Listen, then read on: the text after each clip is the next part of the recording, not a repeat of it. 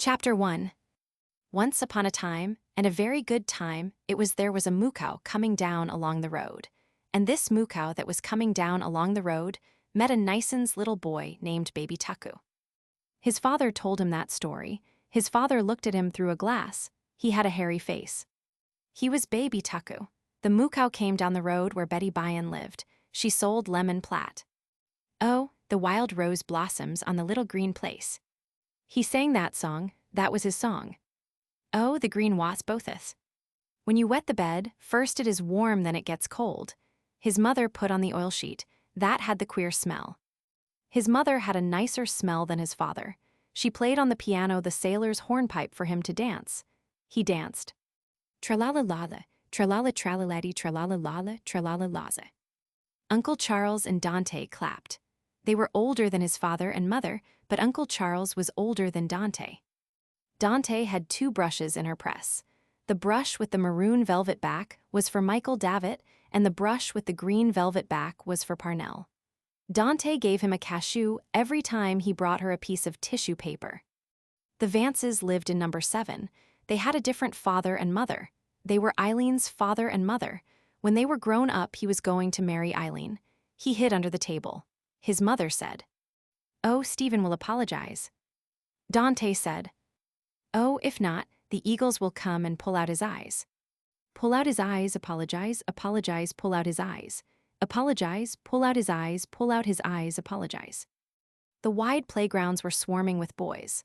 All were shouting, and the prefects urged them on with strong cries. The evening air was pale and chilly, and after every charge and thud of the footballers, the greasy leather orb flew like a heavy bird through the gray light. He kept on the fringe of his line, out of sight of his prefect, out of the reach of the rude feet, feigning to run now and then. He felt his body small and weak amid the throng of the players, and his eyes were weak and watery. Rhodey Kickham was not like that. He would be captain of the 3rd line, all the fellows said. Rhodey Kickham was a decent fellow, but Nasty Roch was a stink. Rhodey Kickham had Greaves in his number and a hamper in the refectory. Nasty Roch had big hands. He called the Friday pudding dog in the blanket, and one day he had asked, "What is your name?" Stephen had answered, "Stephen Dedalus." Then Nasty Roch had said, "What kind of a name is that?" And when Stephen had not been able to answer, Nasty Roch had asked, "What is your father?" Stephen had answered, "A gentleman." Then Nasty Roch had asked, "Is he a magistrate?" He crept about from point to point on the fringe of his line, making little runs now and then. But his hands were bluish with cold. He kept his hands in the side pockets of his belted gray suit. That was a belt round his pocket. And belt was also to give a fellow a belt. One day a fellow said to Cantwell, "I'd give you such a belt in a second." Cantwell had answered, "Go and fight your match. Give Cecil Thunder a belt, I'd like to see you. He'd give you a toe in the rump for yourself." That was not a nice expression. His mother had told him not to speak with the rough boys in the college. Nice mother. The first day in the hall of the castle, when she had said goodbye, she had put up her veil double to her nose to kiss him, and her nose and eyes were red. But he had pretended not to see that she was going to cry. She was a nice mother, but she was not so nice when she cried. And his father had given him 2 5-shilling pieces for pocket money. And his father had told him if he wanted anything to write home to him, and whatever he did, never to peach on a fellow. Then, at the door of the castle, the rector had shaken hands with his father and mother, his soutane fluttering in the breeze, and the car had driven off with his father and mother on it. They had cried to him from the car, waving their hands, "Goodbye, Stephen, goodbye. Goodbye, Stephen, goodbye." He was caught in the whirl of a scrimmage and, fearful of the flashing eyes and muddy boots, bent down to look through the legs. The fellows were struggling and groaning, and their legs were rubbing and kicking and stamping. Then Jack Lawton's yellow boots dodged out the ball, and all the other boots and legs ran after. He ran after them a little way and then stopped. It was useless to run on. Soon they would be going home for the holidays. After supper in the study hall, he would change the number pasted up inside his desk, from 7 to 7 to 7 to 6. It would be better to be in the study hall than out there in the cold. The sky was pale and cold, but there were lights in the castle. He wondered from which window Hamilton Rowan had thrown his hat on the ha-ha, and had there been flower beds at that time under the windows. One day, when he had been called to the castle, the butler had shown him the marks of the soldiers, slugs in the wood of the door, and had given him a piece of shortbread that the community ate. It was nice and warm to see the lights in the castle. It was like something in a book. Perhaps Leicester Abbey was like that, and there were nice sentences in Dr. Cornwell's spelling book. They were like poetry, but they were only sentences to learn the spelling from. Wolsey died in Leicester Abbey, where the abbots buried him. Canker is a disease of plants, cancer one of animals. It would be nice to lie on the hearthrug before the fire, leaning his head upon his hands, and think on those sentences. He shivered as if he had cold, slimy water next his skin. That was mean of Wells to shoulder him into the square ditch, because he would not swap his little snuff-box for Wells's seasoned hacking chestnut, the conqueror of 40. How cold and slimy the water had been. A fellow had once seen a big rat jump into the scum. Mother was sitting at the fire with Dante waiting for Bridget to bring in the tea. She had her feet on the fender, and her jewelry slippers were so hot, and they had such a lovely warm smell. Dante knew a lot of things. She had taught him where the Mozambique Channel was, and what was the longest river in America, and what was the name of the highest mountain in the moon. Father Arnall knew more than Dante because he was a priest, but both his father and Uncle Charles said that Dante was a clever woman and a well-read woman. And when Dante made that noise after dinner and then put up her hand to her mouth, that was heartburn. A voice cried far out on the playground, "All in." Then other voices cried from the lower and third lines, "All in, all in." The players closed around, flushed and muddy, and he went among them, glad to go in. Rhodey Kickham held the ball by its greasy lace. A fellow asked him to give it one last, but he walked on without even answering the fellow. Simon Moonan told him not to because the prefect was looking. The fellow turned to Simon Moonan and said, "We all know why you speak. You are McGlade's suck." Suck was a queer word. The fellow called Simon Moonan that name because Simon Moonan used to tie the prefect's false sleeves behind his back, and the prefect used to let on to be angry. But the sound was ugly. Once he had washed his hands in the lavatory of the Wicklow Hotel, and his father pulled the stopper up by the chain after, and the dirty water went down through the hole in the basin. And when it had all gone down slowly, the hole in the basin had made a sound like that. Suck, only louder. To remember that and the white look of the lavatory made him feel cold and then hot. There were two cocks that you turned and water came out, cold and hot. He felt cold and then a little hot, and he could see the names printed on the cocks. That was a very queer thing. And the air in the corridor chilled him too. It was queer and wettish. But soon the gas would be lit, and in burning it made a light noise like a little song. Always the same, and when the fellows stopped talking in the playroom you could hear it. It was the hour for sums.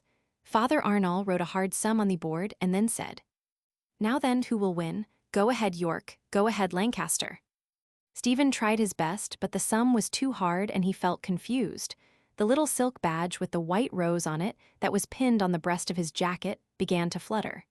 He was no good at sums, but he tried his best so that York might not lose. Father Arnall's face looked very black, but he was not in a wax. He was laughing. Then Jack Lawton cracked his fingers and Father Arnall looked at his copybook and said, "Right, bravo Lancaster, the red rose wins.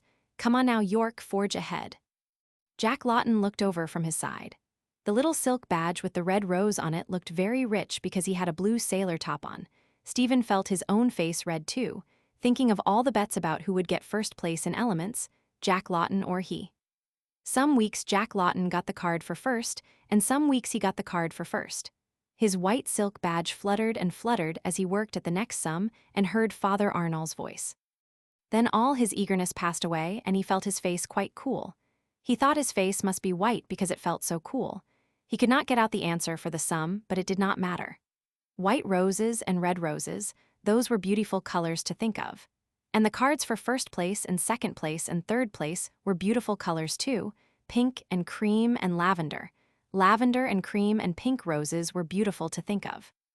Perhaps a wild rose might be like those colors, and he remembered the song about the wild rose blossoms on the little green place.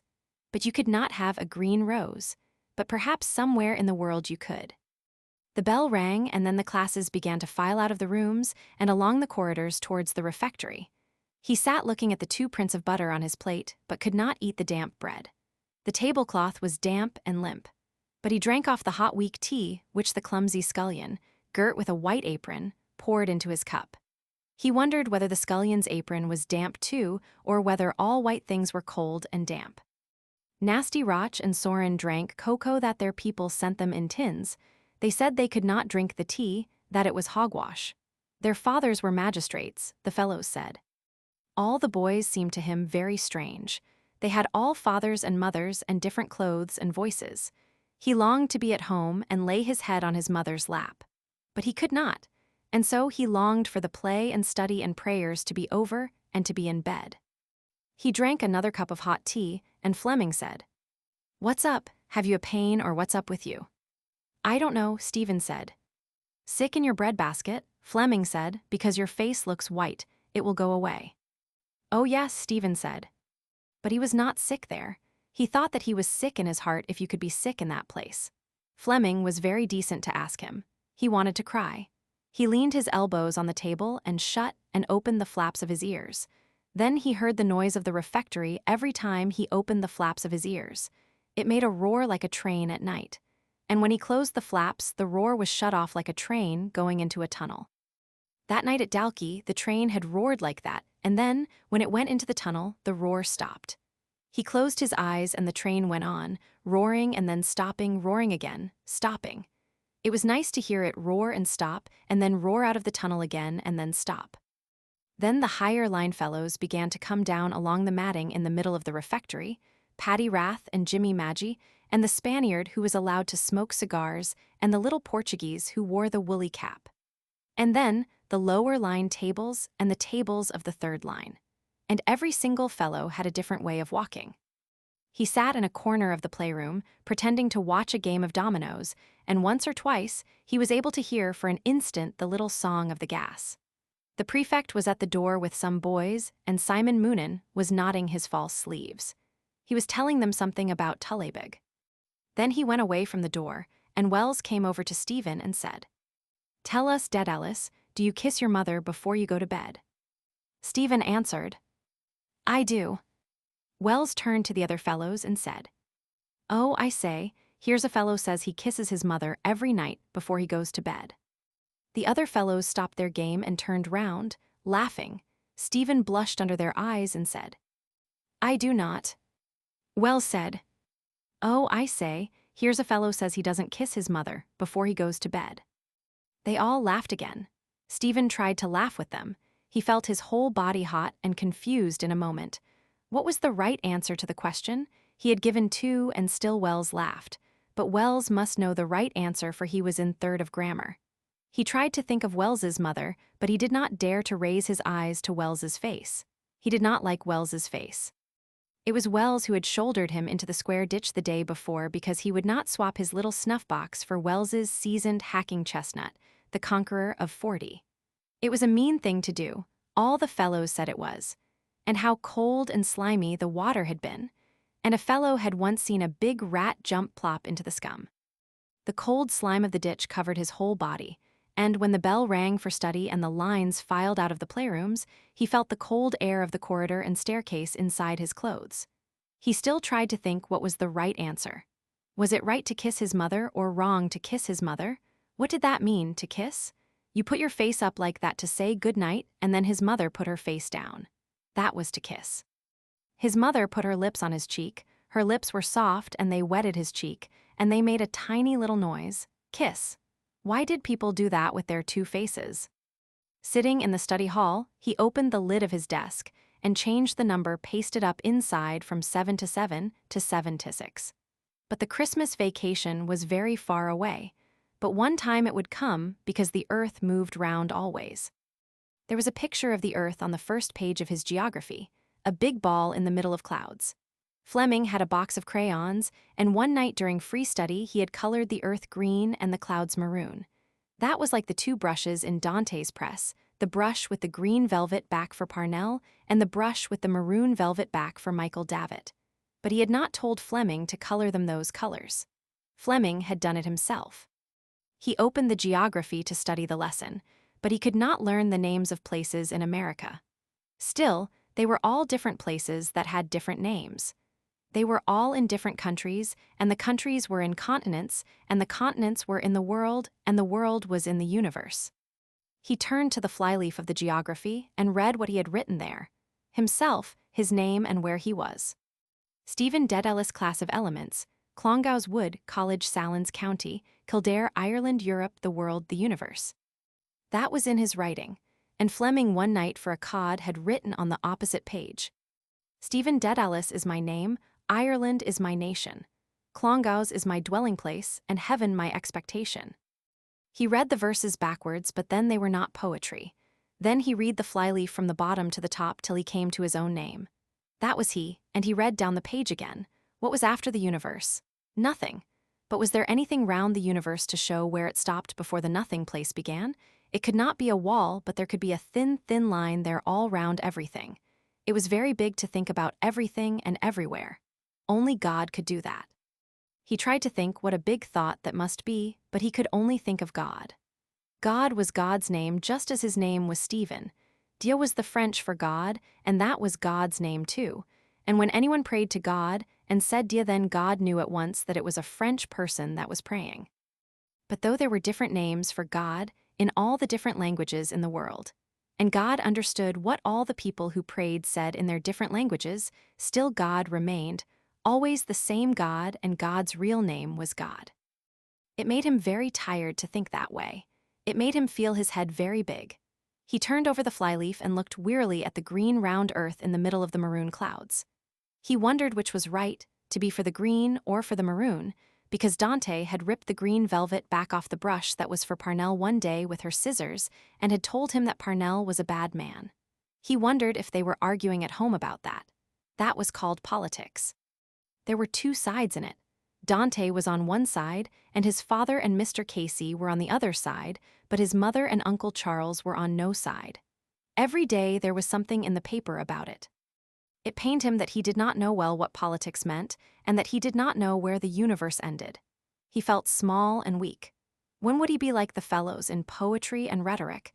They had big voices and big boots, and they studied trigonometry. That was very far away.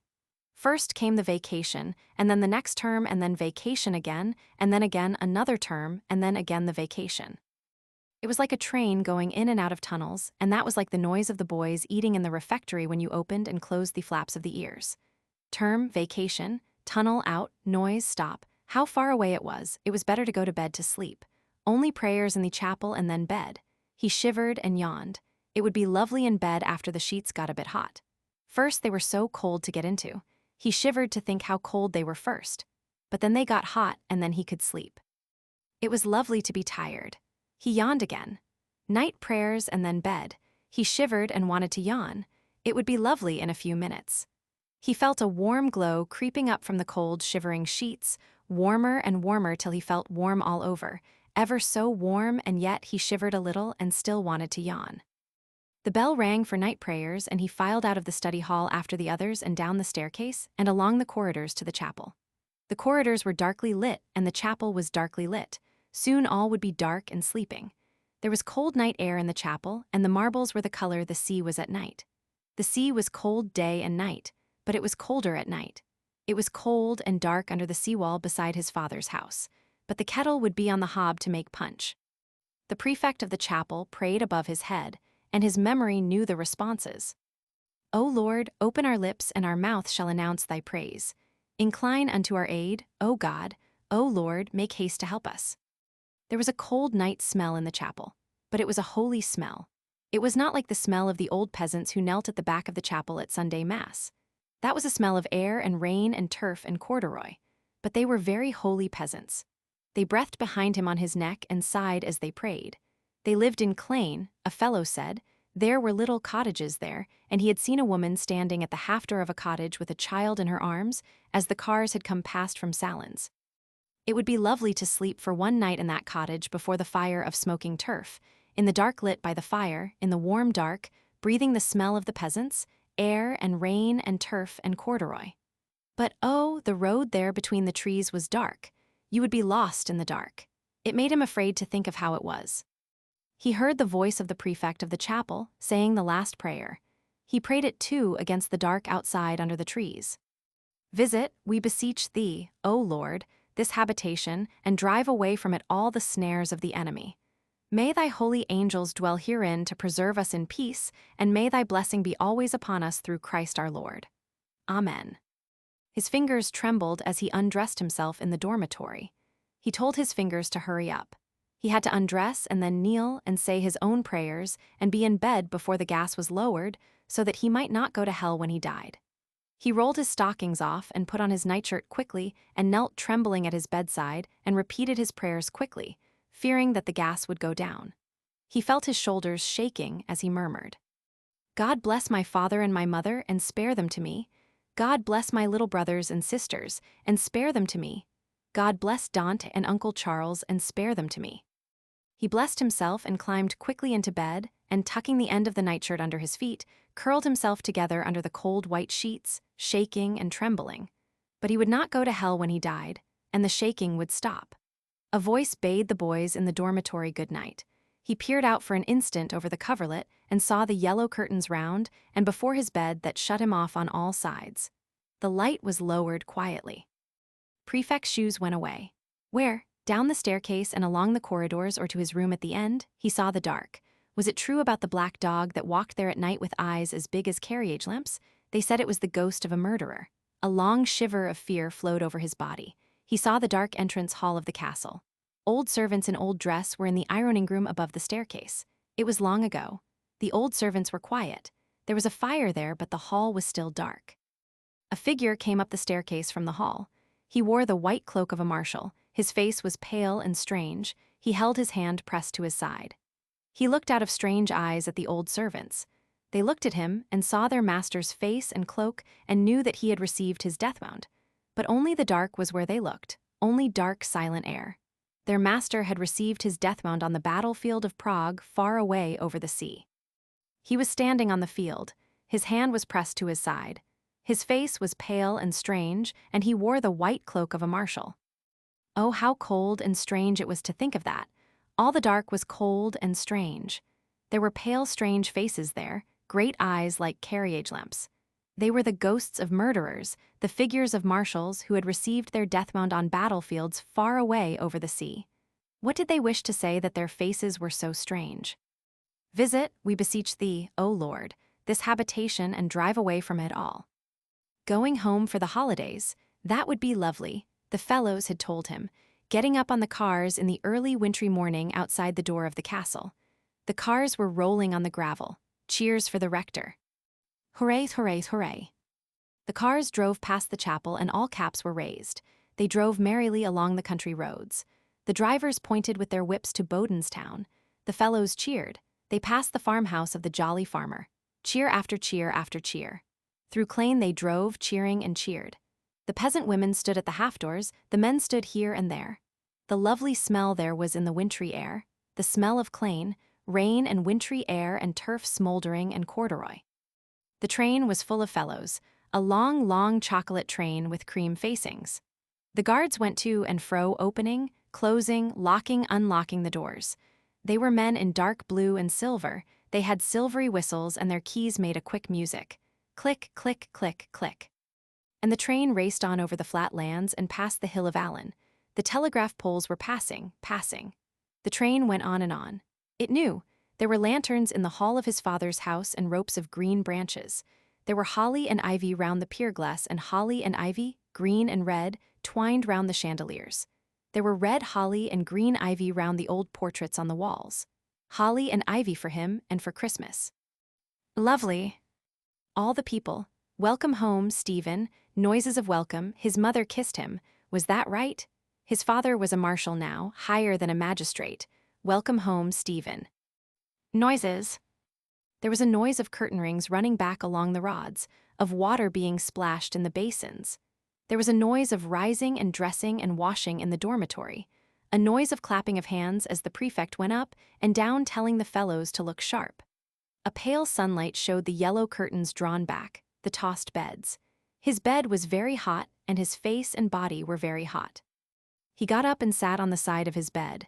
He was weak. He tried to pull on his stocking. It had a horrid rough feel. The sunlight was queer and cold. Fleming said, "Are you not well?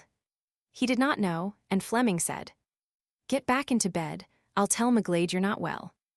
"He's sick." "Who is?" "Tell McGlade."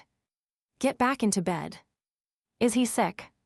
A fellow held his arms while he loosened the stocking clinging to his foot and climbed back into the hot bed. He crouched down between the sheets, glad of their tepid glow. He heard the fellows talk among themselves about him as they dressed for mass. It was a mean thing to do, to shoulder him into the square ditch, they were saying. Then their voices ceased, they had gone.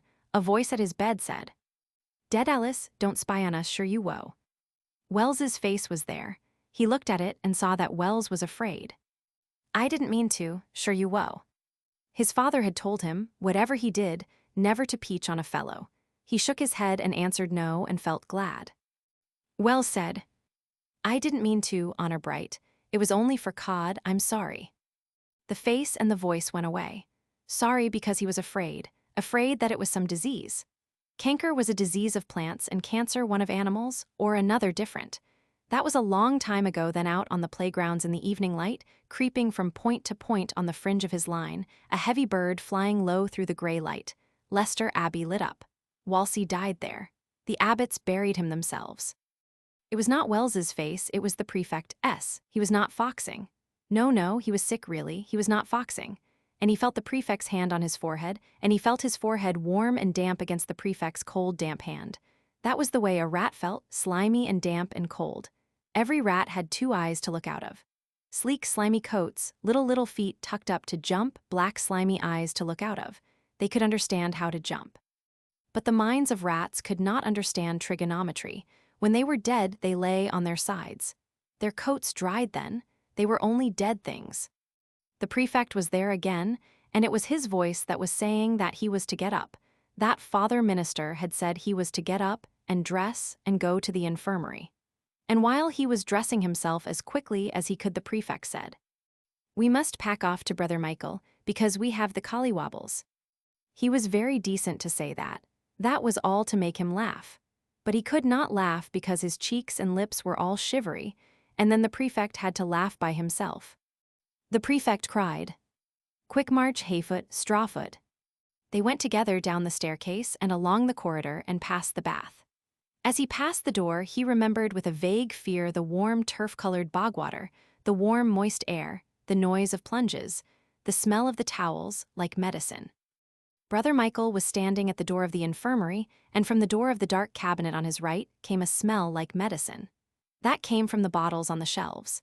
The prefect spoke to Brother Michael, and Brother Michael answered and called the prefect sir. He had reddish hair mixed with gray and a queer look. It was queer that he would always be a brother. It was queer, too, that you could not call him sir because he was a brother and had a different kind of look. Was he not holy enough, or why could he not catch up on the others? There were 2 beds in the room, and in one bed there was a fellow, and when they went in he called out, "Hello, it's young Dedalus, what's up?" "The sky is up," Brother Michael said. He was a fellow out of the 3rd of grammar, and while Stephen was undressing, he asked Brother Michael to bring him a round of buttered toast. "Ah, do," he said. "Butter you up," said Brother Michael. "You'll get your walking papers in the morning when the doctor comes." "Will I?" the fellow said. "I'm not well yet." Brother Michael repeated, "You'll get your walking papers, I tell you." He bent down to rake the fire. He had a long back like the long back of a tram horse. He shook the poker gravely and nodded his head at the fellow out of 3rd of grammar. Then Brother Michael went away, and after a while the fellow out of 3rd of grammar turned in towards the wall and fell asleep. That was the infirmary. He was sick then. Had they written home to tell his mother and father? But it would be quicker for one of the priests to go himself to tell them, or he would write a letter for the priest to bring. "Dear Mother, I am sick. I want to go home. Please come and take me home. I am in the infirmary. Your fond son, Stephen." How far away they were. There was cold sunlight outside the window. He wondered if he would die. You could die just the same on a sunny day. He might die before his mother came. Then he would have a dead mass in the chapel like the way the fellows had told him it was when Little had died. All the fellows would be at the mass, dressed in black, all with sad faces. Wells too would be there, but no fellow would look at him. The rector would be there in a cope of black and gold, and there would be tall yellow candles on the altar and round the catafalque. And they would carry the coffin out of the chapel slowly, and he would be buried in the little graveyard of the community off the main avenue of limes. And Wells would be sorry then for what he had done. And the bell would toll slowly. He could hear the tolling. He said over to himself the song that Bridget had taught him. Ding-dong, the castle bell, farewell, my mother, bury me in the old churchyard beside my eldest brother. My coffin shall be black, 6 angels at my back, 2 to sing and 2 to pray and 2 to carry my soul away. How beautiful and sad that was. How beautiful the words were where they said bury me in the old churchyard. A tremor passed over his body. How sad and how beautiful. He wanted to cry quietly but not for himself, for the words, so beautiful and sad like music. The bell, farewell, oh farewell. The cold sunlight was weaker and Brother Michael was standing at his bedside with a bowl of beefsteak. He was glad for his mouth was hot and dry. He could hear them playing in the playgrounds, and the day was going on in the college just as if he were there. Then Brother Michael was going away, and the fellow out of the 3rd of grammar told him to be sure and come back and tell him all the news in the paper. He told Stephen that his name was Athy, and that his father kept a lot of racehorses that were spiffing jumpers, and that his father would give a good tip to Brother Michael any time he wanted it, because Brother Michael was very decent and always told him the news out of the paper they got every day up in the castle. There was every kind of news in the paper: accidents, shipwrecks, sports, and politics. Now it is all about politics in the papers, he said. Do your people talk about that too? Yes, Stephen said. Mine too, he said. Then he thought for a moment and said, You have a queer name, Dedalus, and I have a queer name too, Athy. My name is the name of a town. Your name is like Latin. Then he asked, Are you good at riddles? Stephen answered, Not very good. Then he said, Can you answer me this one? Why is the county of Kildare like the leg of a fellow's breeches? Stephen thought what could be the answer, and then said, I give it up. Because there is a thigh in it, he said. Do you see the joke? Athy is the town in the county Kildare, and a thigh is the other thigh. Oh, I see, Stephen said. That's an old riddle, he said. After a moment he said, I say. What? Asked Stephen. You know, he said, you can ask that riddle another way. Can you? Said Stephen. The same riddle, he said. Do you know the other way to ask it? No, said Stephen. Can you not think of the other way? He said.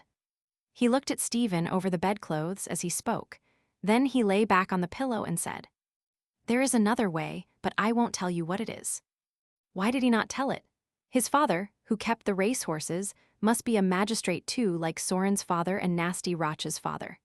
He thought of his own father, of how he sang songs while his mother played, and of how he always gave him a shilling when he asked for 6pence, and he felt sorry for him that he was not a magistrate like the other boys' fathers. Then why was he sent to that place with them? But his father had told him that he would be no stranger there, because his granduncle had presented an address to the Liberator there 50 years before. You could know the people of that time by their old dress. It seemed to him a solemn time, and he wondered if that was the time when the fellows in Clongowes wore blue coats with brass buttons and yellow waistcoats and caps of rabbit skin and drank beer like grown-up people and kept greyhounds of their own to course the hares with. He looked at the window and saw that the daylight had grown weaker. There would be cloudy gray light over the playgrounds. There was no noise on the playgrounds. The class must be doing the themes, or perhaps Father Arnall was reading out of the book. It was queer that they had not given him any medicine. Perhaps Brother Michael would bring it back when he came. They said you got stinking stuff to drink when you were in the infirmary, but he felt better now than before. It would be nice getting better slowly. You could get a book then. There was a book in the library about Holland. There were lovely foreign names in it and pictures of strange-looking cities and ships. It made you feel so happy. How pale the light was at the window, but that was nice. The fire rose and fell on the wall. It was like waves. Someone had put coal on and he heard voices. They were talking. It was the noise of the waves, or the waves were talking among themselves as they rose and fell. He saw the sea of waves, long dark waves rising and falling, dark under the moonless night. A tiny light twinkled at the pierhead where the ship was entering, and he saw a multitude of people gathered by the water's edge to see the ship that was entering their harbor. A tall man stood on the deck, looking out towards the flat dark land, and by the light at the pierhead he saw his face, the sorrowful face of Brother Michael.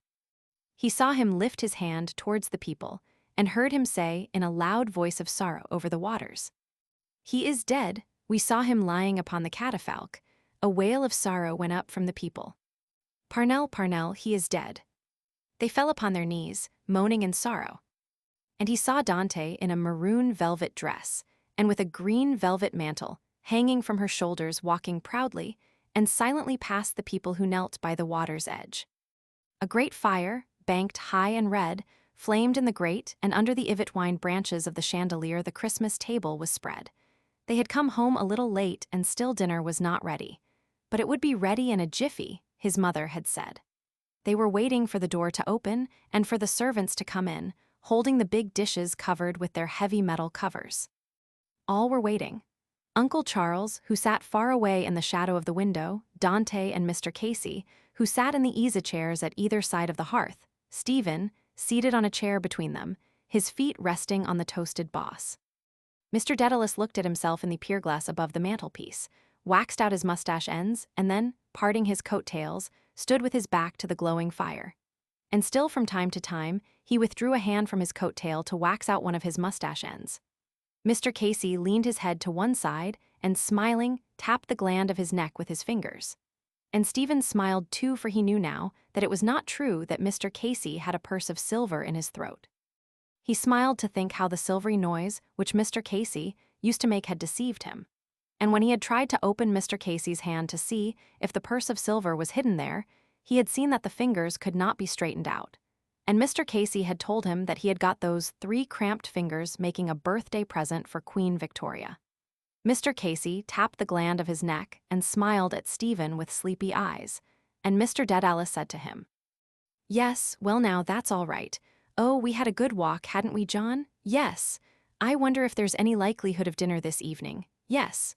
Oh, well now, we got a good breath of ozone round the head today. Ay, bedad." He turned to Dante and said, "You didn't stir out at all, Mrs. Riordan." Dante frowned and said shortly, "No." Mr. Dedalus dropped his coat-tails and went over to the sideboard. He brought forth a great stone jar of whiskey from the locker and filled the decanter slowly, bending now and then to see how much he had poured in. Then, replacing the jar in the locker, he poured a little of the whiskey into 2 glasses, added a little water, and came back with them to the fireplace. "A thimbleful, John," he said, "just to whet your appetite."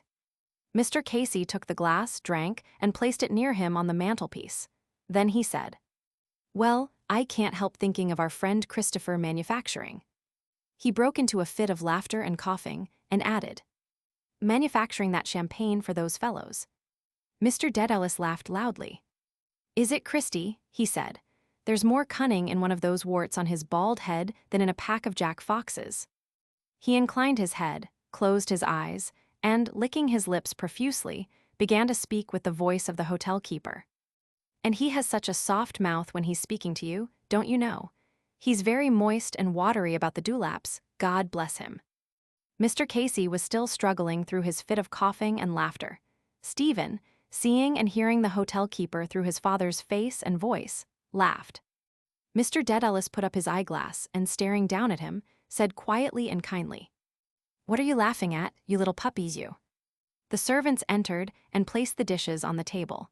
Mrs. Dedalus followed, and the places were arranged. "Sit over," she said. Mr. Dedalus went to the end of the table and said, "Now, Mrs. Riordan, sit over. John, sit you down, my hearty." He looked round to where Uncle Charles sat and said, "Now then, sir, there's a bird here waiting for you."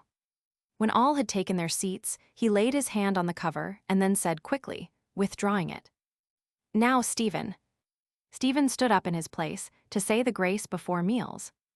"Bless us, O Lord, and these thy gifts which through thy bounty we are about to receive through Christ our Lord.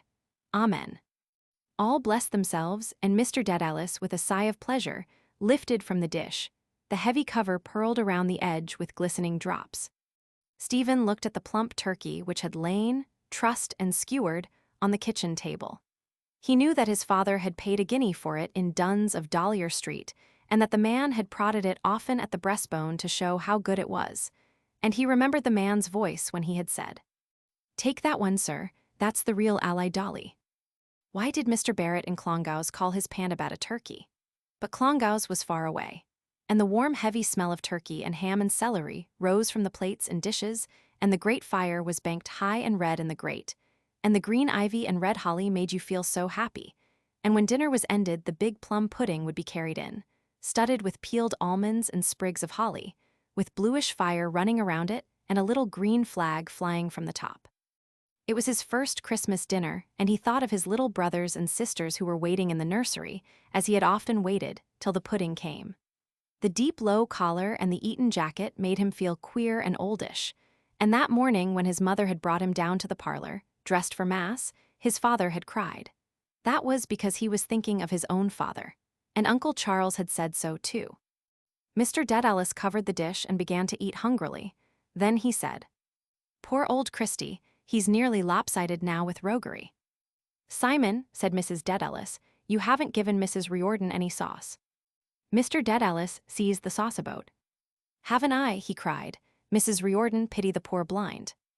Dante covered her plate with her hands and said, "No, thanks." Mr. Dedalus turned to Uncle Charles. "How are you off, sir?" "Right as the mail, Simon." "You, John?" "I'm all right, go on yourself." "Mary, here, Stephen, here's something to make your hair curl." He poured sauce freely over Stephen's plate and set the boat again on the table. Then he asked Uncle Charles was it tender. Uncle Charles could not speak because his mouth was full, but he nodded that it was. That was a good answer our friend made to the canon. "What?" said Mr. Dedalus. "I didn't think he had that much in him," said Mr. Casey. "I'll pay your dues, father, when you cease turning the house of God into a polling booth." "A nice answer," said Dante, "for any man calling himself a Catholic to give to his priest." "They have only themselves to blame," said Mr. Dedalus suavely. "If they took a fool's advice, they would confine their attention to religion." "It is religion," Dante said. "They are doing their duty and warning the people."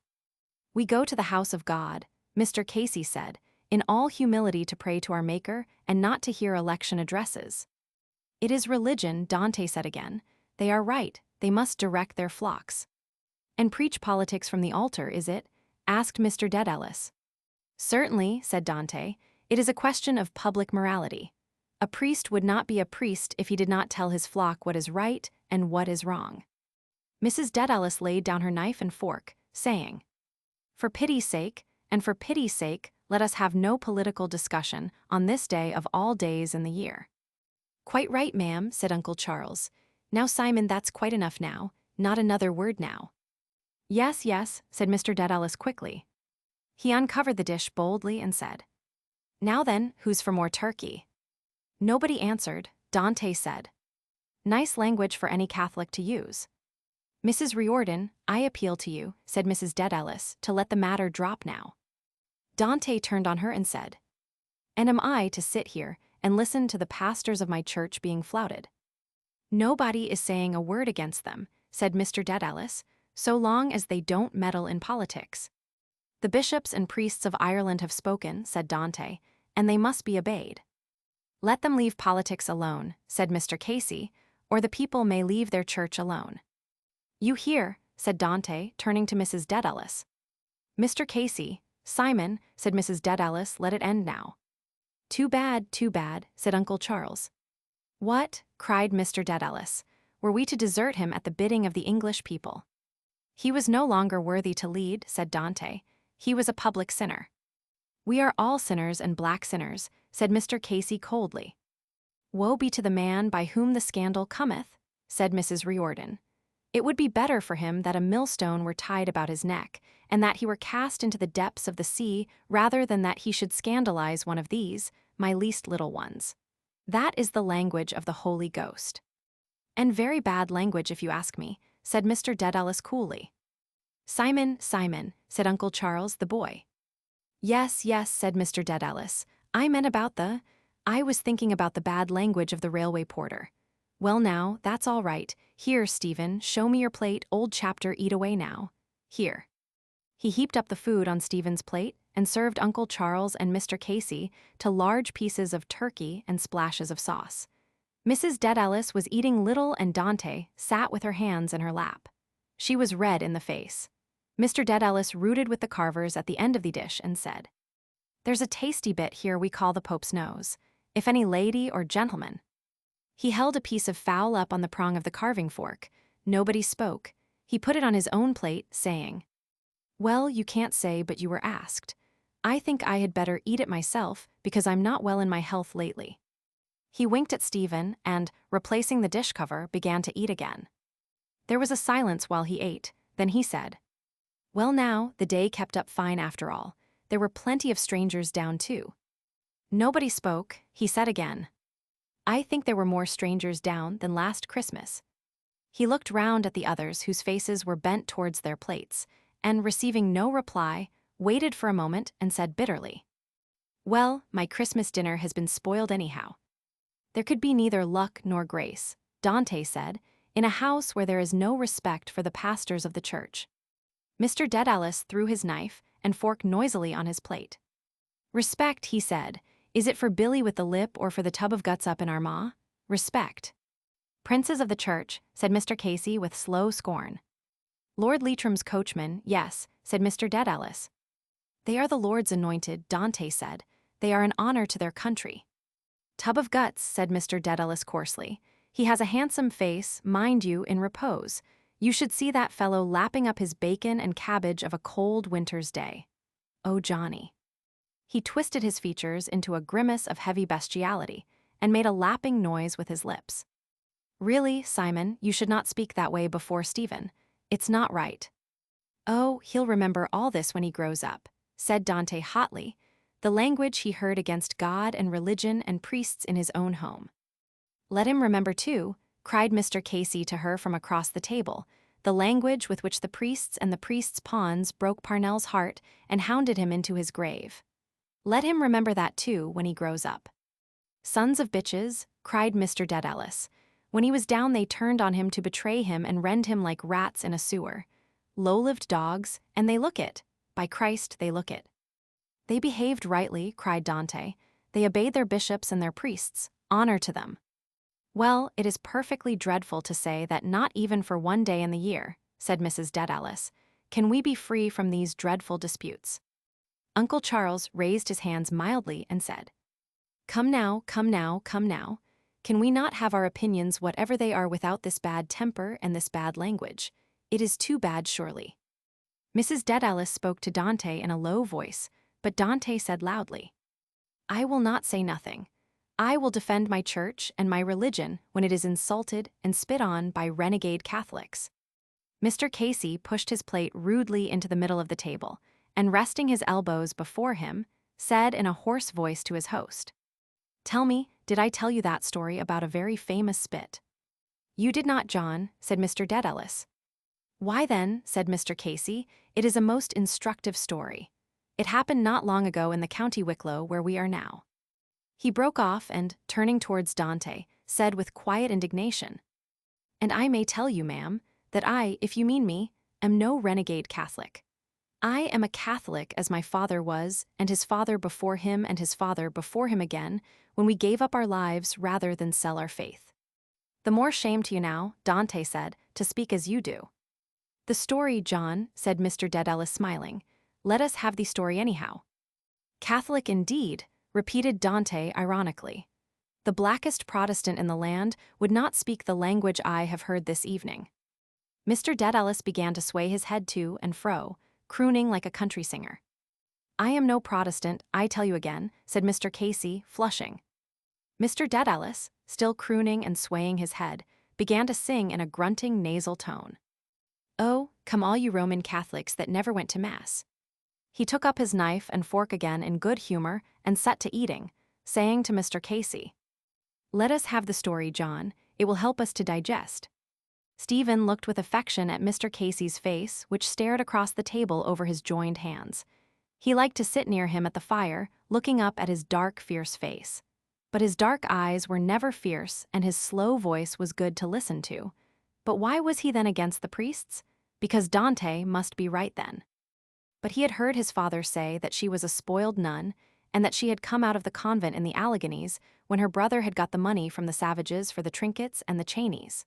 Perhaps that made her severe against Parnell. And she did not like him to play with Eileen because Eileen was a Protestant, and when she was young, she knew children that used to play with Protestants, and the Protestants used to make fun of the litany of the Blessed Virgin. Tower of Ivory, they used to say House of Gold. How could a woman be a tower of ivory or a house of gold? Who was right then? And he remembered the evening in the infirmary in Clongowes, the dark waters, the light at the pierhead, and the moan of sorrow from the people when they had heard. Eileen had long white hands.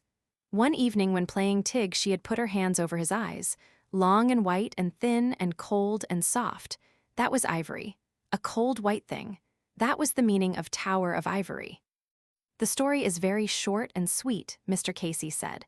It was one day down in Arklow, a cold, bitter day, not long before the chief died. May God have mercy on him. He closed his eyes wearily and paused. Mr. Dedalus took a bone from his plate and tore some meat from it with his teeth, saying, "Before he was killed, you mean?" Mr. Casey opened his eyes, sighed and went on. "It was down in Arklow one day. We were down there at a meeting, and after the meeting was over we had to make our way to the railway station through the crowd. Such booing and baaing, man, you never heard. They called us all the names in the world. Well, there was one old lady, and a drunken old harridan she was surely, that paid all her attention to me. She kept dancing along beside me in the mud, bawling and screaming into my face, 'Priest Thunter, the Paris funds, Mr. Fox, Kitty, she.'" "And what did you do, John?" asked Mr. Dedalus. "I let her bawl away," said Mr. Casey. "It was a cold day, and to keep up my heart I had, saving your presence, ma'am, a quid of Tullamore in my mouth, and sure I couldn't say a word in any case, because my mouth was full of tobacco juice." "Well, John."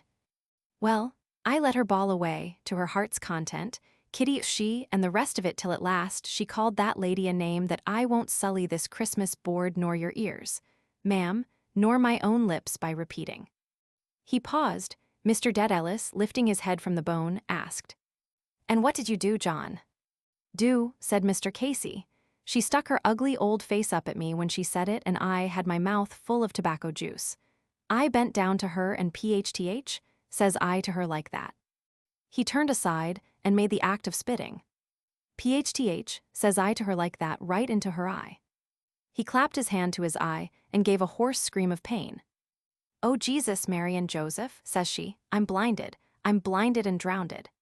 He stopped in a fit of coughing and laughter, repeating, "I'm blinded entirely." Mr. Dedalus laughed loudly and lay back in his chair, while Uncle Charles swayed his head to and fro.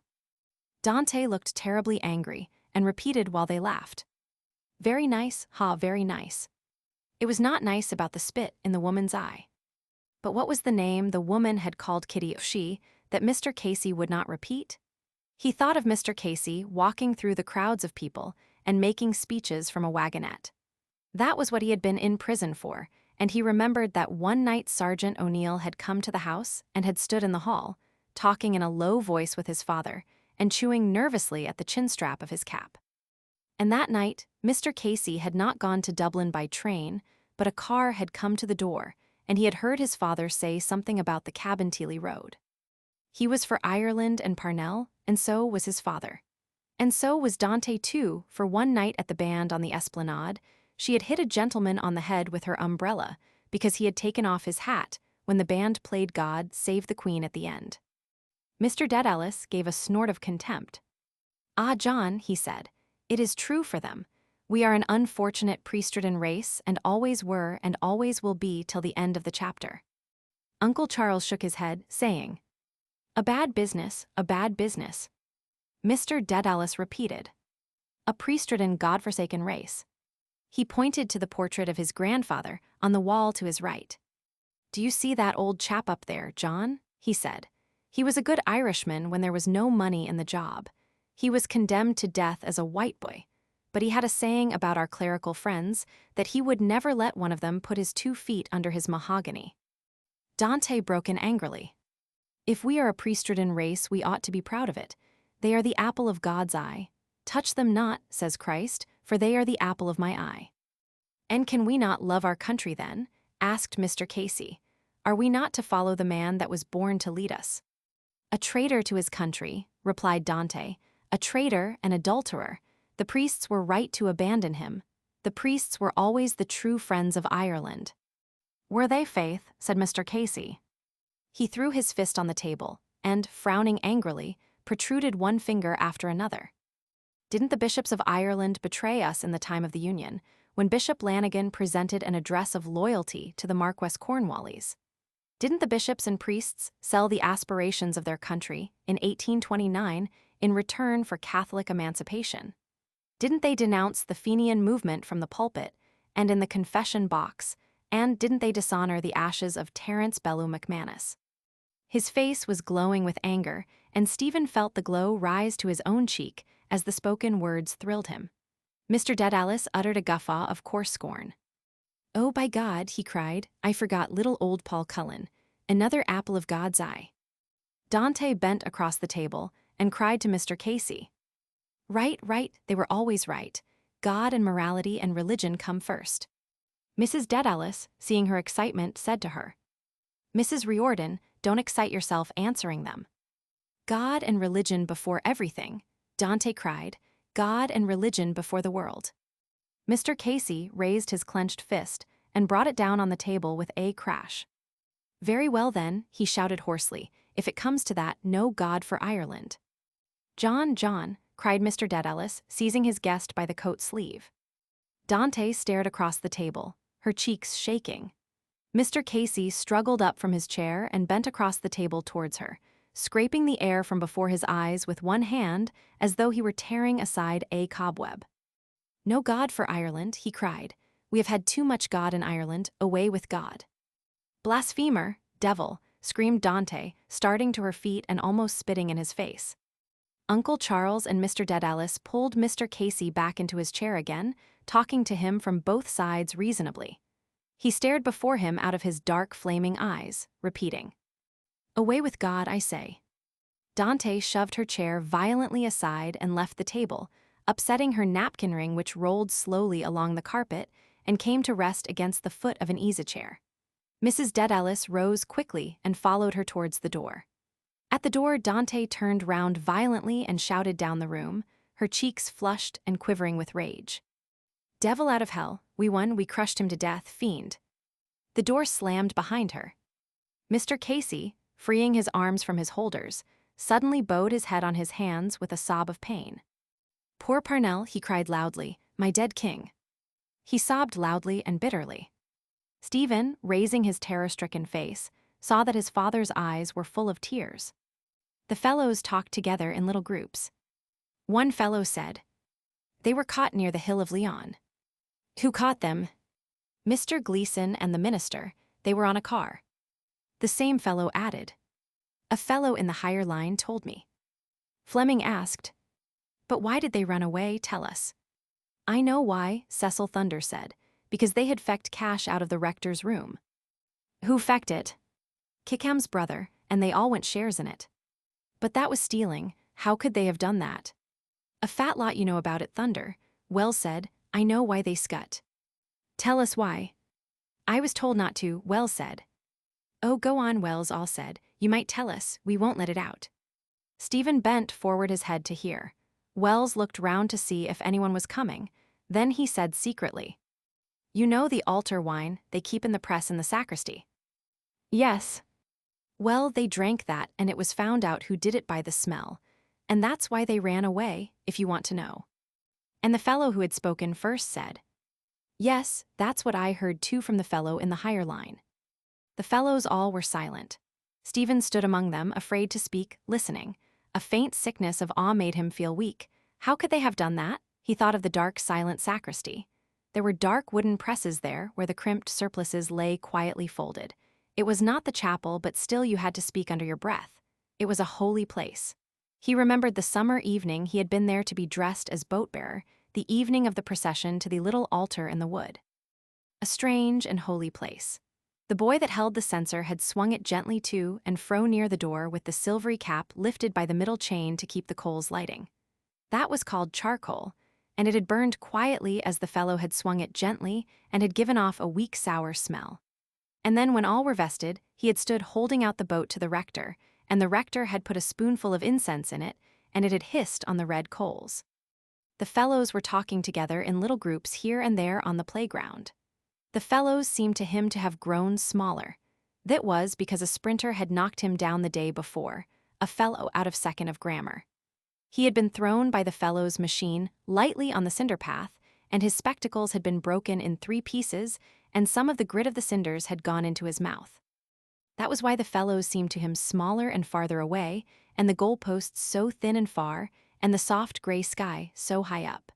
But there was no play on the football grounds, for cricket was coming, and some said that Barnes would be prof, and some said it would be Flowers. And all over the playgrounds they were playing rounders and bowling twisters and lobs. And from here and from there came the sounds of the cricket bats through the soft gray air. They said, pick, pack, pock, puck, little drops of water in a fountain slowly falling in the brimming bowl. Athy, who had been silent, said quietly, "You are all wrong." All turned towards him eagerly. "Why? Do you know? Who told you? Tell us, Athy." Athy pointed across the playground to where Simon Moonan was walking by himself, kicking a stone before him. "Ask him," he said. The fellows looked there and then said, "Why him? Is he in it?" Athy lowered his voice and said, "Do you know why those fellows scut? I will tell you, but you must not let on you know." "Tell us, Athy. Go on, you might if you know." He paused for a moment and then said mysteriously, "They were caught with Simon Moonan and Tusker Boyle in the square one night." The fellows looked at him and asked, "Caught? What doing?" Athy said, "Smugging." All the fellows were silent, and Athy said, "And that's why." Stephen looked at the faces of the fellows, but they were all looking across the playground. He wanted to ask somebody about it. What did that mean about the smugging in the square? Why did the 5 fellows out of the higher line run away for that? It was a joke, he thought. Simon Moonan had nice clothes, and one night he had shown him a ball of creamy sweets that the fellows of the football 15 had rolled down to him along the carpet in the middle of the refectory when he was at the door. It was the night of the match against the Bective Rangers, and the ball was made just like a red and green apple, only it opened, and it was full of the creamy sweets. And one day Boyle had said that an elephant had 2 tuskers instead of 2 tusks, and that was why he was called Tusker Boyle, but some fellows called him Lady Boyle because he was always at his nails, paring them. Eileen had long, thin, cool white hands too because she was a girl. They were like ivory, only soft. That was the meaning of Tower of Ivory, but Protestants could not understand it and made fun of it. One day he had stood beside her looking into the hotel grounds. A waiter was running up a trail of bunting on the flagstaff, and a fox terrier was scampering to and fro on the sunny lawn. She had put her hand into his pocket where his hand was, and he had felt how cool and thin and soft her hand was. She had said that pockets were funny things to have, and then all of a sudden she had broken away and had run laughing down the sloping curve of the path. Her fair hair had streamed out behind her like gold in the sun. Tower of Ivory, House of Gold. By thinking of things you could understand them. But why in the square? You went there when you wanted to do something. It was all thick slabs of slate, and water trickled all day out of tiny pinholes, and there was a queer smell of stale water there. And behind the door of one of the closets, there was a drawing in red pencil of a bearded man in a Roman dress with a brick in each hand, and underneath was the name of the drawing. Balbus was building a wall. Some fellow had drawn it there for a cod. It had a funny face, but it was very like a man with a beard. And on the wall of another closet, there was written in backhand in beautiful writing, "Julius Caesar wrote the Calico Belly." Perhaps that was why they were there, because it was a place where some fellows wrote things for cod. But all the same, it was queer what Athy said and the way he said it. It was not a cod because they had run away. He looked with the others across the playground and began to feel afraid. At last Fleming said, "And we are all to be punished for what other fellows did." "I won't come back, see if I do," Cecil Thunder said. 3 days, silence in the refectory, and sending us up for 6 and 8 every minute.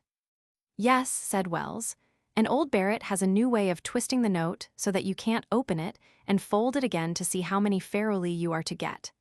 I won't come back too." "Yes," said Cecil Thunder, "and the prefect of studies was in second of grammar this morning." Let us get up a rebellion, Fleming said. Will we? All the fellows were silent. The air was very silent, and you could hear the cricket bats, but more slowly than before. Pick, pock. Wells asked, "What is going to be done to them?" "Simon Moonan and Tusker are going to be flogged," Athie said, "and the fellows in the higher line got their choice of flogging or being expelled." "And which are they taking?" asked the fellow who had spoken first. "All are taking expulsion except Corrigan," Athie answered. "He's going to be flogged by Mr. Gleason." "I know why," Cecil Thunder said. "He is right and the other fellows are wrong because a flogging wears off after a bit, but a fellow that has been expelled from college is known all his life on account of it. Besides, Gleason won't flog him hard." "It's best of his play not to," Fleming said. "I wouldn't like to be Simon Moonan and Tusker," Cecil Thunder said, "but I don't believe they will be flogged. Perhaps they will be sent up for twice 9. "No, no," said Athie. "They'll both get it on the vital spot." Wells rubbed himself and said in a crying voice, "Please, sir, let me off." Athie grinned and turned up the sleeves of his jacket, saying, "It can't be helped, it must be done, so down with your breeches and out with your bum." The fellows laughed, but he felt that they were a little afraid. In the silence of the soft gray air he heard the cricket bats from here and from there. Pock. That was a sound to hear, but if you were hit then you would feel a pain. The panda bat made a sound too, but not like that. The fellows said it was made of whalebone and leather with lead inside, and he wondered what was the pain like. There were different kinds of sounds. A long, thin cane would have a high whistling sound, and he wondered what was that pain like. It made him shivery to think of it and cold, and what Athie said too. But what was there to laugh at in it? It made him shivery. But that was because you always felt like a shiver when you let down your trousers. It was the same in the bath when you undressed yourself. He wondered who had to let them down, the master or the boy himself. Oh, how could they laugh about it that way? He looked at Athie's rolled-up sleeves and knuckly inky hands. He had rolled up his sleeves to show how Mr. Gleason would roll up his sleeves. But Mr. Gleason had round shiny cuffs and clean white wrists and fattish white hands, and the nails of them were long and pointed. Perhaps he pared them too like Lady Boyle. But they were terribly long and pointed nails. So long and cruel they were, though the white fattish hands were not cruel but gentle. And though he trembled with cold and fright to think of the cruel long nails, and of the high whistling sound of the cane, and of the chill you felt at the end of your shirt when you undressed yourself, yet he felt a feeling of queer quiet pleasure inside him to think of the white fattish hands, clean and strong and gentle. And he thought of what Cecil Thunder had said, that Mr. Gleason would not flog Corrigan hard. And Fleming had said he would not because it was best of his play not to. But that was not why. A voice from far out on the playground cried, "All in." And other voices cried, "All in, all in." During the writing lesson, he sat with his arms folded, listening to the slow scraping of the pens.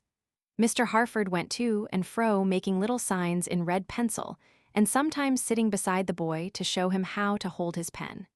He had tried to spell out the headline for himself, though he knew already what it was, for it was the last of the book. Zeal without prudence is like a ship adrift.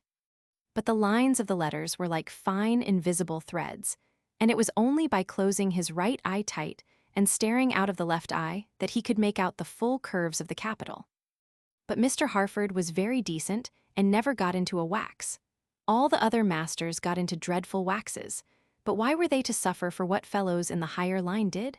Wells had said that they had drunk some of the altar wine out of the press in the sacristy, and that it had been found out who had done it by the smell. Perhaps they had stolen a monstrance to run away with and sell it somewhere. That must have been a terrible sin, to go in there quietly at night, to open the dark press and steal the flashing gold thing into which God was put on the altar in the middle of flowers and candles at benediction, while the incense went up in clouds at both sides as the fellow swung the censer and Dominic Kelly sang the first part by himself in the choir. But God was not in it, of course, when they stole it. But still, it was a strange and a great sin even to touch it. He thought of it with deep awe, a terrible and strange sin. It thrilled him to think of it in the silence when the pens scraped lightly. But to drink the altar wine out of the press and be found out by the smell was a sin too, but it was not terrible and strange. It only made you feel a little sickish on account of the smell of the wine. Because on the day when he had made his first Holy Communion in the chapel, he had shut his eyes and opened his mouth and put out his tongue a little. And when the rector had stooped down to give him the Holy Communion, he had smelt a faint winey smell off the rector's breath after the wine of the Mass. The word was beautiful. Wine. It made you think of dark purple, because the grapes were dark purple that grew in Greece outside houses like white temples. But the faint smell of the rector's breath had made him feel a sick feeling on the morning of his first communion. The day of your first communion was the happiest day of your life, and once a lot of generals had asked Napoleon what was the happiest day of his life. They thought he would say the day he won some great battle or the day he was made an emperor. But he said, "Gentlemen, the happiest day of my life was the day on which I made my first Holy Communion." Father Arnall came in, and the Latin lesson began, and he remained still leaning on the desk with his arms folded. Father Arnall gave out the theme books, and he said that they were scandalous, and that they were all to be written out again with the corrections at once. But the worst of all was Fleming's theme, because the pages were stuck together by a blot. And Father Arnall held it up by a corner, and said it was an insult to any master to send him up such a theme. Then he asked Jack Lawton to decline the noun mare, and Jack Lawton stopped at the ablative singular, and could not go on with the plural. "You should be ashamed of yourself," said Father Arnall sternly. "You, the leader of the class." Then he asked the next boy and the next and the next. Nobody knew. Father Arnall became very quiet, more and more quiet as each boy tried to answer it and could not. But his face was black-looking, and his eyes were staring though his voice was so quiet. Then he asked Fleming, and Fleming said that the word had no plural. Father Arnall suddenly shut the book and shouted at him. "Kneel out there in the middle of the class. You are one of the idlest boys I ever met. Copy out your themes again, the rest of you." Fleming moved heavily out of his place and knelt between the two last benches. The other boys bent over their theme books and began to write. A silence filled the classroom, and Stephen, glancing timidly at Father Arnall's dark face, saw that it was a little red from the wax he was in. Was that a sin for Father Arnall to be in a wax, or was he allowed to get into a wax when the boys were idle, because that made them study better, or was he only letting on to be in a wax? It was because he was allowed, because a priest would know what a sin was and would not do it. But if he did it one time by mistake, what would he do to go to confession? Perhaps he would go to confession to the minister. And if the minister did it, he would go to the rector, and the rector to the provincial, and the provincial to the general of the Jesuits. That was called the order, and he had heard his father say that they were all clever men. They could all have become high-up people in the world if they had not become Jesuits. And he wondered what Father Arnall and Patty Barrett would have become, and what Mr. McGlade and Mr. Gleason would have become if they had not become Jesuits. It was hard to think what, because you would have to think of them in a different way, with different colored coats and trousers, and with beards and mustaches, and different kinds of hats. The door opened quietly and closed. A quick whisper ran through the class, the prefect of studies. There was an instant of dead silence, and then the loud crack of a panda bat on the last desk. Stephen's heart leapt up in fear. "Any boys want flogging here, Father Arnall?" cried the prefect of studies. "Any lazy idle loafers that want flogging in this class?" He came to the middle of the class and saw Fleming on his knees. "Ho ho," he cried, "who is this boy? Why is he on his knees? What is your name, boy?" "Fleming, sir." "Ho ho, Fleming, an idler of course. I can see it in your eye. Why is he on his knees, Father Arnall?" "He wrote a bad Latin theme," Father Arnall said, "and he missed all the questions in grammar." "Of course he did," cried the prefect of studies, "of course he did, a born idler. I can see it in the corner of his eye." He banged his panda bat down on the desk and cried, "Up, Fleming, up, my boy." Fleming stood up slowly. "Hold out," cried the prefect of studies. Fleming held out his hand. The panda bat came down on it with a loud smacking sound. 1, 2, 3, 4, 5, 6. Other hand. The panda bat came down again, in 6 loud quick smacks. "Kneel down," cried the prefect of studies. Fleming knelt down, squeezing his hands under his armpits, his face contorted with pain, but Stephen knew how hard his hands were because Fleming was always rubbing rosin into them. But perhaps he was in great pain, for the noise of the panda bat was terrible. Stephen's heart was beating and fluttering.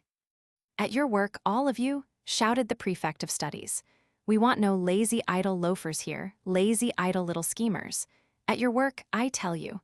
Father Dolan will be in to see you every day. Father Dolan will be in tomorrow. He poked one of the boys in the side with his panda bat, saying, "You boy, when will Father Dolan be in again?"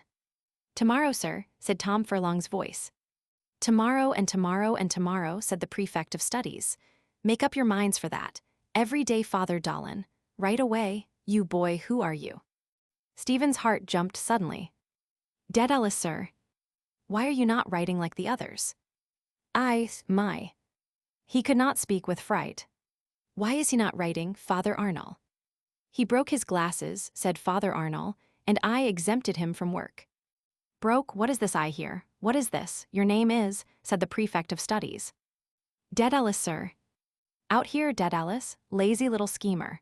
I see schemer in your face. Where did you break your glasses?"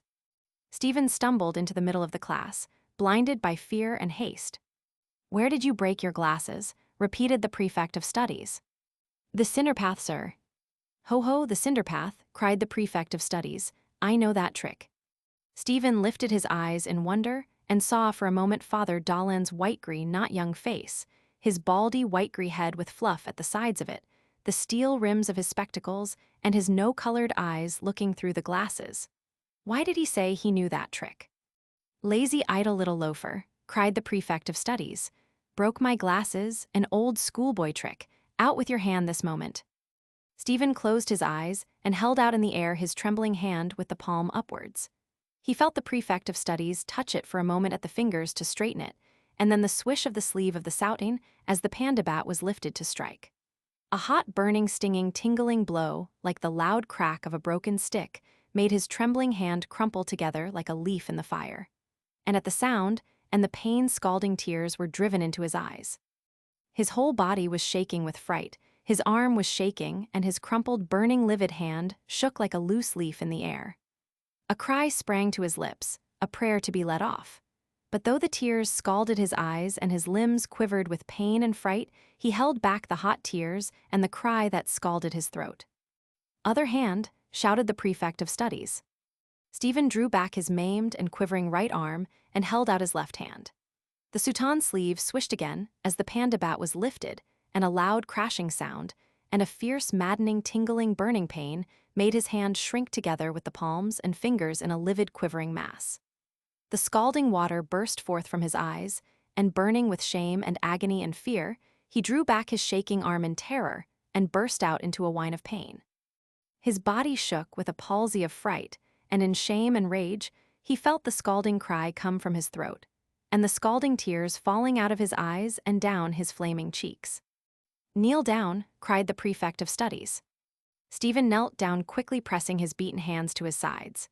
To think of them, beaten and swollen with pain all in a moment, made him feel so sorry for them, as if they were not his own, but someone else's that he felt sorry for. And as he knelt, calming the last sobs in his throat and feeling the burning, tingling pain pressed into his sides, he thought of the hands which he had held out in the air with the palms up, and of the firm touch of the prefect of studies when he had steadied the shaking fingers, and of the beaten, swollen, reddened mass of palm and fingers that shook helplessly in the air. "Get at your work, all of you," cried the prefect of studies from the door. "Father Dolan will be in every day to see if any boy, any lazy, idle little loafer wants flogging.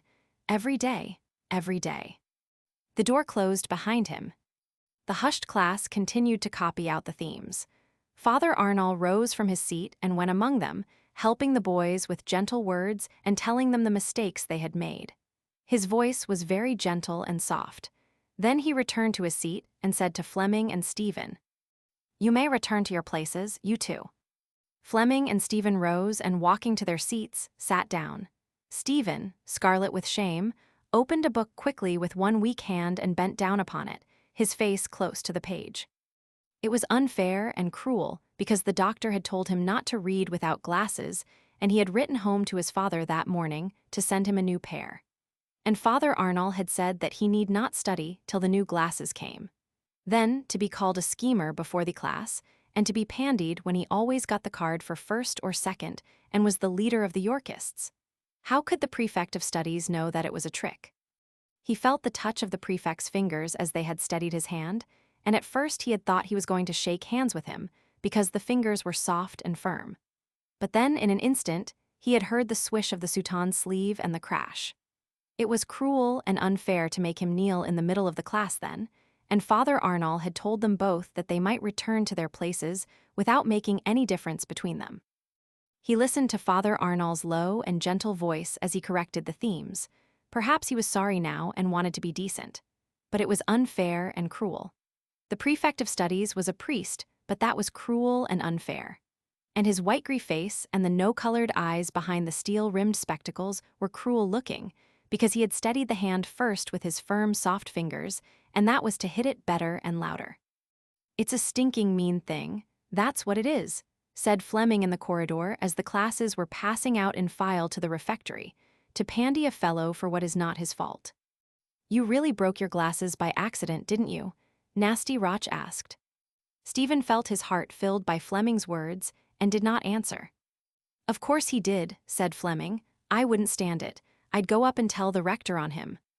"Yes," said Cecil Thunder eagerly, "and I saw him lift the panda bat over his shoulder, and he's not allowed to do that." "Did they hurt you much?" Nasty Roch asked. "Very much," Stephen said. "I wouldn't stand it," Fleming repeated, from Baldyhead or any other Baldyhead. "It's a stinking mean low trick, that's what it is. I'd go straight up to the rector and tell him about it after dinner." Yes, do," said Cecil Thunder. "Yes, do. Yes, go up and tell the rector on him, Dedalus," said Nasty Roch, "because he said that he'd come in tomorrow again and pandy you." Yes, tell the rector," all said. And there were some fellows out of second of grammar listening, and one of them said, "The Senate and the Roman people declared that Dedalus had been wrongly punished. It was wrong, it was unfair and cruel. And, as he sat in the refectory, he suffered time after time in memory the same humiliation, until he began to wonder whether it might not really be that there was something in his face which made him look like a schemer, and he wished he had a little mirror to see. But there could not be, and it was unjust and cruel and unfair. He could not eat the blackish fish fritters they got on Wednesdays in Lent, and one of his potatoes had the mark of the spade in it.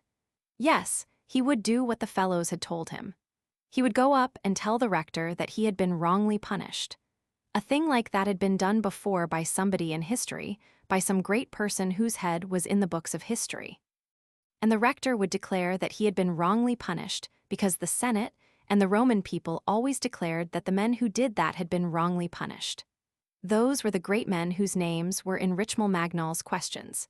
History was all about those men and what they did, and that was what Peter Parley's tales about Greece and Rome were all about. Peter Parley himself was on the first page in a picture. There was a road over a heath with grass at the side and little bushes. And Peter Parley had a broad hat like a Protestant minister and a big stick, and he was walking fast along the road to Greece and Rome. It was easy what he had to do. All he had to do was when the dinner was over and he came out in his turn to go on walking, but not out to the corridor, but up the staircase on the right that led to the castle. He had nothing to do but that, to turn to the right and walk fast up the staircase, and in half a minute he would be in the low, dark, narrow corridor that led through the castle to the rector's room. And every fellow had said that it was unfair, even the fellow out of second of grammar who had said that about the Senate and the Roman people. What would happen? He heard the fellows of the higher line stand up at the top of the refectory and heard their steps as they came down the matting.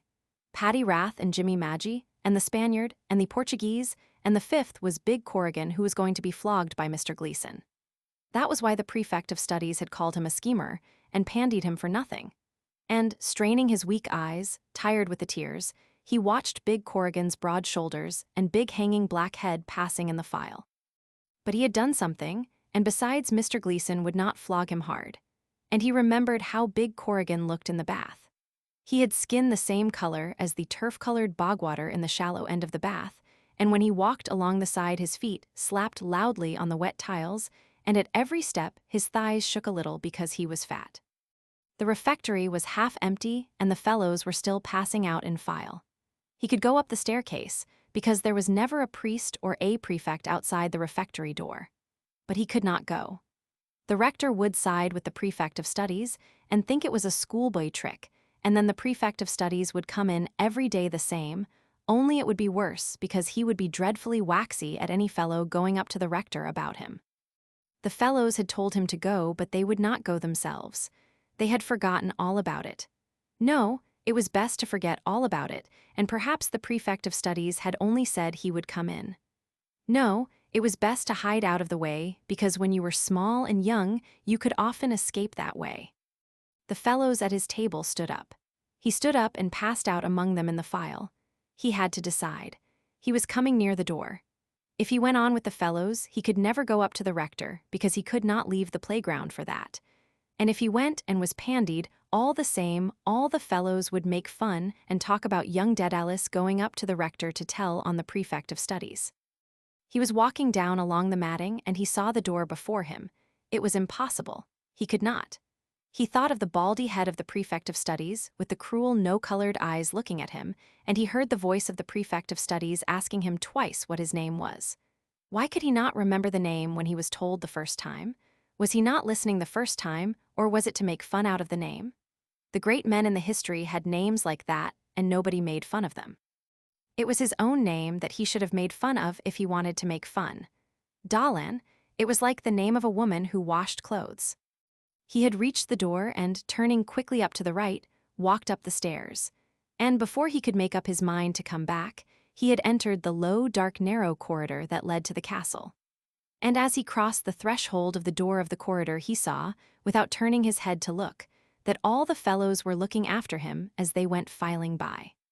He passed along the narrow, dark corridor, passing little doors that were the doors of the rooms of the community. He peered in front of him and right and left through the gloom and thought that those must be portraits. It was dark and silent, and his eyes were weak and tired with tears so that he could not see. But he thought they were the portraits of the saints and great men of the order, who were looking down on him silently as he passed. St. Ignatius Loyola holding an open book and pointing to the words Ad Majorem Dei Gloriam in it, St. Francis Xavier pointing to his chest, Lorenzo Rixai with his beretta on his head like one of the prefects of the lines, the three patrons of holy youth, St. Stanislaus Kostka, St. Aloysius Gonzago, and Blessed John Birchmans, all with young faces because they died when they were young, and Father Peter Kenny sitting in a chair wrapped in a big cloak. He came out on the landing above the entrance hall and looked about him. That was where Hamilton Rowan had passed, and the marks of the soldiers, slugs, were there. And it was there that the old servants had seen the ghost in the white cloak of a marshal. An old servant was sweeping at the end of the landing. He asked him where was the rector's room, and the old servant pointed to the door at the far end and looked after him as he went on to it and knocked. There was no answer. He knocked again more loudly, and his heart jumped when he heard a muffled voice say, "Come in." He turned the handle and opened the door and fumbled for the handle of the green baize door inside. He found it and pushed it open and went in. He saw the rector sitting at a desk writing. There was a skull on the desk and a strange, solemn smell in the room like the old leather of chairs. His heart was beating fast on account of the solemn place he was in and the silence of the room. And he looked at the skull and at the rector's kind-looking face. "Well, my little man," said the rector, "what is it?" Stephen swallowed down the thing in his throat and said, "I broke my glasses, sir." The rector opened his mouth and said, "Oh." Then he smiled and said, "Well, if we broke our glasses, we must write home for a new pair." "I wrote home, sir," said Stephen, "and Father Arnall said I am not to study till they come." "Quite right," said the rector. Stephen swallowed down the thing again and tried to keep his legs and his voice from shaking. "But, sir—" "Yes." "Father Dalan came in today and pandied me because I was not writing my theme." The rector looked at him in silence, and he could feel the blood rising to his face and the tears about to rise to his eyes. The rector said, "Your name is Dedalus, isn't it?" "Yes, sir." "And where did you break your glasses?" "On the cinder path, sir. A fellow was coming out of the bicycle house, and I fell and they got broken. I don't know the fellow's name." The rector looked at him again in silence. Then he smiled and said, "Oh, well, it was a mistake. I am sure Father Dalan did not know." "But I told him I broke them, sir, and he pandied me." "Did you tell him that you had written home for a new pair?" the rector asked. "No, sir." "Oh, well then," said the rector, Father Dahlin did not understand. "You can say that I excuse you from your lessons for a few days." Stephen said quickly, for fear his trembling would prevent him. "Yes, sir, but Father Dahlin said he will come in tomorrow to pandy me again for it." "Very well," the rector said, "it is a mistake and I shall speak to Father Dahlin myself. Will that do now?" Stephen felt the tears wetting his eyes and murmured, "Oh yes, sir, thanks." The rector held his hand across the side of the desk, where the skull was, and Stephen, placing his hand in it for a moment, felt a cool, moist palm. "Good day now," said the rector, withdrawing his hand and bowing. "Good day, sir," said Stephen. He bowed and walked quietly out of the room, closing the doors carefully and slowly. But when he had passed the old servant on the landing and was again in the low, narrow, dark corridor, he began to walk faster and faster. Faster and faster, he hurried on through the gloom excitedly. He bumped his elbow against the door at the end and, hurrying down the staircase, walked quickly through the 2 corridors and out into the air. He could hear the cries of the fellows on the playgrounds. He broke into a run and, running quicker and quicker, ran across the cinder path and reached the 3rd-line playground, panting. The fellows had seen him running. They closed round him in a ring, pushing one against another to hear. Tell us. What did he say? Did you go in? What did he say? Tell us. He told them what he had said and what the rector had said, and when he had told them, all the fellows flung their caps spinning up into the air and cried, "Hurroo!" They caught their caps and sent them up again spinning sky-high and cried again, "Hurroo!" They made a cradle of their locked hands and hoisted him up among them and carried him along till he struggled to get free. And when he had escaped from them, they broke away in all directions, flinging their caps again into the air and whistling as they went spinning up and crying, "Hurroo!" And they gave 3 groans for Baldyhead Dahlin and 3 cheers for Conmee, and they said he was the decentest rector that was ever in Clongowes. The cheers died away in the soft grey air. He was alone. He was happy and free, but he would not be anyway proud with Father Dahlin. He would be very quiet and obedient, and he wished that he could do something kind for him to show him that he was not proud. The air was soft and grey and mild, and evening was coming. There was the smell of evening in the air, the smell of the fields in the country where they digged up turnips to peel them and eat them when they went out for a walk to Major Barton's. The smell there was in the little wood beyond the pavilion where the gallnuts were. The fellows were practicing long shies and bowling lobs and slow twisters. In the soft grey silence, he could hear the bump of the balls, and from here and from there through the quiet air the sound of the cricket bats. Pick, pack, pock, puck, like drops of water in a fountain falling softly in the brimming bowl.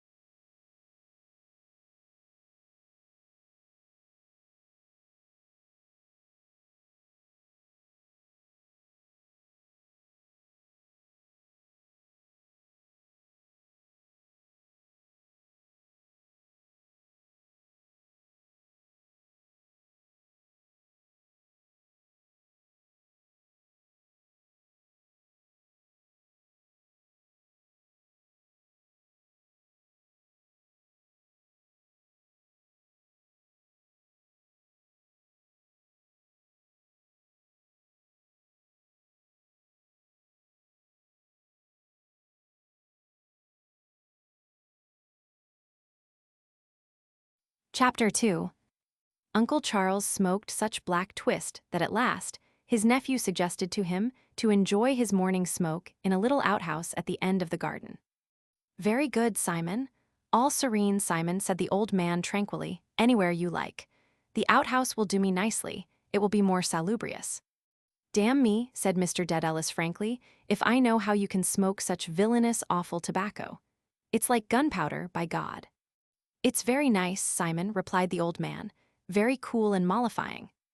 Every morning, therefore, Uncle Charles repaired to his outhouse, but not before he had greased and brushed scrupulously his back hair and brushed and put on his tall hat. While he smoked, the brim of his tall hat and the bowl of his pipe were just visible beyond the jambs of the outhouse door. His arbor, as he called the reeking outhouse which he shared with the cat and the garden tools, served him also as a sounding box. And every morning he hummed contentedly one of his favorite songs. "Oh, twine me a bower, or blue eyes and golden hair, or the groves of Blarney," while the gray and blue coils of smoke rose slowly from his pipe and vanished in the pure air. During the first part of the summer in Blackrock, Uncle Charles was Stephen's constant companion. Uncle Charles was a hale old man with a well-tanned skin, rugged features, and white side whiskers. On weekdays, he did messages between the house in Carrisford Avenue and those shops in the main street of the town with which the family dealt. Stephen was glad to go with him on these errands, for Uncle Charles helped him very liberally to handfuls of whatever was exposed in open boxes and barrels outside the counter. He would seize a handful of grapes and sawdust or 3 or 4 American apples and thrust them generously into his grandnephew's hand while the shopman smiled uneasily.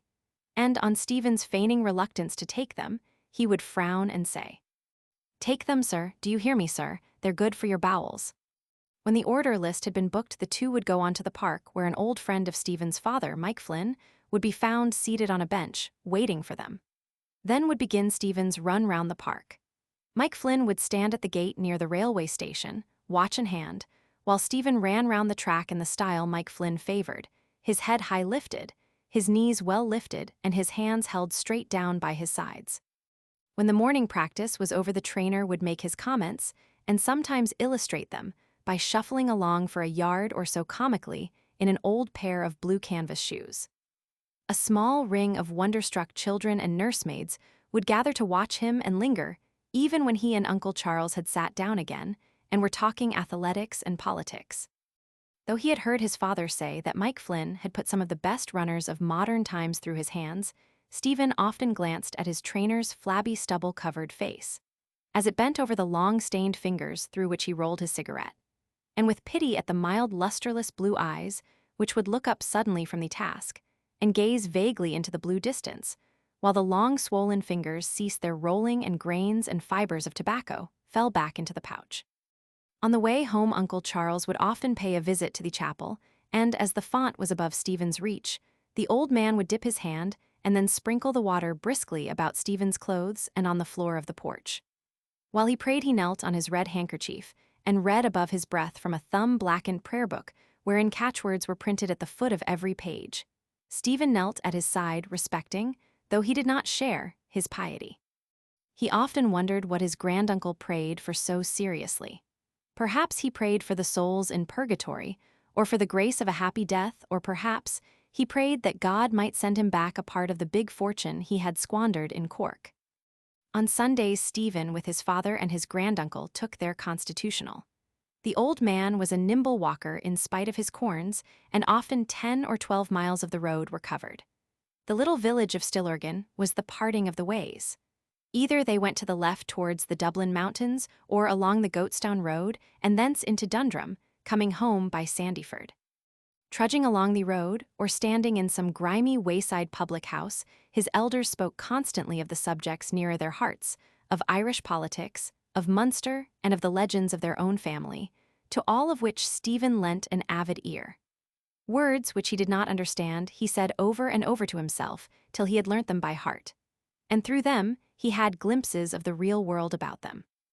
The hour when he too would take part in the life of that world seemed drawing near, and in secret he began to make ready for the great part which he felt awaited him, the nature of which he only dimly apprehended.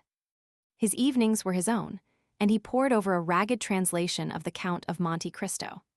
The figure of that dark avenger stood forth in his mind for whatever he had heard or divined in childhood of the strange and terrible. At night, he built up on the parlor table an image of the wonderful island cave out of transfers and paper flowers, and colored tissue paper and strips of the silver and golden paper in which chocolate is wrapped. When he had broken up this scenery, weary of its tinsel, there would come to his mind the bright picture of Marseille, of sunny trellises and of Merceds. Outside Blackrock, on the road that led to the mountains, stood a small whitewashed house in the garden of which grew many rose bushes, and in this house, he told himself, another Mercedes lived.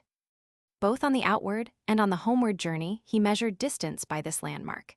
And in his imagination, he lived through a long train of adventures, marvelous as those in the book itself, towards the close of which there appeared an image of himself, grown older and sadder, standing in a moonlit garden with Mercedes who had so many years before slighted his love, and with a sadly proud gesture of refusal, saying, "Madam, I never eat muscatel grapes."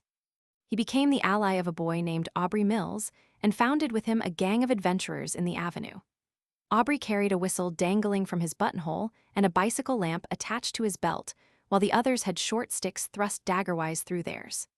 Stephen, who had read of Napoleon's plain style of dress, chose to remain unadorned and thereby heightened for himself the pleasure of taking counsel with his lieutenant before giving orders. The gang made forays into the gardens of old maids or went down to the castle and fought a battle on the shaggy weed-grown rocks. Coming home after it weary stragglers with the stale odors of the foreshore in their nostrils and the rank oils of the sea-wrack upon their hands and in their hair. Aubrey and Stephen had a common milkman, and often they drove out in the milk car to Carrick mines where the cows were at grass. While the men were milking, the boys would take turns in riding the tractable mare round the field. But when autumn came, the cows were driven home from the grass, and the first sight of the filthy cowyard at Stradbrook with its foul green puddles and clots of liquid dung and steaming bran troughs sickened Stephen's heart. The cattle which had seemed so beautiful in the country on sunny days revolted him, and he could not even look at the milk they yielded. The coming of September did not trouble him this year, for he was not to be sent back to Clongowes. The practice in the park came to an end when Mike Flynn went into hospital. Aubrey was at school and had only an hour or two free in the evening. The gang fell asunder, and there were no more nightly forays or battles on the rocks. Stephen sometimes went round with the car which delivered the evening milk, and these chilly drives blew away his memory of the filth of the cowyard, and he felt no repugnance at seeing the cow hairs and hayseeds on the milkman's coat. Whenever the car drew up before a house, he waited to catch a glimpse of a well-scrubbed kitchen or of a softly lighted hall, and to see how the servant would hold the jug and how she would close the door. He thought it should be a pleasant life enough, driving along the roads every evening to deliver milk, if he had warm gloves and a fat bag of gingernuts in his pocket to eat from. But the same foreknowledge which had sickened his heart and made his legs sag suddenly as he raced round the park, the same intuition which had made him glance with mistrust at his trainer's flabby stubble-covered face as it bent heavily over his long stained fingers, dissipated any vision of the future. In a vague way, he understood that his father was in trouble and that this was the reason why he himself had not been sent back to Clongowes. For some time, he had felt the slight change in his house, and those changes in what he had deemed unchangeable were so many slight shocks to his boyish conception of the world. The ambition which he felt astir at times in the darkness of his soul sought no outlet. A dusk like that of the outer world obscured his mind, as he heard the mare's hoofs clattering along the tram track on the rock road, and the great can swaying and rattling behind him.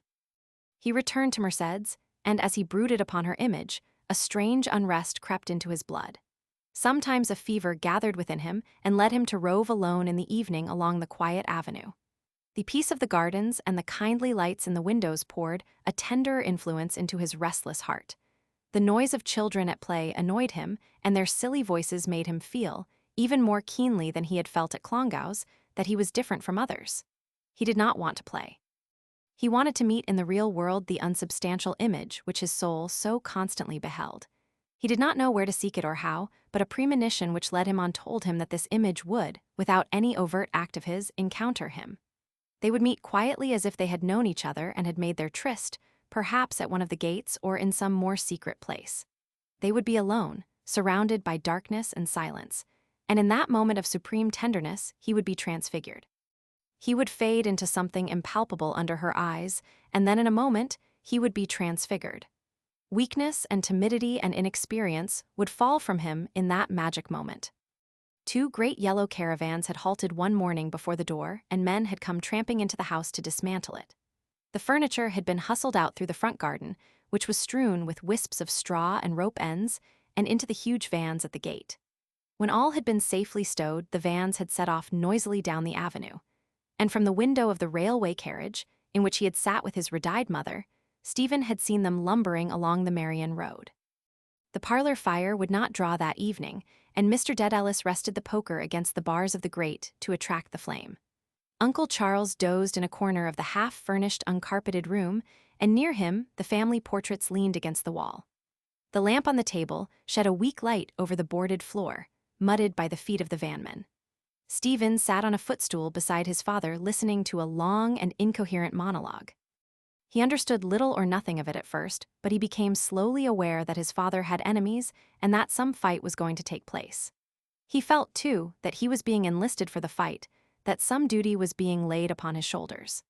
The sudden flight from the comfort and reverie of Blackrock, the passage through the gloomy, foggy city, the thought of the bare, cheerless house in which they were now to live made his heart heavy, and again an intuition, a foreknowledge of the future came to him. He understood also why the servants had often whispered together in the hall, and why his father had often stood on the hearthrug, with his back to the fire, talking loudly to Uncle Charles, who urged him to sit down and eat his dinner. "There's a crack of the whip left in me yet, Stephen, old chap," said Mr. Dedalus, poking at the dull fire with fierce energy. "We're not dead yet, sonny. No, by the Lord Jesus, God forgive me, nor half dead." Dublin was a new and complex sensation. Uncle Charles had grown so witless that he could no longer be sent out on errands, and the disorder in settling in the new house left Stephen freer than he had been in Blackrock. In the beginning, he contented himself with circling timidly round the neighboring square, or, at most, going halfway down one of the side streets, but when he had made a skeleton map of the city in his mind, he followed boldly one of its central lines until he reached the custom house.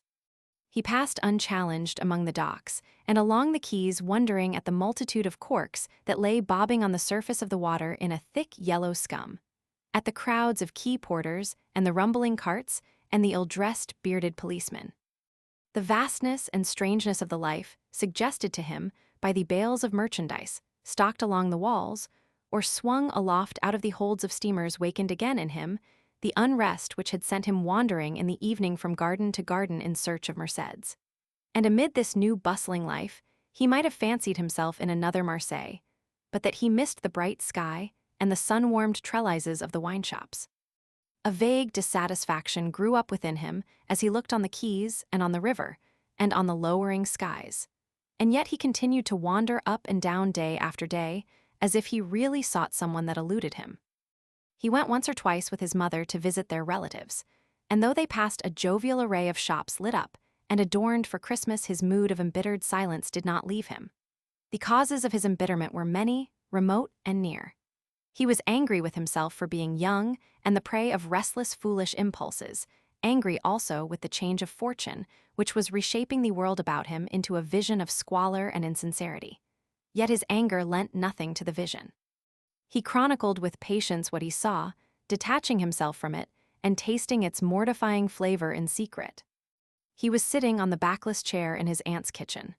A lamp with a reflector hung on the japanned wall of the fireplace, and by its light, his aunt was reading the evening paper that lay on her knees. She looked a long time at a smiling picture that was set in it and said musingly, "The beautiful Mabel Hunter." A ringleted girl stood on tiptoe to peer at the picture and said softly, "What is she in, Mud?" In a pantomime, love. The child leaned her ringleted head against her mother's sleeve, gazing on the picture, and murmured as if fascinated, "The beautiful Mabel Hunter." As if fascinated, her eyes rested long upon those demurely taunting eyes, and she murmured devotedly, "Is she an exquisite creature?" And the boy who came in from the street, stamping crookedly under his stone of coal, heard her words. He dropped his load promptly on the floor and hurried to her side to see. He mauled the edges of the paper with his reddened and blackened hands, shouldering her aside and complaining that he could not see. He was sitting in the narrow breakfast room high up in the old dark-windowed house. The firelight flickered on the wall, and beyond the window a spectral dusk was gathering upon the river. Before the fire, an old woman was busy making tea, and, as she bustled at the task, she told in a low voice of what the priest and the doctor had said. She told too of certain changes they had seen in her of late and of her odd ways and sayings. He sat listening to the words and following the ways of adventure that lay open in the coals, arches and vaults, and winding galleries and jagged caverns. Suddenly he became aware of something in the doorway. A skull appeared suspended in the gloom of the doorway. A feeble creature like a monkey was there, drawn thither by the sound of voices at the fire. A whining voice came from the door asking, "Is that Josephine?" The old bustling woman answered cheerily from the fireplace, "No, Ellen, it's Stephen." Oh, good evening, Stephen." He answered the greeting and saw a silly smile break over the face in the doorway. "Do you want anything, Ellen?" asked the old woman at the fire. But she did not answer the question and said, "I thought it was Josephine.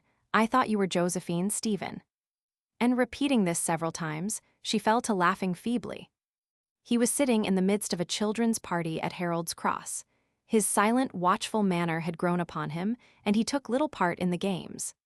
The children, wearing the spoils of their crackers, danced and romped noisily, and though he tried to share their merriment, he felt himself a gloomy figure amid the gay cocked hats and sunbonnets. But when he had sung his song and withdrawn into a snug corner of the room, he began to taste the joy of his loneliness. The mirth, which in the beginning of the evening had seemed to him false and trivial, was like a soothing air to him, passing gaily by his senses, hiding from other eyes the feverish agitation of his blood while through the circling of the dancers, and amid the music and laughter her glance traveled to his corner, flattering, taunting, searching, exciting his heart. In the hall, the children who had stayed latest were putting on their things. The party was over. She had thrown a shawl about her, and as they went together towards the tram, sprays of her fresh, warm breath flew gaily above her cowled head, and her shoes tapped blithely on the glassy road. It was the last tram. The lank brown horses knew it and shook their bells to the clear night in admonition. The conductor talked with the driver, both nodding often in the green light of the lamp. On the empty seats of the tram were scattered a few colored tickets. No sound of footsteps came up or down the road. No sound broke the peace of the night save when the lank brown horses rubbed their noses together and shook their bells. They seemed to listen, he on the upper step and she on the lower. She came up to his step many times and went down to hers again between their phrases, and once or twice stood close beside him for some moments on the upper step, forgetting to go down, and then went down. His heart danced upon her movements like a cork upon a tide. He heard what her eyes said to him from beneath their cowl and knew that in some dim past, whether in life or reverie, he had heard their tale before. He saw her urge her vanities, her fine dress and sash and long black stockings, and knew that he had yielded to them 1,000 times. Yet a voice within him spoke above the noise of his dancing heart, asking him would he take her gift to which he had only to stretch out his hand. And he remembered the day when he and Eileen had stood looking into the hotel grounds, watching the waiters running up a trail of bunting on the flagstaff and the fox terrier scampering to and fro on the sunny lawn, and how, all of a sudden, she had broken out into a peal of laughter and had run down the sloping curve of the path. Now, as then, he stood listlessly in his place, seemingly a tranquil watcher of the scene before him. She too wants me to catch hold of her, he thought. That's why she came with me to the tram. I could easily catch hold of her when she comes up to my step. Nobody is looking. I could hold her and kiss her. But he did neither. And when he was sitting alone in the deserted tram, he tore his ticket into shreds and stared gloomily at the corrugated footboard. The next day he sat at his table in the bare upper room for many hours. Before him lay a new pen, a new bottle of ink, and a new emerald exercise. From force of habit, he had written at the top of the first page the initial letters of the Jesuit motto. AMDG. On the first line of the page appeared the title of the verses he was trying to write, to E.C. He knew it was right to begin, for he had seen similar titles in the collected poems of Lord Byron. When he had written this title and drawn an ornamental line underneath, he fell into a daydream and began to draw diagrams on the cover of the book. He saw himself sitting at his table in Bray the morning after the discussion at the Christmas dinner table, trying to write a poem about Parnell on the back of one of his father's second moiety notices. But his brain had then refused to grapple with the theme, and desisting, he had covered the page with the names and addresses of certain of his classmates. Roderick Kickham, John Lawton, Anthony Maxwell, Simon Moonan. Now it seemed as if he would fail again, but by dint of brooding on the incident, he thought himself into confidence. During this process, all those elements which he deemed common and insignificant fell out of the scene. There remained no trace of the tram itself, nor of the trammen, nor of the horses, nor did he and she appear vividly. The verses told only of the night and the balmy breeze and the maiden luster of the moon. Some undefined sorrow was hidden in the hearts of the protagonists as they stood in silence beneath the leafless trees, and when the moment of farewell had come, the kiss, which had been withheld by one, was given by both. After this, the letters LDS were written at the foot of the page, and, having hidden the book, he went into his mother's bedroom and gazed at his face for a long time in the mirror of her dressing table. But his long spell of leisure and liberty was drawing to its end. One evening, his father came home full of news, which kept his tongue busy all through dinner. Stephen had been awaiting his father's return, for there had been mutton hash that day, and he knew that his father would make him dip his bread in the gravy. But he did not relish the hash, for the mention of Clongowes had coated his palate with a scum of disgust. "I walked bang into him," said Mr. Dedalus for the fourth time, "just at the corner of the square." "Then I suppose," said Mrs. Dedalus, "he will be able to arrange it. I mean about Belvedere." "Of course he will," said Mr. Dedalus. "Do I tell you he's provincial of the order now?" "I never liked the idea of sending him to the Christian Brothers myself," said Mrs. Dedalus. "Christian Brothers be damned," said Mr. Dedalus. "Is it with Patty Stink and Mickey Mudd? No, let him stick to the Jesuits in God's name, since he began with them. They'll be of service to him in after years. Those are the fellows that can get you a position. And they're a very rich order, aren't they, Simon? Rather, they live well, I tell you. You saw their table at Clongowes, fed up by God like gamecocks." Mr. Dedalus pushed his plate over to Stephen and bade him finish what was on it. "Now then, Stephen," he said, "you must put your shoulder to the wheel. Old chapter, you've had a fine long holiday." "Oh, I'm sure he'll work very hard now," said Mrs. Dedalus, "especially when he has Morris with him." "Oh, holy Paul, I forgot about Morris," said Mr. Dedalus. "Here, Morris, come here, you thick-headed ruffian. Do you know I'm going to send you to a college where they'll teach you to spell cat, and I'll buy you a nice little penny handkerchief to keep your nose dry. Won't that be grand fun?" Morris grinned at his father and then at his brother. Mr. Dedalus screwed his glass into his eye and stared hard at both his sons. Stephen mumbled his bread without answering his father's gaze. "By the by," said Mr. Dedalus at length, "the rector, or provincial rather, was telling me that story about you and Father Dolan. You're an impudent thief," he said. "Oh, he didn't, Simon." "Not he," said Mr. Dedalus, "but he gave me a great account of the whole affair. We were chatting, you know, and one word borrowed another. And by the way, who do you think he told me will get that job in the corporation? But I'll tell you that after. Well, as I was saying, we were chatting away quite friendly, and he asked me did our friend here wear glasses still, and then he told me the whole story." "And was he annoyed, Simon?" "Annoyed, not he, manly little chap," he said. Mr. Dedalus imitated the mincing nasal tone of the provincial. "Father Dolan and I, when I told them all at dinner about it, Father Dolan and I had a great laugh over it. 'You better mind yourself, Father Dolan,' said I, 'or young Dedalus will send you up for twice 9. We had a famous laugh together over it. Ha, ha, ha." Mr. Dedalus turned to his wife and interjected in his natural voice. "Shows you the spirit in which they take the boys there. Oh, a Jesuit for your life, for diplomacy." He reassumed the provincial's voice and repeated, "I told them all at dinner about it, and Father Dolan and I, and all of us, we had a hearty laugh together over it. Ha, ha, ha." The night of the Whitsuntide play had come, and Stephen, from the window of the dressing-room, looked out on the small grass plot across which lines of Chinese lanterns were stretched. He watched the visitors come down the steps from the house and pass into the theater. Stewards in evening dress, old Belvedereans, loitered in groups about the entrance to the theater and ushered in the visitors with ceremony. Under the sudden glow of a lantern, he could recognize the smiling face of a priest. The blessed sacrament had been removed from the tabernacle, and the first benches had been driven back so as to leave the dais of the altar and the space before it free. Against the walls stood companies of barbells and Indian clubs. The dumbbells were piled in one corner. And in the midst of countless hillocks of gymnasium shoes and sweaters and singlets in untidy brown parcels, there stood the stout leather-jacketed vaulting horse, waiting its turn to be carried up on the stage, and set in the middle of the winning team at the end of the gymnastic display. Stephen, though in deference to his reputation for essay writing he had been elected secretary to the gymnasium, had had no part in the first section of the program, but in the play which formed the second section he had the chief part, that of a farcical pedagogue. He had been cast for it on account of his stature and grave manners, for he was now at the end of his second year at Belvedere, and in number 2. A score of the younger boys in white knickers and singlets came pattering down from the stage, through the vestry and into the chapel. The vestry and chapel were peopled with eager masters and boys.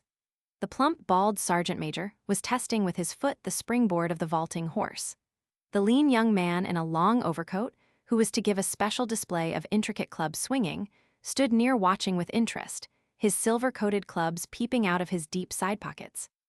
The hollow rattle of the wooden dumbbells was heard as another team made ready to go up on the stage. And in another moment, the excited prefect was hustling the boys through the vestry like a flock of geese, flapping the wings of his soutane nervously and crying to the laggards to make haste.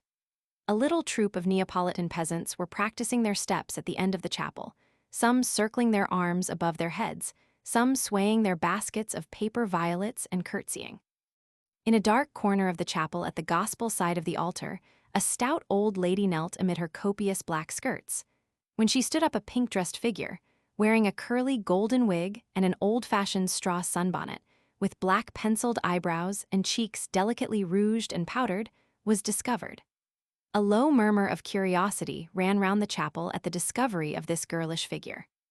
One of the prefects, smiling and nodding his head, approached the dark corner, and having bowed to the stout old lady, said pleasantly, "Is this a beautiful young lady, or a doll that you have here, Mrs. Talon?"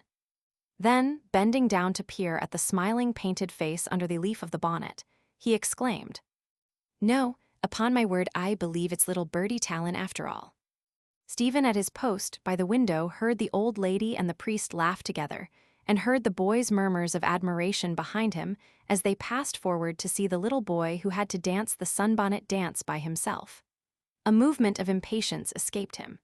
He let the edge of the blind fall, and stepping down from the bench on which he had been standing, walked out of the chapel. He passed out of the schoolhouse and halted under the shed that flanked the garden. From the theater opposite came the muffled noise of the audience and sudden brazen clashes of the soldiers' band. The light spread upwards from the glass roof, making the theater seem a festive ark, anchored among the hulks of houses, her frail cables of lanterns looping her to her moorings. A side door of the theater opened suddenly, and a shaft of light flew across the grass plots. A sudden burst of music issued from the ark, the prelude of a waltz. And when the side door closed again, the listener could hear the faint rhythm of the music. The sentiment of the opening bars, their languor and supple movement, evoked the incommunicable emotion which had been the cause of all his day's unrest and of his impatient movement of a moment before. His unrest issued from him like a wave of sound, and on the tide of flowing music the ark was journeying, trailing her cables of lanterns in her wake. Then a noise like dwarf artillery broke the movement. It was the clapping that greeted the entry of the dumbbell team on the stage. At the far end of the shed near the street, a speck of pink light showed in the darkness, and as he walked towards it, he became aware of a faint aromatic odor. 2 boys were standing in the shelter of a doorway, smoking, and before he reached them, he had recognized Heron by his voice. "Here comes the noble Dedalus," cried a high, throaty voice. "Welcome to our trusty friend." This welcome ended in a soft peal of mirthless laughter as Heron salaamed, and then began to poke the ground with his cane. "Here I am," said Stephen, halting and glancing from Heron to his friend. The latter was a stranger to him, but in the darkness, by the aid of the glowing cigarette tips, he could make out a pale, dandyish face over which a smile was traveling slowly, a tall, overcoated figure, and a hard hat. Heron did not trouble himself about an introduction, but said instead, "I was just telling my friend Wally's what a lark it would be tonight if you took off the rector in the part of the schoolmaster. It would be a ripping good joke." Heron made a poor attempt to imitate for his friend Wally's the rector's pedantic bass, and then, laughing at his failure, ask Stephen to do it. "Go on, Dedalus," he urged. "You can take him off ripplingly. He that will not hear the churcha, let him be to Thea as the Hethena and the publicana." The imitation was prevented by a mild expression of anger from Wally's, in whose mouthpiece the cigarette had become too tightly wedged. "Damn this blankety-blank holder," he said, taking it from his mouth and smiling and frowning upon it tolerantly. "It's always getting stuck like that. Do you use a holder?" "I don't smoke," answered Stephen. "No," said Heron, "Dedalus is a model youth. He doesn't smoke, and he doesn't go to bazaars, and he doesn't flirt, and he doesn't damn anything or damn all." Stephen shook his head and smiled in his rival's flushed and mobile face, beaked like a bird's. He had often thought it strange that Vincent Heron had a bird's face as well as a bird's name. A shock of pale hair lay on the forehead like a ruffled crest. The forehead was narrow and bony, and a thin hooked nose stood out between the close-set prominent eyes, which were light and inexpressive. The rivals were school friends. They sat together in class, knelt together in the chapel, talked together after beads over their lunches. As the fellows in number 1 were undistinguished dullards, Stephen and Heron had been during the year the virtual heads of the school. It was they who went up to the rector together to ask for a free day or to get a fellow off. "Oh, by the way," said Heron suddenly, "I saw your governor going in." The smile waned on Stephen's face. Any allusion made to his father by a fellow or by a master put his calm to rout in a moment. He waited in timorous silence to hear what Heron might say next. Heron, however, nudged him expressively with his elbow and said, "You're a sly dog." "Why so?" said Stephen. "You think butter wouldn't melt in your mouth," said Heron, "but I'm afraid you're a sly dog." "Might I ask you what you are talking about?" said Stephen urbanely. "Indeed you might," answered Heron. "We saw her, Wally's, didn't we? And deucedly pretty she is too. And inquisitive. And what part does Stephen take, Mr. Dedalus? And will Stephen not sing, Mr. Dedalus? Your governor was staring at her through that eyeglass of his for all he was worth, so that I think the old man has found you out too. I wouldn't care a bit, by Jove. She's ripping, isn't she, Wally's?" "Not half bad," answered Wally's quietly as he placed his holder once more in a corner of his mouth. A shaft of momentary anger flew through Stephen's mind at these indelicate allusions in the hearing of a stranger. For him, there was nothing amusing in a girl's interest and regard. All day he had thought of nothing but their leave-taking on the steps of the tram at Harold's Cross, the stream of moody emotions it had made to course through him, and the poem he had written about it. All day he had imagined a new meeting with her, for he knew that she was to come to the play. The old restless moodiness had again filled his breast as it had done on the night of the party, but had not found an outlet in verse. The growth and knowledge of 2 years of boyhood stood between then and now, forbidding such an outlet. And all day the stream of gloomy tenderness within him had started forth and returned upon itself in dark courses and eddies, wearying him in the end, until the pleasantry of the prefect and the painted little boy had drawn from him a movement of impatience. "So you may as well admit," Heron went on, "that we've fairly found you out this time. You can't play the saint on me anymore, that's one sure 5. A soft peal of mirthless laughter escaped from his lips, and, bending down as before, he struck Stephen lightly across the calf of the leg with his cane, as if in jesting reproof. Stephen's moment of anger had already passed. He was neither flattered nor confused, but simply wished the banter to end. He scarcely resented what had seemed to him a silly indelicateness, for he knew that the adventure in his mind stood in no danger from these words, and his face mirrored his rival's false smile. "Admit," repeated Heron, striking him again with his cane across the calf of the leg. The stroke was playful, but not so lightly given as the first one had been. Stephen felt the skin tingle and glow slightly and almost painlessly, and, bowing submissively, as if to meet his companion's jesting mood, began to recite the Confiteor. The episode ended well, for both Heron and Wally's laughed indulgently at the irreverence. The confession came only from Stephen's lips, and while they spoke the words, a sudden memory had carried him to another scene called up, as if by magic, at the moment when he had noted the faint cruel dimples at the corners of Heron's smiling lips, and had felt the familiar stroke of the cane against his calf, and had heard the familiar word of admonition. "Admit." It was towards the close of his first term in the college, when he was in number 6. His sensitive nature was still smarting under the lashes of an undivined and squalid way of life. His soul was still disquieted and cast down by the dull phenomenon of Dublin. He had emerged from a 2 years' spell of reverie to find himself in the midst of a new scene, every event and figure of which affected him intimately, disheartened him or allured, and, whether alluring or disheartening, filled him always with unrest and bitter thoughts. All the leisure which his school life left him was passed in the company of subversive writers, whose gibes and violence of speech set up a ferment in his brain before they passed out of it into his crude writings. The essay was for him the chief labor of his week and every Tuesday. As he marched from home to the school, he read his fate in the incidents of the way, pitting himself against some figure ahead of him and quickening his pace to outstrip it before a certain goal was reached, or planting his steps scrupulously in the spaces of the patchwork of the pathway, and telling himself that he would be first and not first in the weekly essay. On a certain Tuesday, the course of his triumphs was rudely broken. Mr. Tate, the English master, pointed his finger at him and said bluntly, "This fellow has heresy in his essay." A hush fell on the class. Mr. Tate did not break it but dug with his hand between his thighs while his heavily starched linen creaked about his neck and wrists. Stephen did not look up. It was a raw spring morning, and his eyes were still smarting and weak.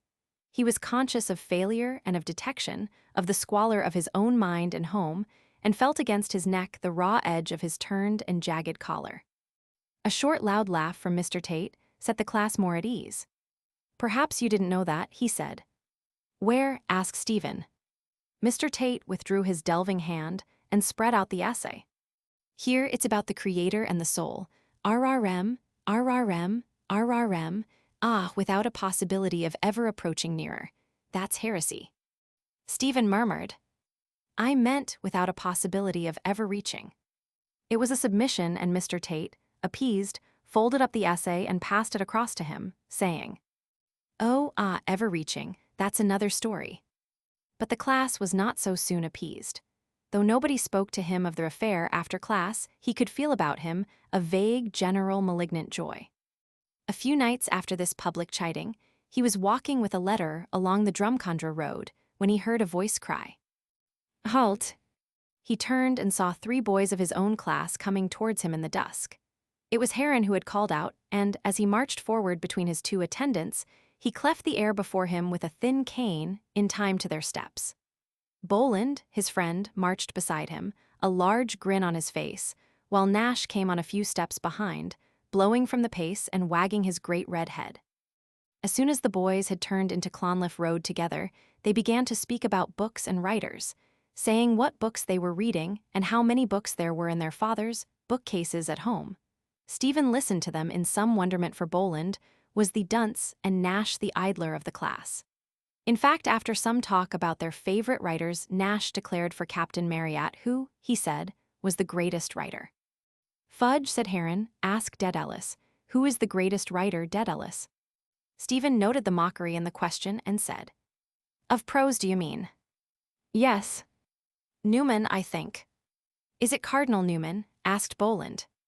"Yes," answered Stephen. The grin broadened on Nash's freckled face as he turned to Stephen and said, "And do you like Cardinal Newman, Dedalus?" "Oh, many say that Newman has the best prose style," Heron said to the other 2 in explanation. "Of course he's not a poet." "And who is the best poet, Heron?" asked Boland. "Lord Tennyson, of course," answered Heron. "Oh yes, Lord Tennyson," said Nash. "We have all his poetry at home in a book." At this, Stephen forgot the silent vows he had been making and burst out, "Tennyson a poet? Why, he's only a rhymester." "Oh, get out," said Heron. "Everyone knows that Tennyson is the greatest poet." "And who do you think is the greatest poet?" asked Boland, nudging his neighbor. "Byron, of course," answered Stephen. Heron gave the lead, and all 3 joined in a scornful laugh. "What are you laughing at?" asked Stephen. "You," said Heron. "Byron the greatest poet. He's only a poet for uneducated people." "He must be a fine poet," said Boland. "You may keep your mouth shut," said Stephen, turning on him boldly. "All you know about poetry is what you wrote up on the slates in the yard and were going to be sent to the loft for." Boland, in fact, was said to have written on the slates in the yard a couplet about a classmate of his who often rode home from the college on a pony. As Tyson was riding into Jerusalem, he fell and hurt his Alec Kafuzelum. This thrust put the two lieutenants to silence, but Heron went on. In any case, Byron was a heretic, and immoral too. I don't care what he was, cried Stephen hotly. You don't care whether he was a heretic or not, said Nash. What do you know about it? Shouted Stephen. You never read a line of anything in your life except a Trans or Boland either. I know that Byron was a bad man, said Boland. Here, catch hold of this heretic, Heron called out. In a moment, Stephen was a prisoner. Tate made you buck up the other day, Heron went on, about the heresy in your essay. I'll tell him tomorrow, said Boland. Will you? Said Stephen. You'd be afraid to open your lips. Afraid? I afraid of your life. Behave yourself, cried Heron, cutting at Stephen's legs with his cane. It was the signal for their onset. Nash pinioned his arms behind while Boland seized a long cabbage stump, which was lying in the gutter, struggling and kicking under the cuts of the cane, and the blows of the knotty stump Stephen was borne back against a barbed wire fence. Admit that Byron was no good. No. Admit. No. Admit. No. At last, after a fury of plunges, he wrenched himself free. His tormentors set off towards Jones's Road, laughing and jeering at him, while he, half blinded with tears, stumbled on, clenching his fists madly and sobbing. While he was still repeating the Confiteor amid the indulgent laughter of his hearers, and while the scenes of that malignant episode were still passing sharply and swiftly before his mind, he wondered why he bore no malice now to those who had tormented him. He had not forgot a whit of their cowardice and cruelty, but the memory of it called forth no anger from him. All the descriptions of fierce love and hatred which he had met in books had seemed to him therefore unreal. Even that night, as he stumbled homewards along Jones's Road, he had felt that some power was divesting him of that sudden woven anger as easily as a fruit is divested of its soft ripe peel. He remained standing with his two companions at the end of the shed, listening idly to their talk or to the bursts of applause in the theater. She was sitting there among the others, perhaps waiting for him to appear. He tried to recall her appearance, but could not. He could remember only that she had worn a shawl about her head like a cowl, and that her dark eyes had invited and unnerved him.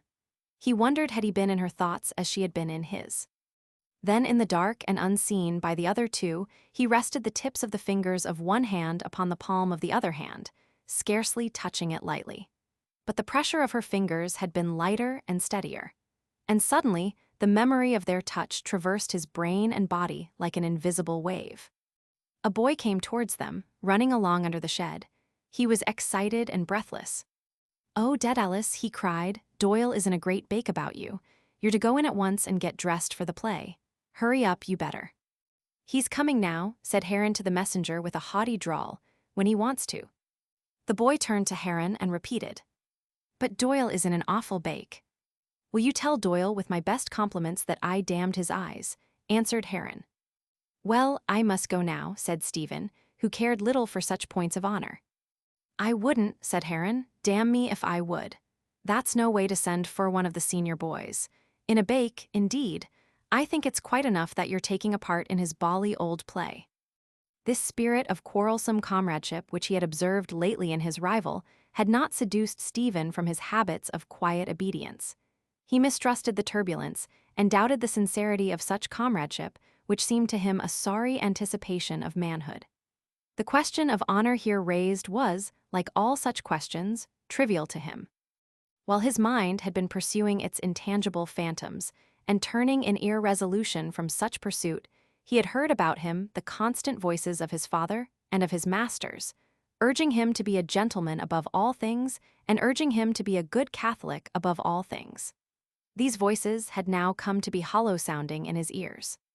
When the gymnasium had been opened, he had heard another voice urging him to be strong and manly and healthy, and when the movement towards national revival had begun to be felt in the college, yet another voice had bidden him be true to his country and help to raise up her language and tradition.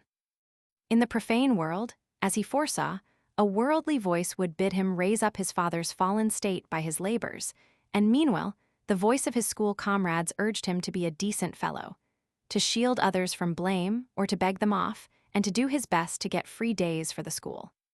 and it was the din of all these hollow-sounding voices that made him halt irresolutely in the pursuit of phantoms.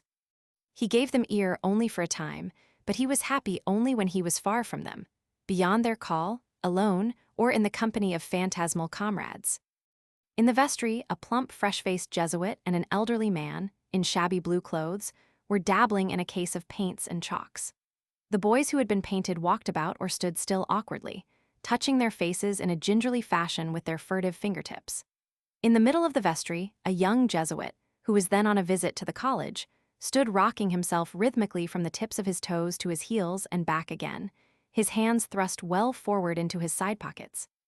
His small head set off with glossy red curls, and his newly shaven face agreed well with the spotless decency of his soutane and with his spotless shoes.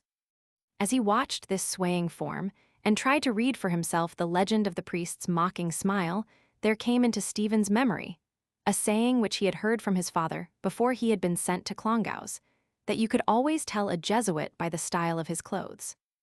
At the same moment, he thought he saw a likeness between his father's mind and that of this smiling, well-dressed priest. And he was aware of some desecration of the priest's office or of the vestry itself, whose silence was now rooted by loud talk and joking, and its air pungent with the smells of the gas jets and the grease. While his forehead was being wrinkled and his jaws painted black and blue by the elderly man, he listened distractedly to the voice of the plump young Jesuit which bade him speak up and make his points clearly. He could hear the band playing the Lily of Killarney and knew that in a few moments the curtain would go up. He felt no stage fright, but the thought of the part he had to play humiliated him. A remembrance of some of his lines made a sudden flush rise to his painted cheeks. He saw her serious, alluring eyes watching him from among the audience, and their image at once swept away his scruples, leaving his will compact. Another nature seemed to have been lent him. The infection of the excitement and youth about him entered into and transformed his moody mistrustfulness. For one rare moment, he seemed to be clothed in the real apparel of boyhood.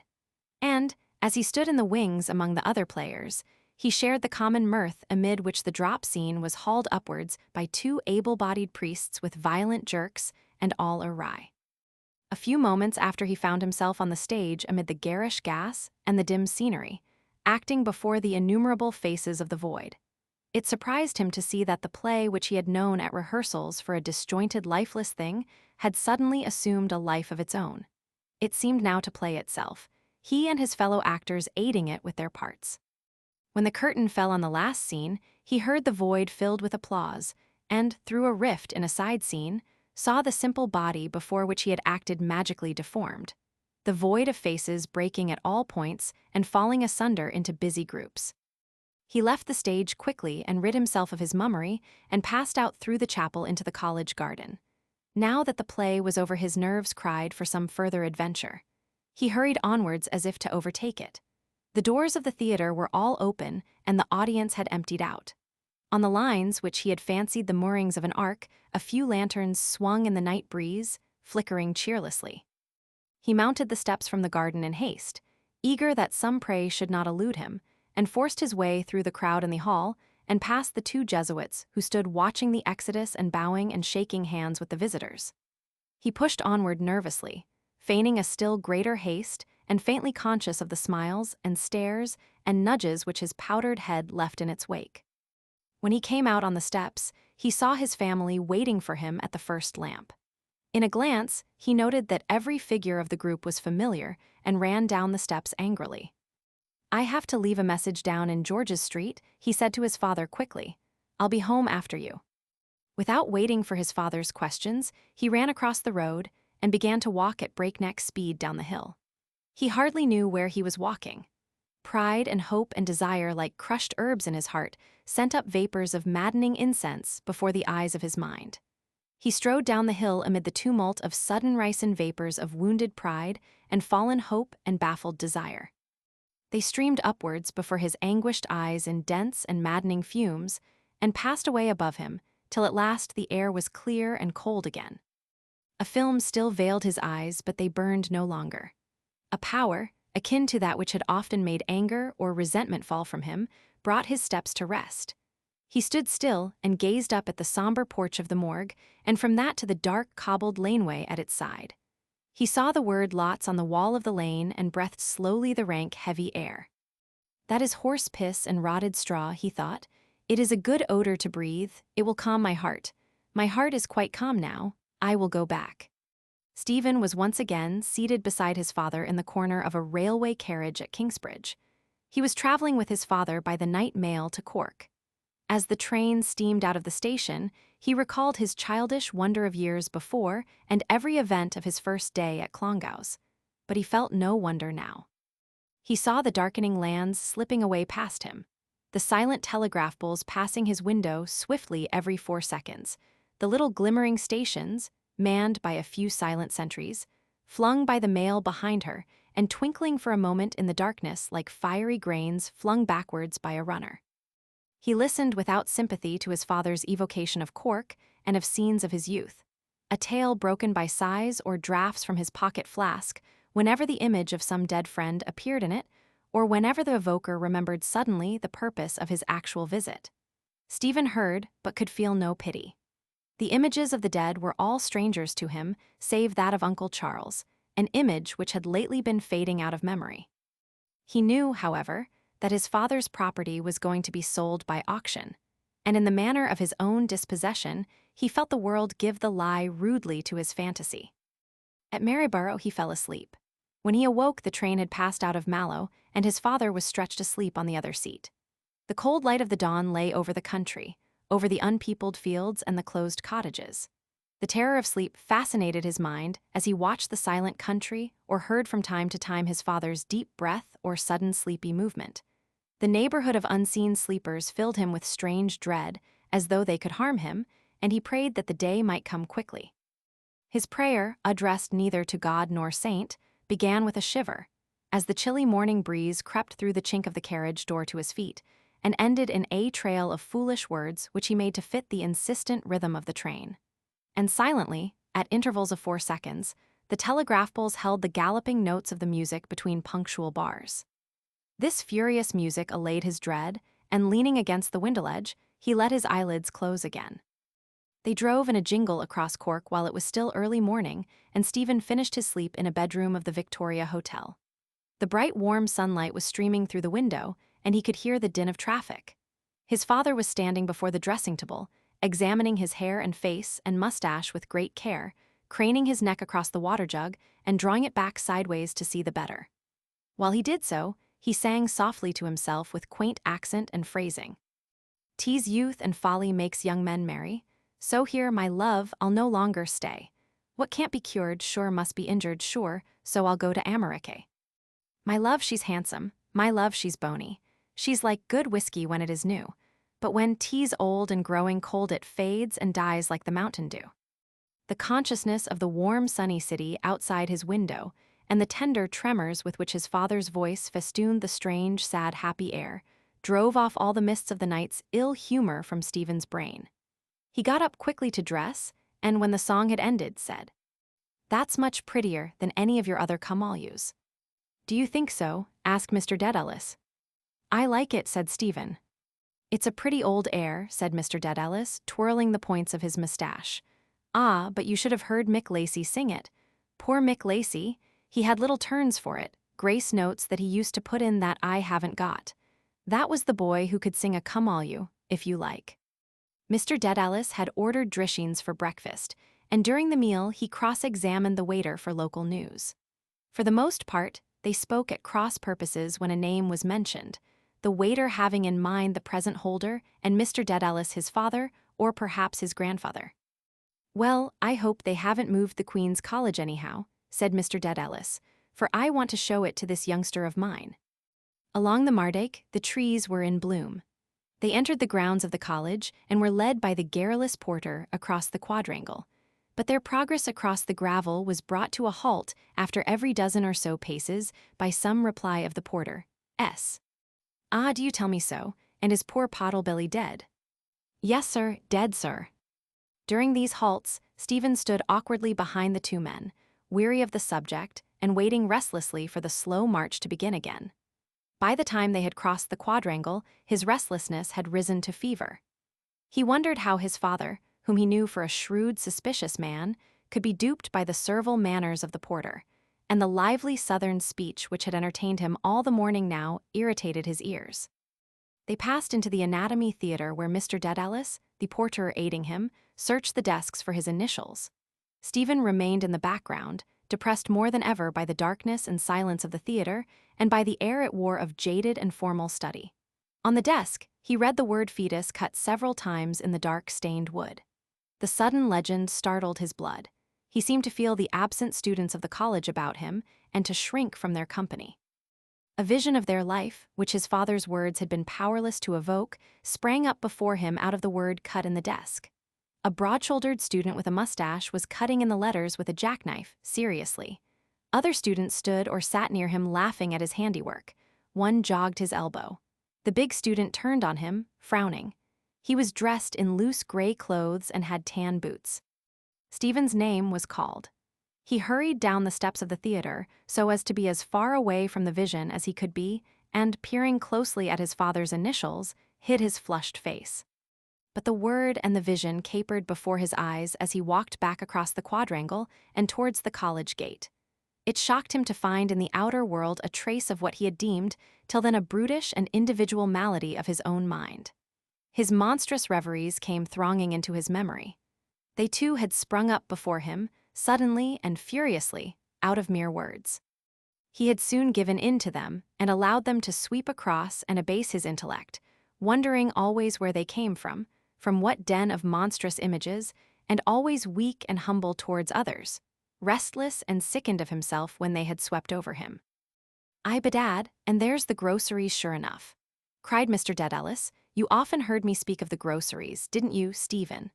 Many's the time we went down there when our names had been marked, a crowd of us. Harry Paird and little Jack Mountain and Bob Diaz and Morris Moriarty, the Frenchman, and Tom O'Grady and Mick Lacey that I told you of this morning, and Joey Corbett and poor little good-hearted Johnny Keevers of the Tantals." The leaves of the trees along the Mardyke were astir and whispering in the sunlight.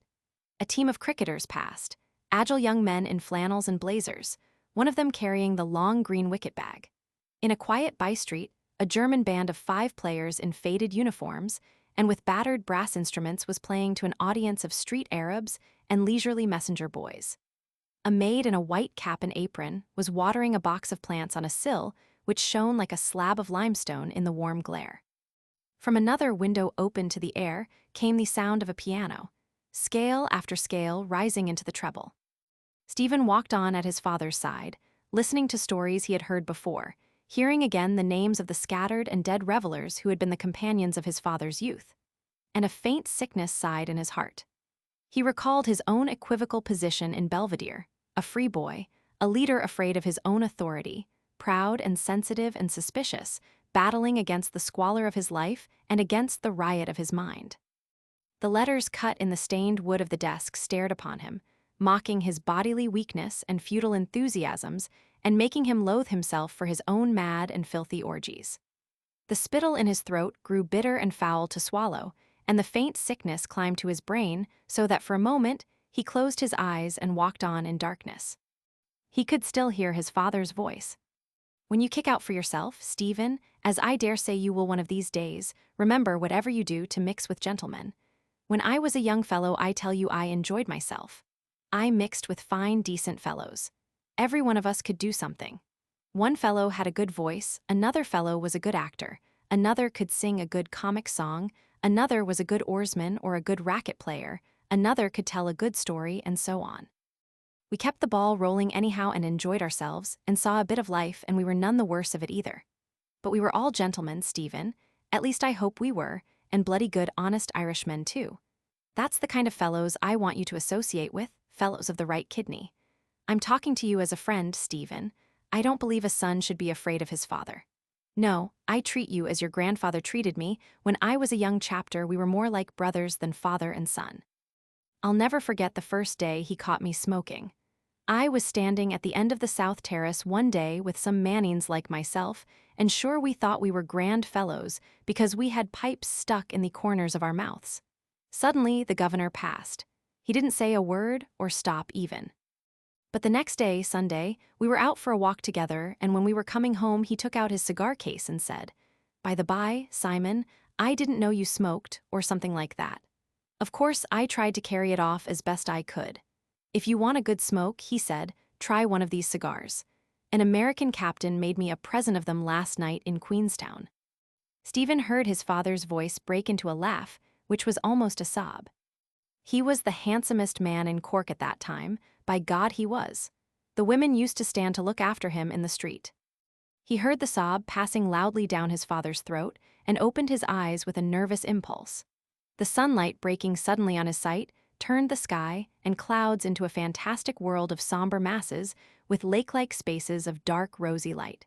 His very brain was sick and powerless. He could scarcely interpret the letters of the signboards of the shops. By his monstrous way of life, he seemed to have put himself beyond the limits of reality. Nothing moved him or spoke to him from the real world unless he heard in it an echo of the infuriated cries within him. He could respond to no earthly or human appeal, dumb and insensible to the call of summer and gladness and companionship, wearied and dejected by his father's voice. He could scarcely recognize as his own thoughts, and repeated slowly to himself, "I am Stephen Dedalus. I am walking beside my father, whose name is Simon Dedalus. We are in Cork in Ireland. Cork is a city. Our room is in the Victoria Hotel. Victoria and Stephen and Simon. Simon and Stephen and Victoria. Names." The memory of his childhood suddenly grew dim. He tried to call forth some of its vivid moments, but could not. He recalled only names: Dante, Parnell, Clane, Clongowes. A little boy had been taught geography by an old woman who kept 2 brushes in her wardrobe. Then he had been sent away from home to college. He had made his first communion and eaten Slim Jim out of his cricket cap, and watched the firelight leaping and dancing on the wall of a little bedroom in the infirmary and dreamed of being dead. Of Mass being said for him by the rector in a black and gold cope. Of being buried then in the little graveyard of the community off the main avenue of limes. But he had not died then. Parnell had died. There had been no Mass for the dead in the chapel and no procession. He had not died, but he had faded out like a film in the sun. He had been lost or had wandered out of existence, for he no longer existed. How strange to think of him passing out of existence in such a way, not by death, but by fading out in the sun, or by being lost and forgotten somewhere in the universe. It was strange to see his small body appear again for a moment, a little boy in a gray belted suit. His hands were in his side pockets, and his trousers were tucked in at the knees by elastic bands. On the evening of the day on which the property was sold, Stephen followed his father meekly about the city from bar to bar. To the sellers in the market, to the barmen and barmaids, to the beggars who importuned him for a lob, Mr. Dedalus told the same tale, that he was an old Corkonian, that he had been trying for 30 years to get rid of his Cork accent up in Dublin, and that Peter Pickacaffax beside him was his eldest son, but that he was only a Dublin jacking. They had set out early in the morning from Newcomb's coffee house, where Mr. Dedalus' cup had rattled noisily against its saucer, and Stephen had tried to cover that shameful sign of his father's drinking bout of the night before by moving his chair and coughing. One humiliation had succeeded another: the false smiles of the market sellers, the curvetings and oglings of the barmaids with whom his father flirted, the compliments and encouraging words of his father's friends. They had told him that he had a great look of his grandfather, and Mr. Dedalus had agreed that he was an ugly likeness.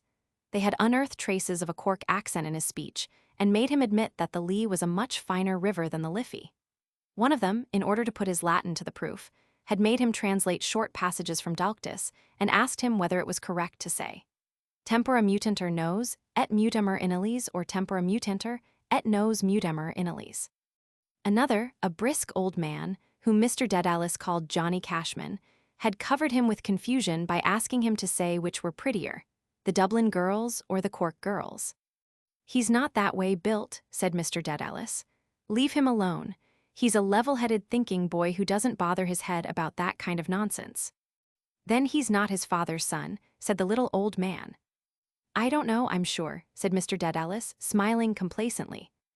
"Your father," said the little old man to Stephen, "was the boldest flirt in the city of Cork in his day. Do you know that?" Stephen looked down and studied the tiled floor of the bar, into which they had drifted. "Now don't be putting ideas into his head," said Mr. Dedalus. leave him to his maker. Yara, sure I wouldn't put any ideas into his head. I'm old enough to be his grandfather. And I am a grandfather, said the little old man to Stephen. Do you know that? Are you? Asked Stephen. Bedad I am, said the little old man. I have 2 bouncing grandchildren out at Sundays well. Now then, what age do you think I am? And I remember seeing your grandfather in his red coat riding out to hounds. That was before you were born. I or thought of, said Mr. Dedalus. Bedad I did, repeated the little old man. And more than that, I can remember even your great-grandfather, old John Stephen Dedalus, and a fierce old fire-eater he was. Now then, there's a memory for you. That's 3 generations, 4 generations, said another of the company. Why, Johnny Cashman, you must be nearing the century. Well, I'll tell you the truth, said the little old man. I'm just 27 years of age. We're as old as we feel, Johnny, said Mr. Dedalus. And just finish what you have there and we'll have another. Here, Tim or Tom or whatever your name is, give us the same again here. By God, I don't feel more than 18 myself. There's that son of mine, they're not half my age, and I'm a better man than he is any day of the week. Draw it mild now, Dedalus. I think it's time for you to take a back seat, said the gentleman who had spoken before. No, by God, asserted Mr. Dedalus. I'll sing a tenor song against him, or I'll vault a 5-barred gate against him, or I'll run with him after the hounds across the country, as I did 30 years ago along with the carry boy and the best man for it. But he'll beat you here, said the little old man, tapping his forehead and raising his glass to drain it. Well, I hope he'll be as good a man as his father. That's all I can say, said Mr. Dedalus. If he is, he'll do, said the little old man. And thanks be to God, Johnny, said Mr. Dedalus, that we lived so long and did so little harm. But did so much good, Simon, said the little old man gravely. Thanks be to God, we lived so long and did so much good. Stephen watched the 3 glasses being raised from the counter as his father and his 2 cronies drank to the memory of their past. An abyss of fortune or of temperament sundered him from them. His mind seemed older than theirs. It shone coldly on their strifes and happiness, and regrets like a moon upon a younger earth. No life or youth stirred in him as it had stirred in them. He had known neither the pleasure of companionship with others, nor the vigor of rude male health, nor filial piety. Nothing stirred within his soul but a cold and cruel and loveless lust. His childhood was dead or lost, and with it his soul capable of simple joys, and he was drifting amid life like the barren shell of the moon. Art thou pale for weariness of climbing heaven and gazing on the earth, wandering companionless? He repeated to himself the lines of Shelley's fragment. Its alternation of sad human ineffectiveness with vast inhuman cycles of activity chilled him, and he forgot his own human and ineffectual grieving. Stephen's mother and his brother and one of his cousins waited at the corner of quiet Foster Place, while he and his father went up the steps and along the colonnade where the Highland sentry was parading. When they had passed into the great hall and stood at the counter, Stephen drew forth his orders on the governor of the Bank of Ireland for 30 and £3. And these sums, the moneys of his exhibition and essay prize, were paid over to him rapidly by the teller in notes and in coin respectively. He bestowed them in his pockets with feigned composure and suffered the friendly teller, to whom his father chatted, to take his hand across the broad counter and wish him a brilliant career in after life. He was impatient of their voices and could not keep his feet at rest. But the teller still deferred the serving of others to say he was living in changed times and that there was nothing like giving a boy the best education that money could buy. Mr. Dedalus lingered in the hall gazing about him and up at the roof, and telling Stephen, who urged him to come out, that they were standing in the House of Commons of the old Irish Parliament. God help us, he said piously, to think of the men of those times, Stephen, Healy Hutchinson and Flood and Henry Grattan and Charles Kendall Bush, and the noblemen we have now, leaders of the Irish people at home and abroad. Why, by God, they wouldn't be seen dead in a 10-acre field with them. No, Stephen, old chap, I'm sorry to say that they are only as I roved out one fine May morning in the merry month of sweet July. A keen October wind was blowing round the bank. The 3 figures standing at the edge of the muddy path had pinched cheeks and watery eyes. Stephen looked at his thinly clad mother and remembered that a few days before he had seen a mantle priced at 20 guineas in the windows of Barnardo's. "Well, that's done," said Mr. Dedalus. "We had better go to dinner," said Stephen. "Where?" "Dinner," said Mr. Dedalus. "Well, I suppose we had better, what?" "Some place that's not too dear," said Mrs. Dedalus. "Underdone's." "Yes, some quiet place." "Come along," said Stephen quickly. "It doesn't matter about the dearness." He walked on before them with short, nervous steps, smiling. They tried to keep up with him, smiling also at his eagerness. "Take it easy like a good young fellow," said his father. "We're not out for the half-mile, are we?" For a swift season of merrymaking, the money of his prizes ran through Stephen's fingers. Great parcels of groceries and delicacies and dried fruits arrived from the city. Every day he drew up a bill of fare for the family, and every night led a party of 3 or 4 to the theater to see Ingamer or The Lady of Leon. In his coat pockets, he carried squares of Vienna chocolate for his guests, while his trousers pocket bulged with masses of silver and copper coins. He bought presents for everyone, overhauled his room, wrote out resolutions, marshaled his books up and down their shelves, pored upon all kinds of price lists, drew up a form of commonwealth for the household by which every member of it held some office, opened a loan bank for his family and pressed loans on willing borrowers so that he might have the pleasure of making out receipts and reckoning the interests on the sums lent. When he could do no more, he drove up and down the city in trams. Then the season of pleasure came to an end. The pot of pink enamel paint gave out, and the wainscot of his bedroom remained with its unfinished and ill-plastered coat. His household returned to its usual way of life. His mother had no further occasion to upbraid him for squandering his money. He, too, returned to his old life at school, and all his novel enterprises fell to pieces. The Commonwealth fell, the loan bank closed its coffers and its books on a sensible loss. The rules of life which he had drawn about himself fell into desuetude. How foolish his aim had been! He had tried to build a breakwater of order and elegance against the sordid tide of life without him, and to dam up, by rules of conduct and active interest and new filial relations, the powerful recurrence of the tides within him. Useless! From without as from within the water had flowed over his barriers. Their tides began once more to jostle fiercely above the crumbled mole. He saw clearly, too, his own futile isolation. He had not gone one step nearer the lives he had sought to approach, nor bridged the restless shame and rancor that had divided him from mother and brother and sister. He felt that he was hardly of the one blood with them, but stood to them rather in the mystical kinship of fosterage, foster-child, and foster-brother. He turned to appease the fierce longings of his heart, before which everything else was idle and alien. He cared little that he was in mortal sin, that his life had grown to be a tissue of subterfuge and falsehood.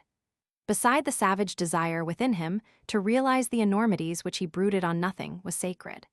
He bore cynically with the shameful details of his secret riots, in which he exulted to defile with patience whatever image had attracted his eyes. By day and by night, he moved among distorted images of the outer world. A figure that had seemed to him by day demure and innocent came towards him by night through the winding darkness of sleep, her face transfigured by a lecherous cunning, her eyes bright with brutish joy. Only the morning pained him with its dim memory of dark orgiastic riot, its keen and humiliating sense of transgression. He returned to his wanderings. The veiled autumnal evenings led him from street to street, as they had led him years before along the quiet avenues of Blackrock. But no vision of trim front gardens or of kindly lights in the windows poured a tender influence upon him now. Only at times, in the pauses of his desire, when the luxury that was wasting him gave room to a softer languor, the image of Merced's traversed the background of his memory. He saw again the small white house and the garden of rose bushes on the road that led to the mountains, and he remembered the sadly proud gesture of refusal which he was to make there, standing with her in the moonlit garden after years of estrangement and adventure. At those moments, the soft speeches of Claude Melnotte rose to his lips and eased his unrest. A tender premonition touched him of the tryst he had then looked forward to, and in spite of the horrible reality which lay between his hope of then and now, of the holy encounter he had then imagined, at which weakness and timidity and inexperience were to fall from him. Such moments passed, and the wasting fires of lust sprang up again. The verses passed from his lips, and the inarticulate cries and the unspoken brutal words rushed forth from his brain to force a passage. His blood was in revolt. He wandered up and down the dark slimy streets, peering into the gloom of lanes and doorways, listening eagerly for any sound. He moaned to himself like some baffled prowling beast. He wanted to sin with another of his kind, to force another being to sin with him, and to exult with her in sin. He felt some dark presence moving irresistibly upon him from the darkness, a presence subtle and murmurous as a flood filling him wholly with itself. Its murmur besieged his ears like the murmur of some multitude in sleep. Its subtle streams penetrated his being. His hands clenched convulsively, and his teeth set together as he suffered the agony of its penetration. He stretched out his arms in the street to hold fast the frail swooning form that eluded him and incited him, and the cry that he had strangled for so long in his throat issued from his lips. It broke from him like a wail of despair from a hell of sufferers, and died in a wail of furious entreaty, a cry for an iniquitous abandonment, a cry which was but the echo of an obscene scrawl which he had read on the oozing wall of a urinal. He had wandered into a maze of narrow and dirty streets. From the foul laneways, he heard bursts of hoarse riot and wrangling and the drawling of drunken singers. He walked onward, undismayed, wondering whether he had strayed into the quarter of the Jews. Women and girls dressed in long, vivid gowns traversed the street from house to house. They were leisurely and perfumed. A trembling seized him and his eyes grew dim. The yellow gas flames arose before his troubled vision against the vapory sky, burning as if before an altar. Before the doors and in the lighted halls groups were gathered arrayed as for some rite. He was in another world. He had awakened from a slumber of centuries. He stood still in the middle of the roadway, his heart clamoring against his bosom in a tumult. A young woman dressed in a long pink gown laid her hand on his arm to detain him and gazed into his face. She said gaily, "Good night, Willie dear." Her room was warm and lightsome. A huge doll sat with her legs apart in the copious easy-chair beside the bed. He tried to bid his tongue speak that he might seem at ease, watching her as she undid her gown, noting the proud, conscious movements of her perfumed head. As he stood silent in the middle of the room, she came over to him and embraced him gaily and gravely. Her round arms held him firmly to her, and he, seeing her face lifted to him in serious calm and feeling the warm calm rise and fall of her breast, all but burst into hysterical weeping. Tears of joy and relief shone in his delighted eyes, and his lips parted though they would not speak. She passed her tinkling hand through his hair, calling him a little rascal. "Give me a kiss," she said. His lips would not bend to kiss her. He wanted to be held firmly in her arms, to be caressed slowly, slowly, slowly. In her arms he felt that he had suddenly become strong and fearless and sure of himself, but his lips would not bend to kiss her. With a sudden movement, she bowed his head and joined her lips to his, and he read the meaning of her movements in her frank, uplifted eyes. It was too much for him. He closed his eyes, surrendering himself to her, body and mind, conscious of nothing in the world but the dark pressure of her softly parting lips. They pressed upon his brain as upon his lips as though they were the vehicle of a vague speech. And between them, he felt an unknown and timid pressure, darker than the swoon of sin, softer than sound or odor.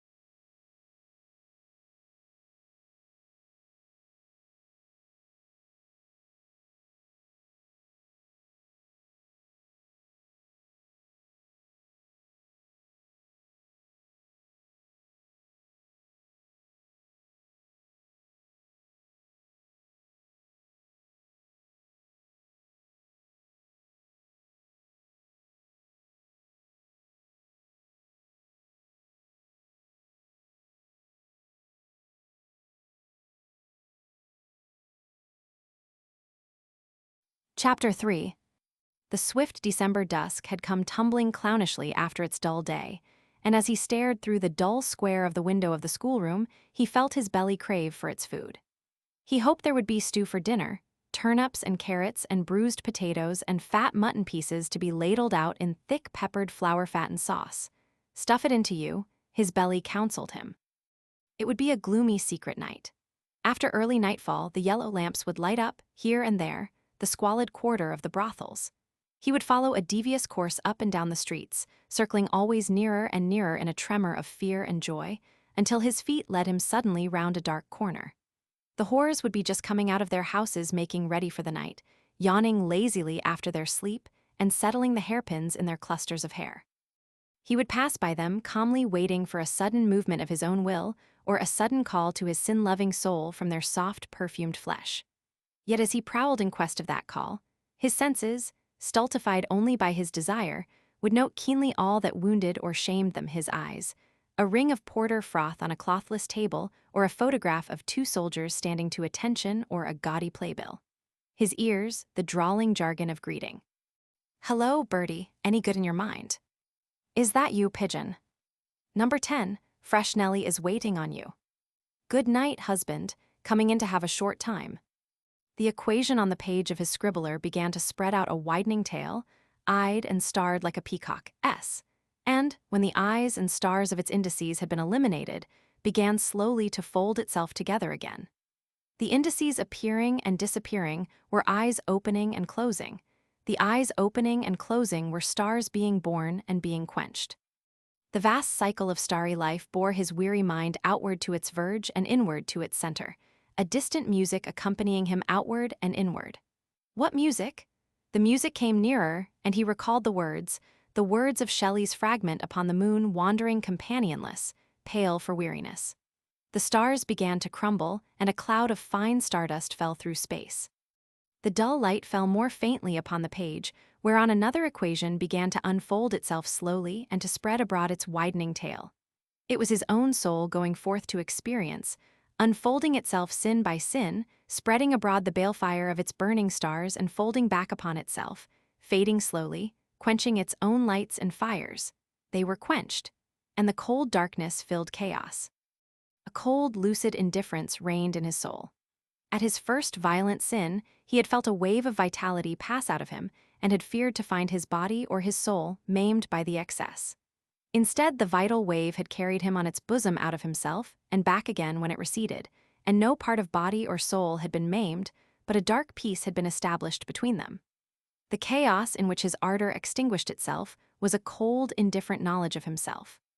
He had sinned mortally not once but many times, and he knew that, while he stood in danger of eternal damnation for the first sin alone, by every succeeding sin he multiplied his guilt and his punishment. His days and works and thoughts could make no atonement for him, the fountains of sanctifying grace having ceased to refresh his soul. At most, by an alms given to a beggar whose blessing he fled from, he might hope wearily to win for himself some measure of actual grace. Devotion had gone by the board. What did it avail to pray when he knew that his soul lusted after its own destruction? A certain pride, a certain awe, withheld him from offering to God even one prayer at night, though he knew it was in God's power to take away his life. While he slept and hurl his soul hellward ere he could beg for mercy. His pride in his own sin, his loveless awe of God, told him that his offense was too grievous to be atoned for in whole or in part by a false homage to the all-seeing and all-knowing. "Well now, Ennies, I declare you have a head, and so has my stick. Do you mean to say that you are not able to tell me what a surd is?" The blundering answer stirred the embers of his contempt of his fellows. Towards others he felt neither shame nor fear. On Sunday mornings, as he passed the church door, he glanced coldly at the worshippers who stood bareheaded, four deep, outside the church, morally present at the Mass which they could neither see nor hear.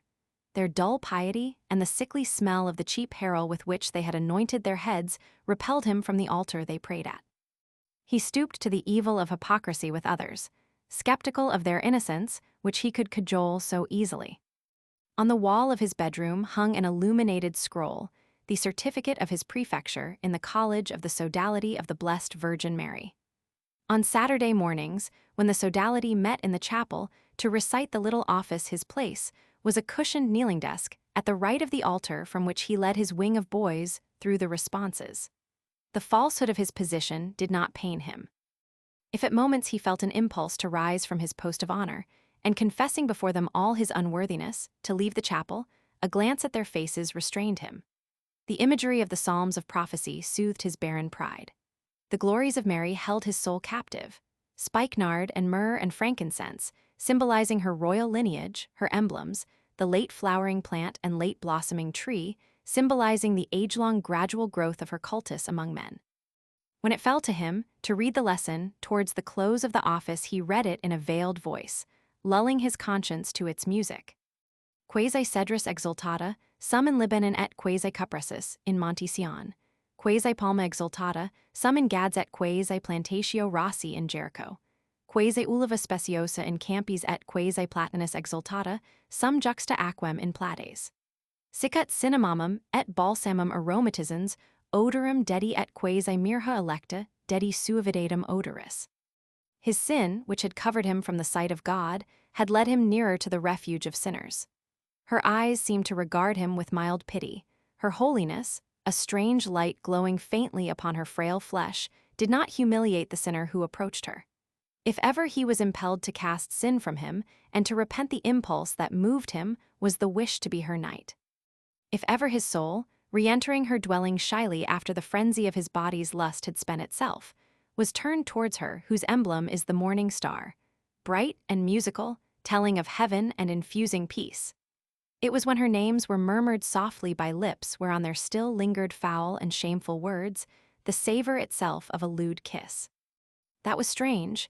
He tried to think how it could be, but the dusk, deepening in the schoolroom, covered over his thoughts. The bell rang. The master marked the sums and cuts to be done for the next lesson and went out. Heron, beside Stephen, began to hum tunelessly. My excellent friend Bombados. Ennis, who had gone to the yard, came back saying, The boy from the house is coming up for the rector. A tall boy behind Stephen rubbed his hands and said, That's game ball, we can scut the whole hour. He won't be in till after 2:30, then you can ask him questions on the catechism, Dedalus. Stephen, leaning back and drawing idly on his scribbler, listened to the talk about him, which Heron checked from time to time by saying, Shut up, will you, don't make such a bally racket. It was strange, too, that he found an arid pleasure in following up to the end the rigid lines of the doctrines of the Church, and penetrating into obscure silences only to hear and feel the more deeply his own condemnation. The sentence of St. James, which says that he who offends against one commandment becomes guilty of all, had seemed to him first a swollen phrase, until he had begun to grope in the darkness of his own state. From the evil seed of lust all other deadly sins had sprung forth: pride in himself and contempt of others, covetousness in using money for the purchase of unlawful pleasures, envy of those whose vices he could not reach to, and calumnious murmuring against the pious, gluttonous enjoyment of food, the dull, glowering anger amid which he brooded upon his longing, the swamp of spiritual and bodily sloth in which his whole being had sunk. As he sat in his bench gazing calmly at the rector's shrewd, harsh face, his mind wound itself in and out of the curious questions proposed to it. If a man had stolen a pound in his youth, and had used that pound to amass a huge fortune, how much was he obliged to give back? The pound he had stolen only, or the pound together, with the compound interest accruing upon it, or all his huge fortune? If a layman in giving baptism pour the water before saying the words, Is the child baptized? Is baptism with a mineral water valid? How comes it that while the first beatitude promises the kingdom of heaven to the poor of heart, the second beatitude promises also to the meek that they shall possess the land? Why was the sacrament of the Eucharist instituted under the two species of bread, and wine if Jesus Christ be present body and blood, soul and divinity, in the bread alone and in the wine alone? Does a tiny particle of the consecrated bread contain all the body and blood of Jesus Christ, or a part only of the body and blood? If the wine change into vinegar, and the host crumble into corruption after they have been consecrated, is Jesus Christ still present under their species as God and as man? Here he is, here he is. A boy from his post at the window had seen the rector come from the house. All the catechisms were opened, and all heads bent upon them silently. The rector entered and took his seat on the dais. A gentle kick from the tall boy in the bench behind urged Stephen to ask a difficult question. The rector did not ask for a catechism to hear the lesson from. He clasped his hands on the desk and said, "The retreat will begin on Wednesday afternoon in honor of St. Francis Xavier, whose feast day is Saturday. The retreat will go on from Wednesday to Friday. On Friday, confession will be heard all the afternoon after beads. If any boys have special confessors perhaps, it will be better for them not to change. Mass will be on Saturday morning at 9 o'clock and general communion for the whole college. Saturday will be a free day." But Saturday and Sunday being free days, some boys might be inclined to think that Monday is a free day also. Beware of making that mistake. I think you, lawless, are likely to make that mistake. "Aye, sir, why, sir?" A little wave of quiet mirth broke forth over the class of boys from the rector's grim smile. Stephen's heart began slowly to fold and fade with fear like a withering flower. The rector went on gravely. "You are all familiar with the story of the life of St. Francis Xavier, I suppose, the patron of your college. He came of an old and illustrious Spanish family, and you remember that he was one of the first followers of St. Ignatius. They met in Paris, where Francis Xavier was professor of philosophy at the university. This young and brilliant nobleman and man of letters entered heart and soul into the ideas of our glorious founder, and you know that he, at his own desire, was sent by St. Ignatius to preach to the Indians. He is called, as you know, the Apostle of the Indies. He went from country to country in the East, from Africa to India, from India to Japan, baptizing the people. He is said to have baptized as many as 10,000 idolaters in 1 month. It is said that his right arm had grown powerless from having been raised so often over the heads of those whom he baptized. He wished then to go to China to win still more souls for God, but he died of fever on the island of Sanchian. A great saint, St. Francis Xavier, a great soldier of God." The rector paused and then, shaking his clasped hands before him, went on. "He had the faith in him that moves mountains. 10,000 souls won for God in a single month. That is a true conqueror, true to the motto of our order, ad majorem Dei gloriam. A saint who has great power in heaven, remember, power to intercede for us in our grief, power to obtain whatever we pray for if it be for the good of our souls, power above all to obtain for us the grace to repent if we be in sin. A great saint, St. Francis Xavier, a great fisher of souls." He ceased to shake his clasped hands, and resting them against his forehead, looked right and left of them keenly at his listeners out of his dark, stern eyes. In the silence, their dark fire kindled the dusk into a tawny glow. Stephen's heart had withered up like a flower of the desert that feels the simoom coming from afar. "Remember only thy last things, and thou shalt not sin forever," words taken, my dear little brothers in Christ, from the book of Ecclesiastes, 7th chapter, 40th verse. "In the name of the Father, and of the Son, and of the Holy Ghost. Amen." Stephen sat in the front bench of the chapel. Father Arnall sat at a table to the left of the altar. He wore about his shoulders a heavy cloak, his pale face was drawn and his voice broken with rheum. The figure of his old master, so strangely rearisen, brought back to Stephen's mind his life at Clongowes. The wide playgrounds, swarming with boys, the square ditch, the little cemetery off the main avenue of limes where he had dreamed of being buried, the firelight on the wall of the infirmary where he lay sick, the sorrowful face of Brother Michael. His soul, as these memories came back to him, became again a child's soul.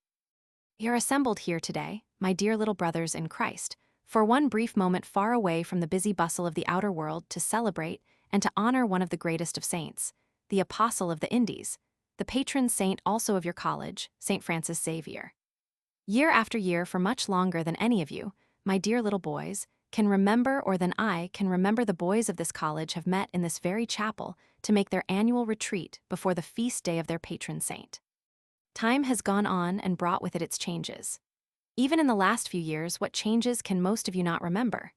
Many of the boys who sat in those front benches a few years ago are perhaps now in distant lands, in the burning tropics, or immersed in professional duties, or in seminaries, or voyaging over the vast expanse of the deep, or, it may be, already called by the great God to another life and to the rendering up of their stewardship. And still, as the years roll by, bringing with them changes for good and bad, the memory of the great saint is honored by the boys of this college, who make every year their annual retreat on the days, preceding the feast day, set apart by our Holy Mother, the Church, to transmit to all the ages the name and fame of one of the greatest sons of Catholic Spain. Now, what is the meaning of this word retreat, and why is it allowed on all hands to be a most salutary practice for all who desire to lead before God, and in the eyes of men, a truly Christian life? A retreat, my dear boys, signifies a withdrawal for a while from the cares of our life, the cares of this workaday world, in order to examine the state of our conscience, to reflect on the mysteries of holy religion, and to understand better why we are here in this world. During these few days, I intend to put before you some thoughts concerning the four last things. They are, as you know from your catechism, death, judgment, hell, and heaven. We shall try to understand them fully during these few days so that we may derive from the understanding of them a lasting benefit to our souls. And remember, my dear boys, that we have been sent into this world for one thing and for one thing alone, to do God's holy will and to save our immortal souls. All else is worthless.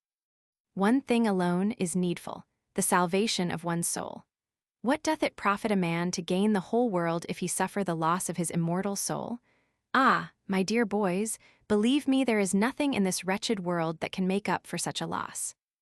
I will ask you, therefore, my dear boys, to put away from your minds during these few days all worldly thoughts, whether of study or pleasure or ambition, and to give all your attention to the state of your souls.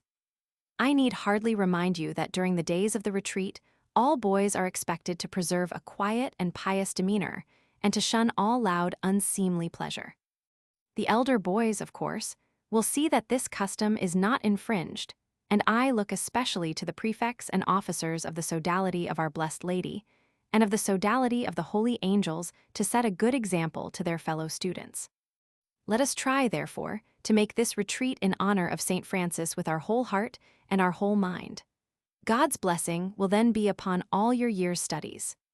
But above and beyond all, let this retreat be one to which you can look back in after years when, maybe, you are far from this college and among very different surroundings, to which you can look back with joy and thankfulness, and give thanks to God for having granted you this occasion of laying the first foundation of a pious, honorable, zealous Christian life.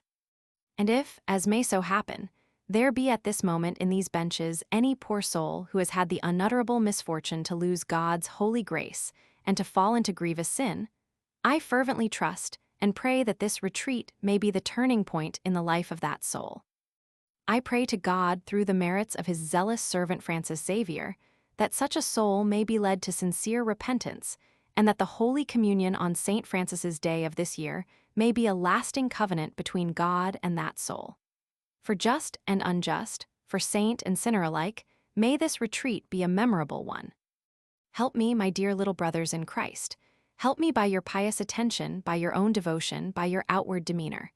Banish from your minds all worldly thoughts and think only of the last things: death, judgment, hell, and heaven.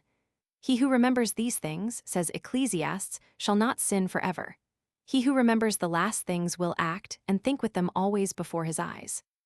He will live a good life and die a good death, believing and knowing that, if he has sacrificed much in this earthly life, it will be given to him 100-fold and 1,000-fold more in the life to come, in the kingdom without end. A blessing, my dear boys, which I wish you from my heart, one and all, in the name of the Father and of the Son and of the Holy Ghost. Amen. As he walked home with silent companions, a thick fog seemed to compass his mind. He waited in stupor of mind till it should lift and reveal what it had hidden. He ate his dinner with surly appetite, and when the meal was over and the grease-strewn plates lay abandoned on the table, he rose and went to the window, clearing the thick scum from his mouth with his tongue and licking it from his lips. So he had sunk to the state of a beast that licks his chaps after meat. This was the end, and a faint glimmer of fear began to pierce the fog of his mind. He pressed his face against the pane of the window and gazed out into the darkening street. Forms passed this way and that through the dull light, and that was life. The letters of the name of Dublin lay heavily upon his mind, pushing one another surlily hither and thither with slow, boorish insistence. His soul was fattening and congealing into a gross grease, plunging ever deeper in its dull fear into a somber, threatening dusk, while the body that was his stood, listless and dishonored, gazing out of darkened eyes, helpless, perturbed, and human for a bovine god to stare upon. The next day brought death and judgment, stirring his soul slowly from its listless despair.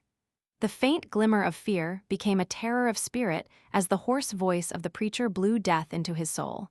He suffered its agony. He felt the death chill touch the extremities and creep onward towards the heart, the film of death veiling the eyes, the bright centers of the brain extinguished one by one like lamps, the last sweat oozing upon the skin, the powerlessness of the dying limbs, the speech thickening and wandering and failing, the heart throbbing faintly and more faintly. All but vanquished, the poor helpless human spirit, sobbing and sighing, gurgling and rattling in the throat. No help, no help. He himself, his body to which he had yielded was dying. Into the grave with it. Nail it down into a wooden box, the corpse. Carry it out of the house on the shoulders of hirelings. Thrust it out of men's sight into a long hole in the ground, into the grave, to rot, to feed the mass of its creeping worms, and to be devoured by scuttling, plump-bellied rats. And while the friends were still standing in tears by the bedside, the soul of the sinner was judged. At the last moment of consciousness, the whole earthly life passed before the vision of the soul, and, ere it had time to reflect, the body had died and the soul stood terrified before the judgment seat. God, who had long been merciful, would then be just. He had long been patient, pleading with the sinful soul, giving it time to repent, sparing it yet a while. But that time had gone. Time was to sin and to enjoy, time was to scoff at God, and at the warnings of his holy church, time was to defy his majesty, to disobey his commands, to hoodwink one's fellow men, to commit sin after sin, and to hide one's corruption from the sight of men. But that time was over. Now it was God's turn, and he was not to be hoodwinked or deceived. Every sin would then come forth from its lurking place, the most rebellious against the divine will and the most degrading to our poor corrupt nature, the tiniest imperfection and the most heinous atrocity. What did it avail then to have been a great emperor, a great general, a marvelous inventor, the most learned of the learned? All were as one before the judgment seat of God. He would reward the good and punish the wicked. One single instant was enough for the trial of a man's soul. One single instant after the body's death, the soul had been weighed in the balance. The particular judgment was over, and the soul had passed to the abode of bliss, or to the prison of purgatory, or had been hurled howling into hell. Nor was that all. God's justice had still to be vindicated before men. After the particular, there still remained the general judgment. The last day had come. Doomsday was at hand. The stars of heaven were falling upon the earth like the figs cast by the fig tree which the wind has shaken. The sun, the great luminary of the universe, had become as sackcloth of hair. The moon was blood-red. The firmament was as a scroll rolled away. The archangel Michael, the prince of the heavenly host, appeared glorious and terrible against the sky. With 1 foot on the sea and 1 foot on the land, he blew from the archangelical trumpet the brazen death of time. The 3 blasts of the angel filled all the universe. Time is, time was, but time shall be no more. At the last blast, the souls of universal humanity thronged towards the valley of Jehoshaphat, rich and poor, gentle and simple, wise and foolish, good and wicked. The soul of every human being that has ever existed, the souls of all those who shall yet be born, all the sons and daughters of Adam, all are assembled on that supreme day. And lo, the supreme judge is coming. No longer the lowly Lamb of God, no longer the meek Jesus of Nazareth, no longer the man of sorrows, no longer the good shepherd, he is seen now coming upon the clouds, in great power and majesty, attended by 9 choirs of angels, angels and archangels, principalities, powers and virtues, thrones and dominations, cherubim and seraphim, God omnipotent, God everlasting. He speaks, and his voice is heard even at the farthest limits of space, even in the bottomless abyss. Supreme Judge, from his sentence there will be and can be no appeal. He calls the just to his side, bidding them enter into the kingdom, the eternity of bliss prepared for them. The unjust he casts from him, crying in his offended majesty, "Depart from me, ye cursed, into everlasting fire which was prepared for the devil and his angels." Oh, what agony then for the miserable sinners! Friend is torn apart from friend, children are torn from their parents, husbands from their wives. The poor sinner holds out his arms to those who were dear to him in this earthly world, to those whose simple piety perhaps he made a mock of, to those who counseled him and tried to lead him on the right path, to a kind brother, to a loving sister, to the mother and father who loved him so dearly. But it is too late. The just turn away from the wretched damned souls, which now appear before the eyes of all in their hideous and evil character.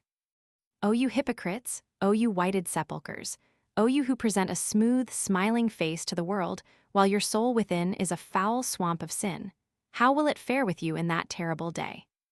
And this day will come, shall come, must come, the day of death and the day of judgment. It is appointed unto man to die, and after death the judgment. Death is certain. The time and manner are uncertain, whether from long disease or from some unexpected accident. The Son of God cometh at an hour when you little expect him. Be therefore ready every moment, seeing that you may die at any moment. Death is the end of us all. Death and judgment, brought into the world by the sin of our first parents, are the dark portals that close our earthly existence, the portals that open into the unknown and the unseen, portals through which every soul must pass, alone, unaided save by its good works, without friend or brother or parent or master to help it, alone and trembling.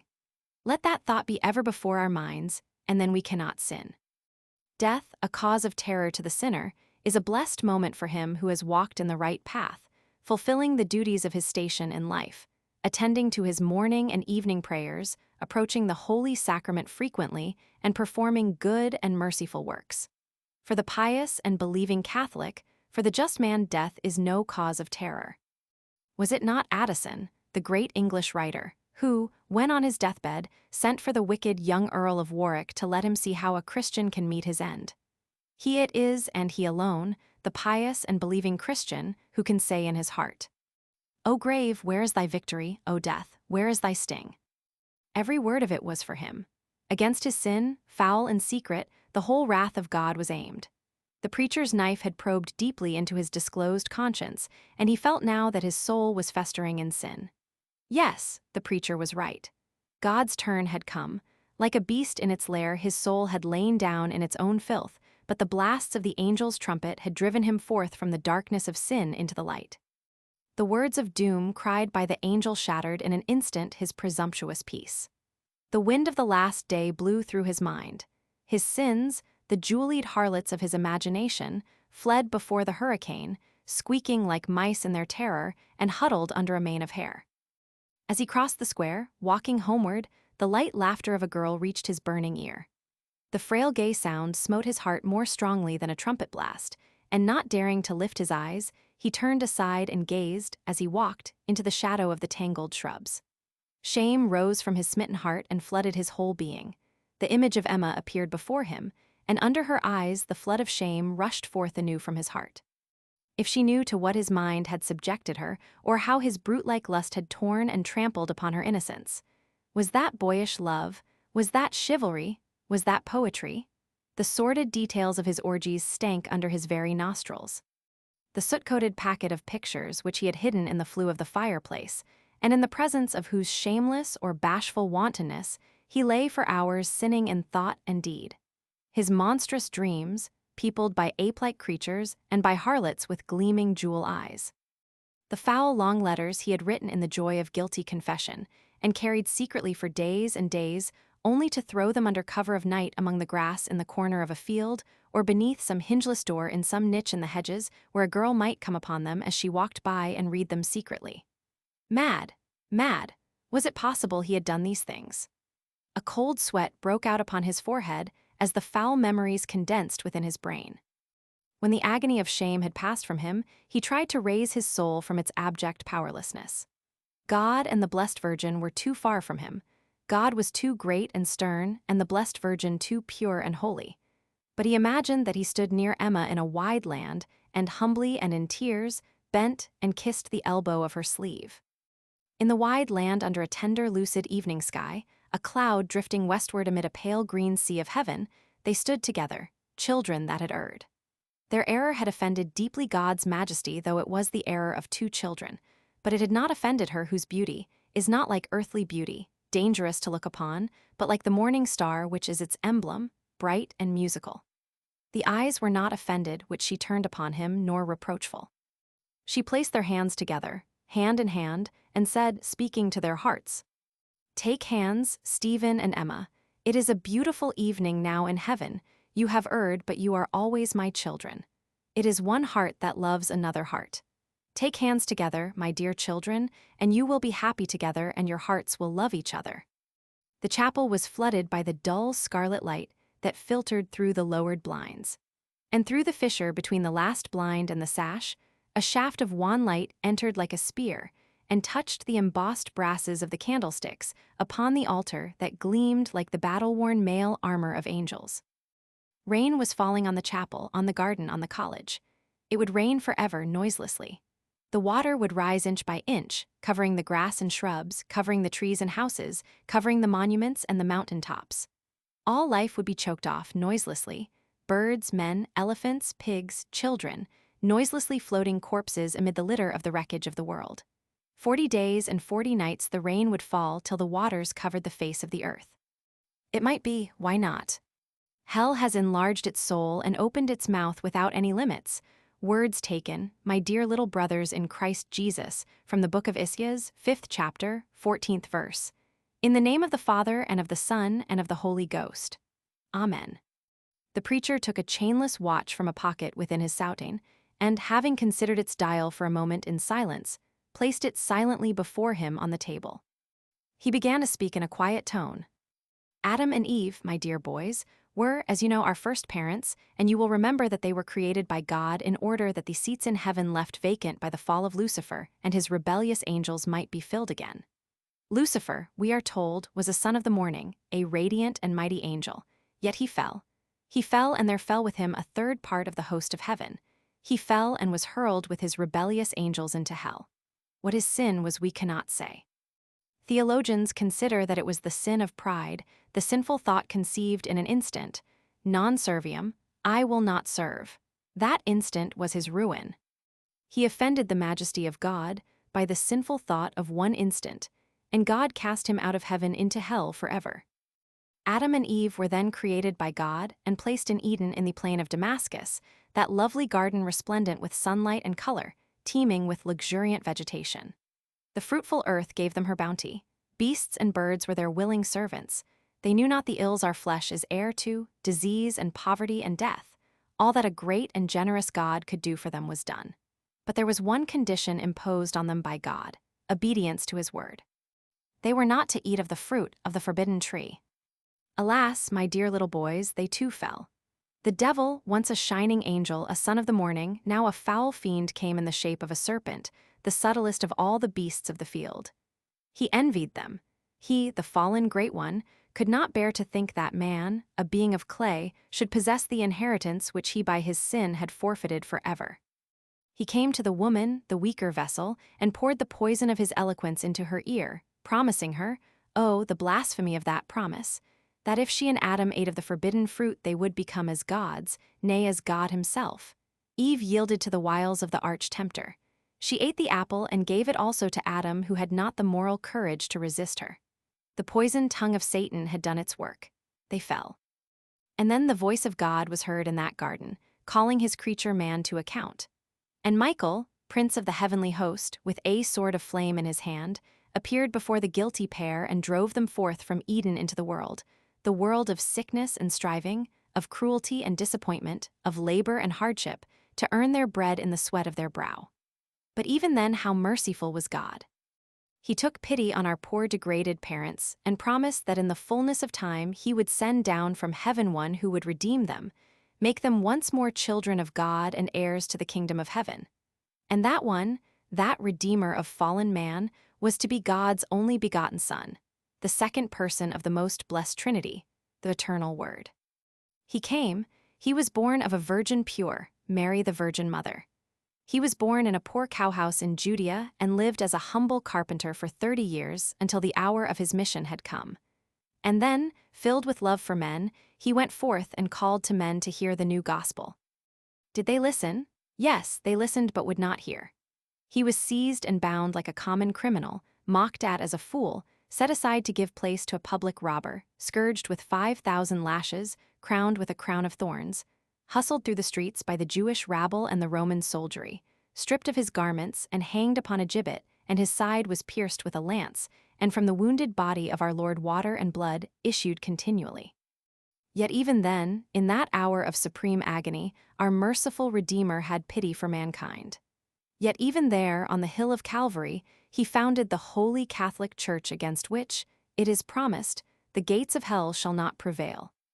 He founded it upon the rock of ages and endowed it with his grace, with sacraments and sacrifice, and promised that if men would obey the word of his church, they would still enter into eternal life. But if, after all that had been done for them, they still persisted in their wickedness, there remained for them an eternity of torment. Hell. The preacher's voice sank. He paused, joined his palms for an instant, parted them. Then he resumed. Now let us try for a moment to realize, as far as we can, the nature of that abode of the damned, which the justice of an offended God has called into existence for the eternal punishment of sinners. Hell is a strait and dark and foul-smelling prison, an abode of demons and lost souls, filled with fire and smoke.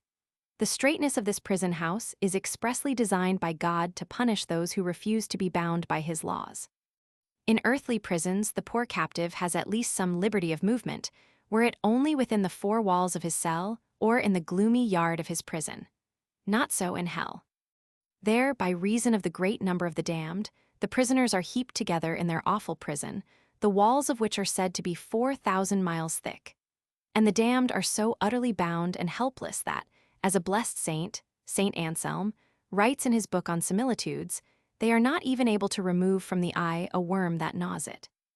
They lie in exterior darkness. For remember, the fire of hell gives forth no light.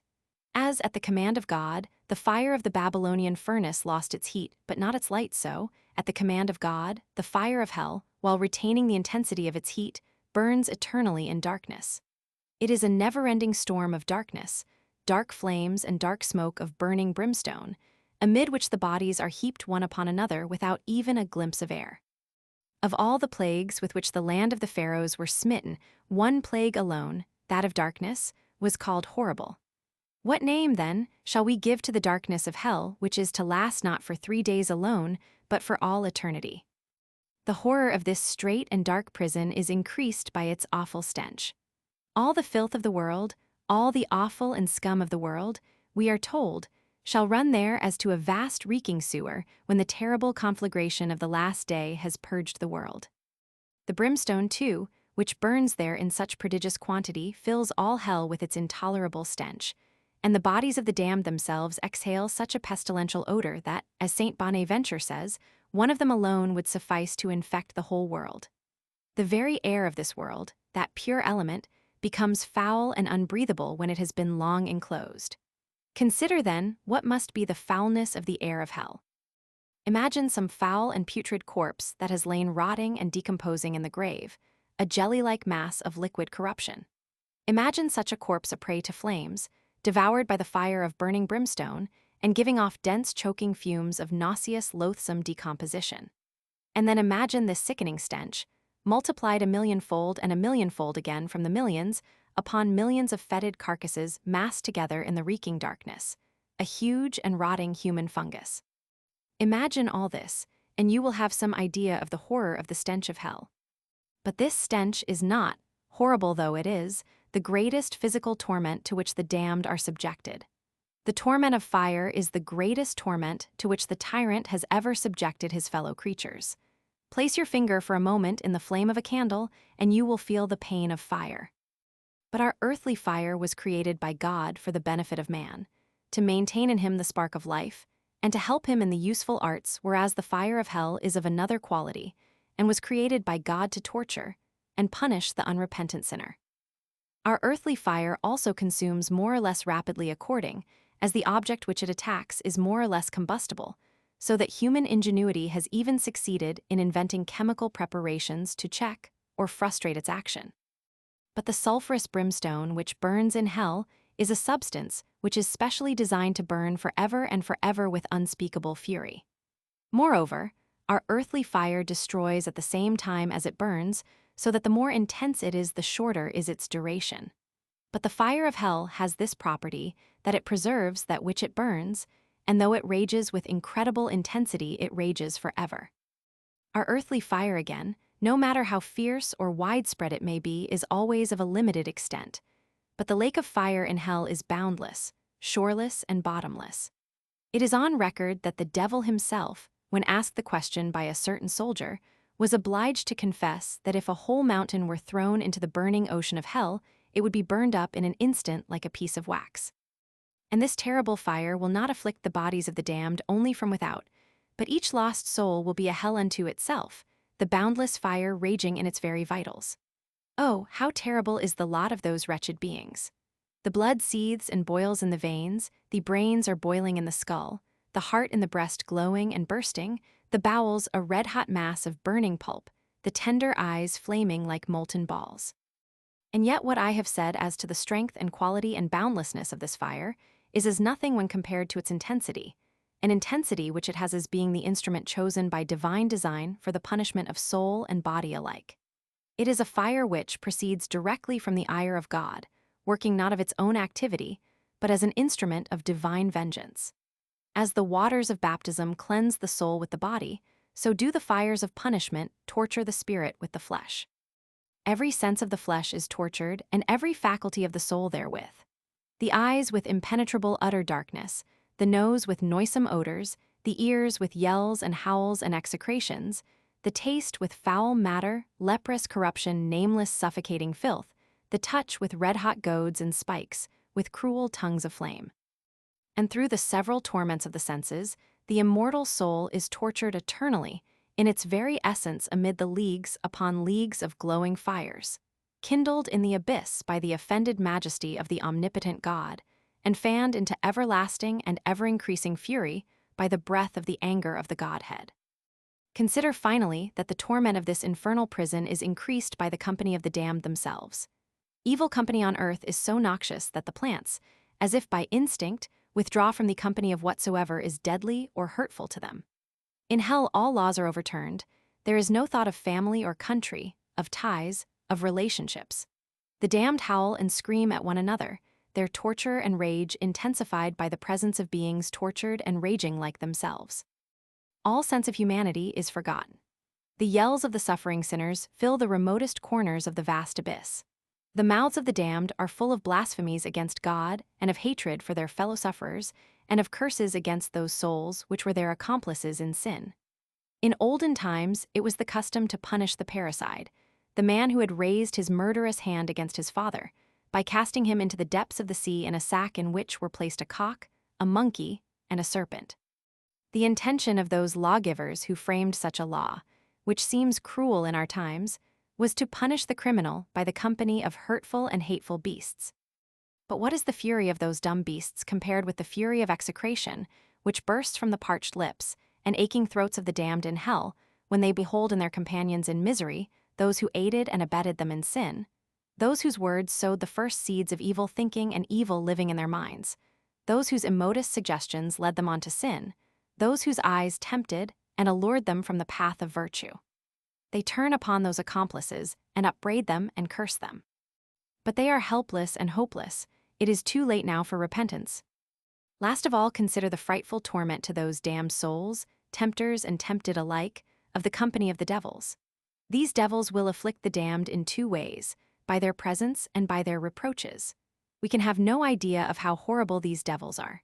Saint Catherine of Siena once saw a devil, and she has written that, rather than look again for one single instant on such a frightful monster, she would prefer to walk until the end of her life along a track of red coals. These devils, who were once beautiful angels, have become as hideous and ugly as they once were beautiful. They mock and jeer at the lost souls whom they drag down to ruin. It is they, the foul demons, who are made in hell the voices of conscience. Why did you sin? Why did you lend an ear to the temptings of friends? Why did you turn aside from your pious practices and good works? Why did you not shun the occasions of sin? Why did you not leave that evil companion? Why did you not give up that lewd habit, that impure habit? Why did you not listen to the counsels of your confessor? Why did you not, even after you had fallen the first or the second or the third or the fourth or the 100th time, repent of your evil ways and turn to God, who only waited for your repentance to absolve you of your sins? Now the time for repentance has gone by. Time is, time was, but time shall be no more. Time was to sin in secrecy, to indulge in that sloth and pride, to covet the unlawful, to yield to the promptings of your lower nature, to live like the beasts of the field, nay worse than the beasts of the field. For they, at least, are but brutes and have no reason to guide them. Time was, but time shall be no more. God spoke to you by so many voices, but you would not hear. You would not crush out that pride and anger in your heart. You would not restore those ill-gotten goods. You would not obey the precepts of your holy church nor attend to your religious duties.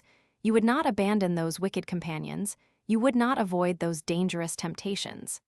Such is the language of those fiendish tormentors, words of taunting and of reproach, of hatred and of disgust. Of disgust, yes. For even they, the very devils, when they sinned by such a sin as alone was compatible with such angelical natures, a rebellion of the intellect. And they, even they, the foul devils, must turn away, revolted and disgusted, from the contemplation of those unspeakable sins by which degraded man outrages and defiles the temple of the Holy Ghost, defiles and pollutes himself.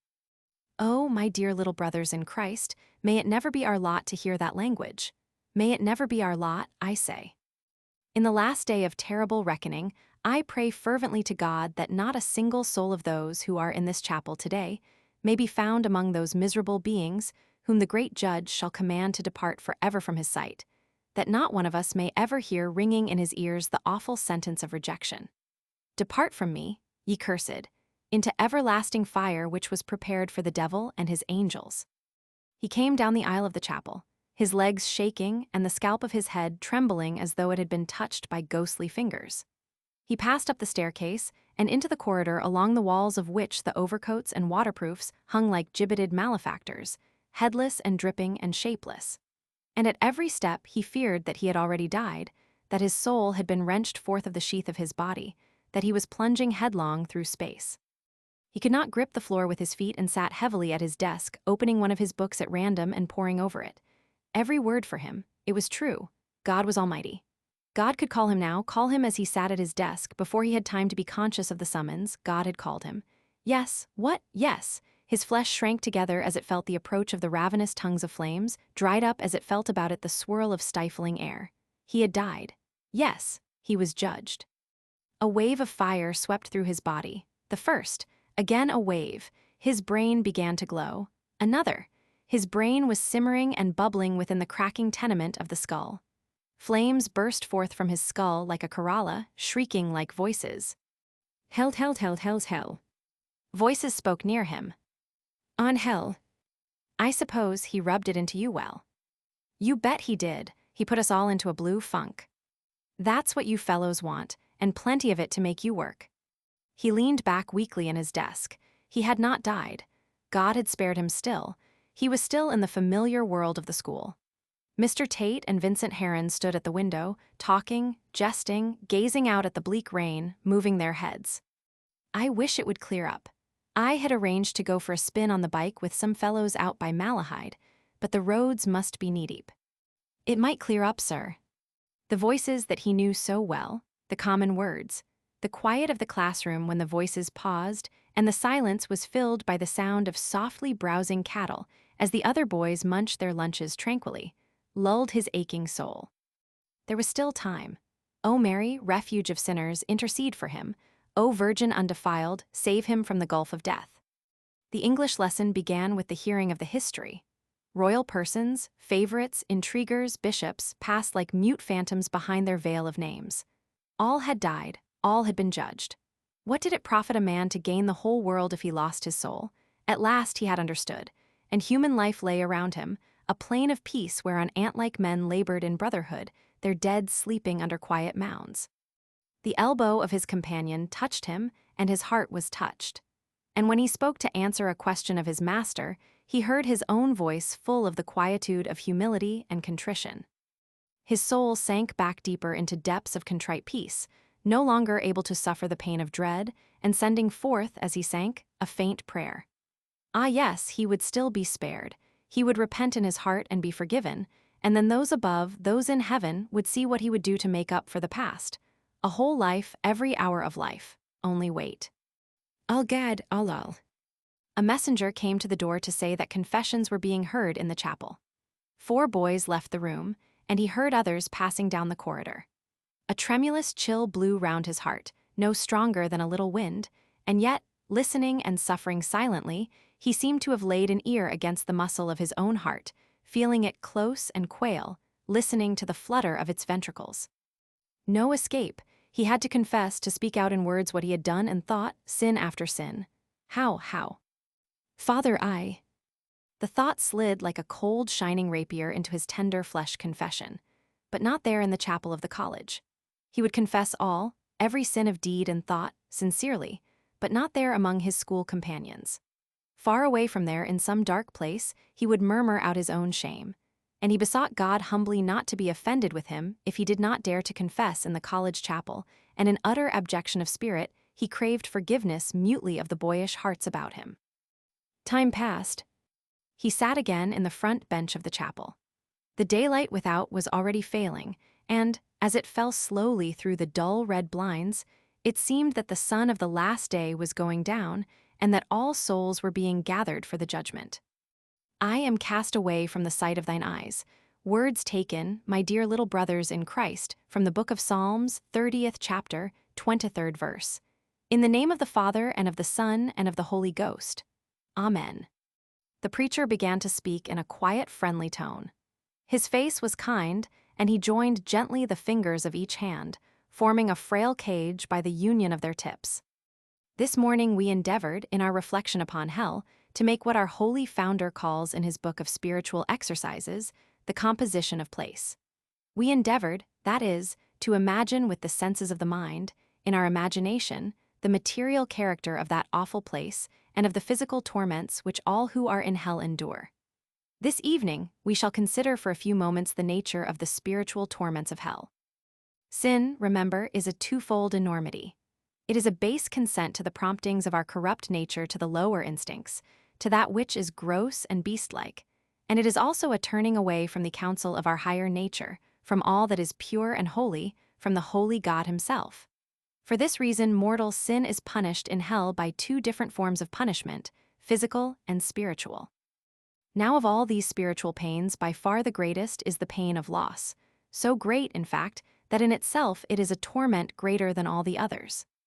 St. Thomas, the greatest doctor of the Church, the angelic doctor, as he is called, says that the worst damnation consists in this, that the understanding of man is totally deprived of divine light, and his affection obstinately turned away from the goodness of God.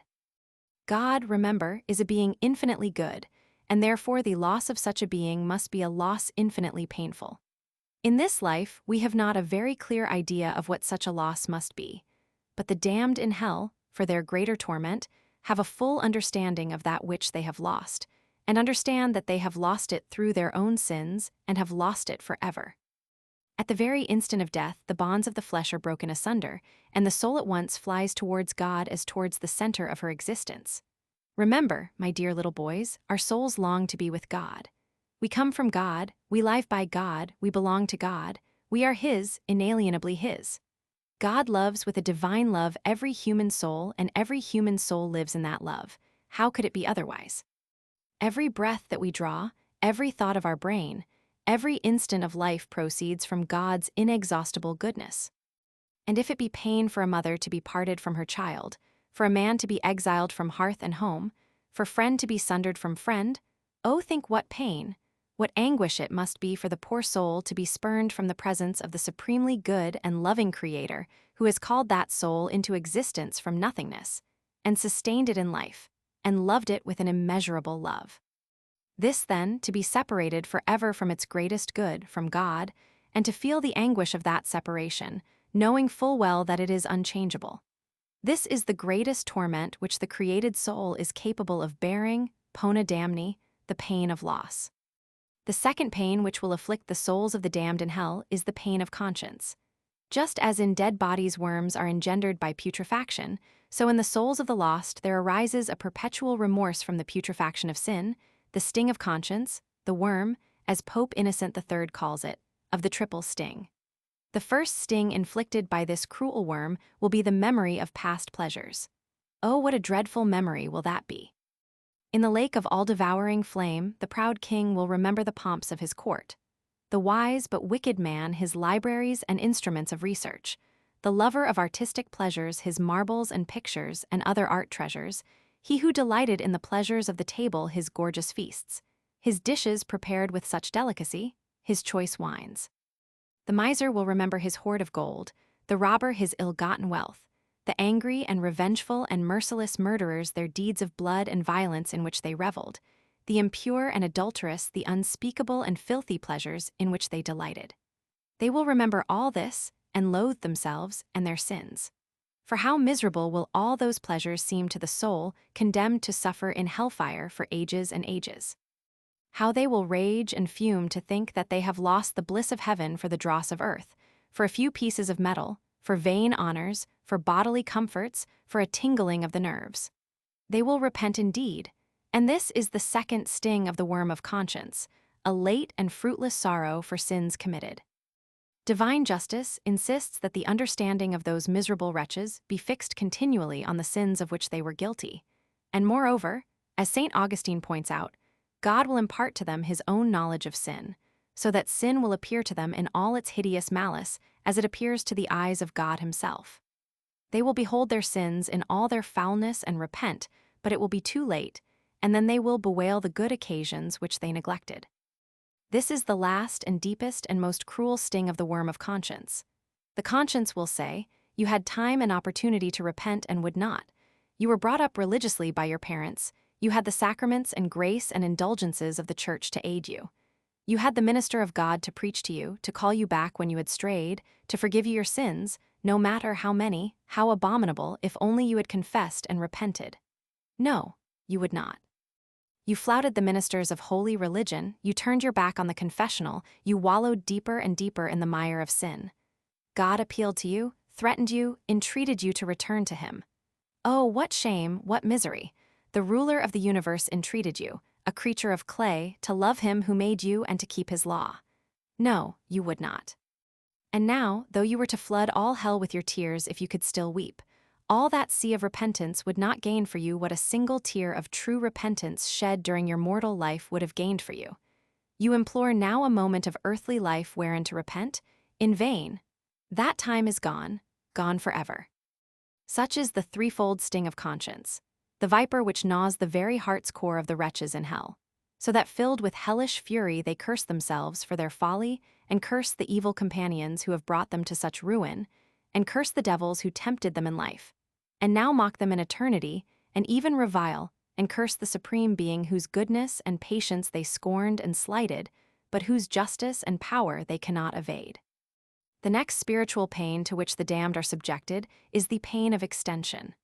Man, in this earthly life, though he be capable of many evils, is not capable of them all at once, inasmuch as one evil corrects and counteracts another just as one poison frequently corrects another.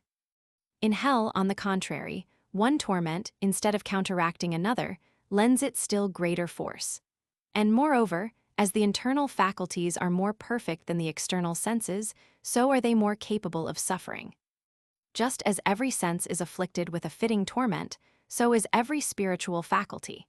The fancy with horrible images, the sensitive faculty with alternate longing and rage, the mind and understanding with an interior darkness more terrible even than the exterior darkness which reigns in that dreadful prison. The malice, impotent though it be, which possesses these demon souls is an evil of boundless extension, of limitless duration, a frightful state of wickedness which we can scarcely realize unless we bear in mind the enormity of sin and the hatred God bears to it. Opposed to this pain of extension, and yet coexistent with it, we have the pain of intensity. Hell is the center of evils, and, as you know, things are more intense at their centers than at their remotest points. There are no contraries or admixtures of any kind to temper or soften in the least the pains of hell. Nay, things which are good in themselves become evil in hell. Company, elsewhere a source of comfort to the afflicted, will be there a continual torment. Knowledge, so much longed for as the chief good of the intellect, will there be hated worse than ignorance. Light, so much coveted by all creatures from the Lord of creation down to the humblest plant in the forest, will be loathed intensely. In this life our sorrows are either not very long or not very great, because nature either overcomes them by habits or puts an end to them by sinking under their weight.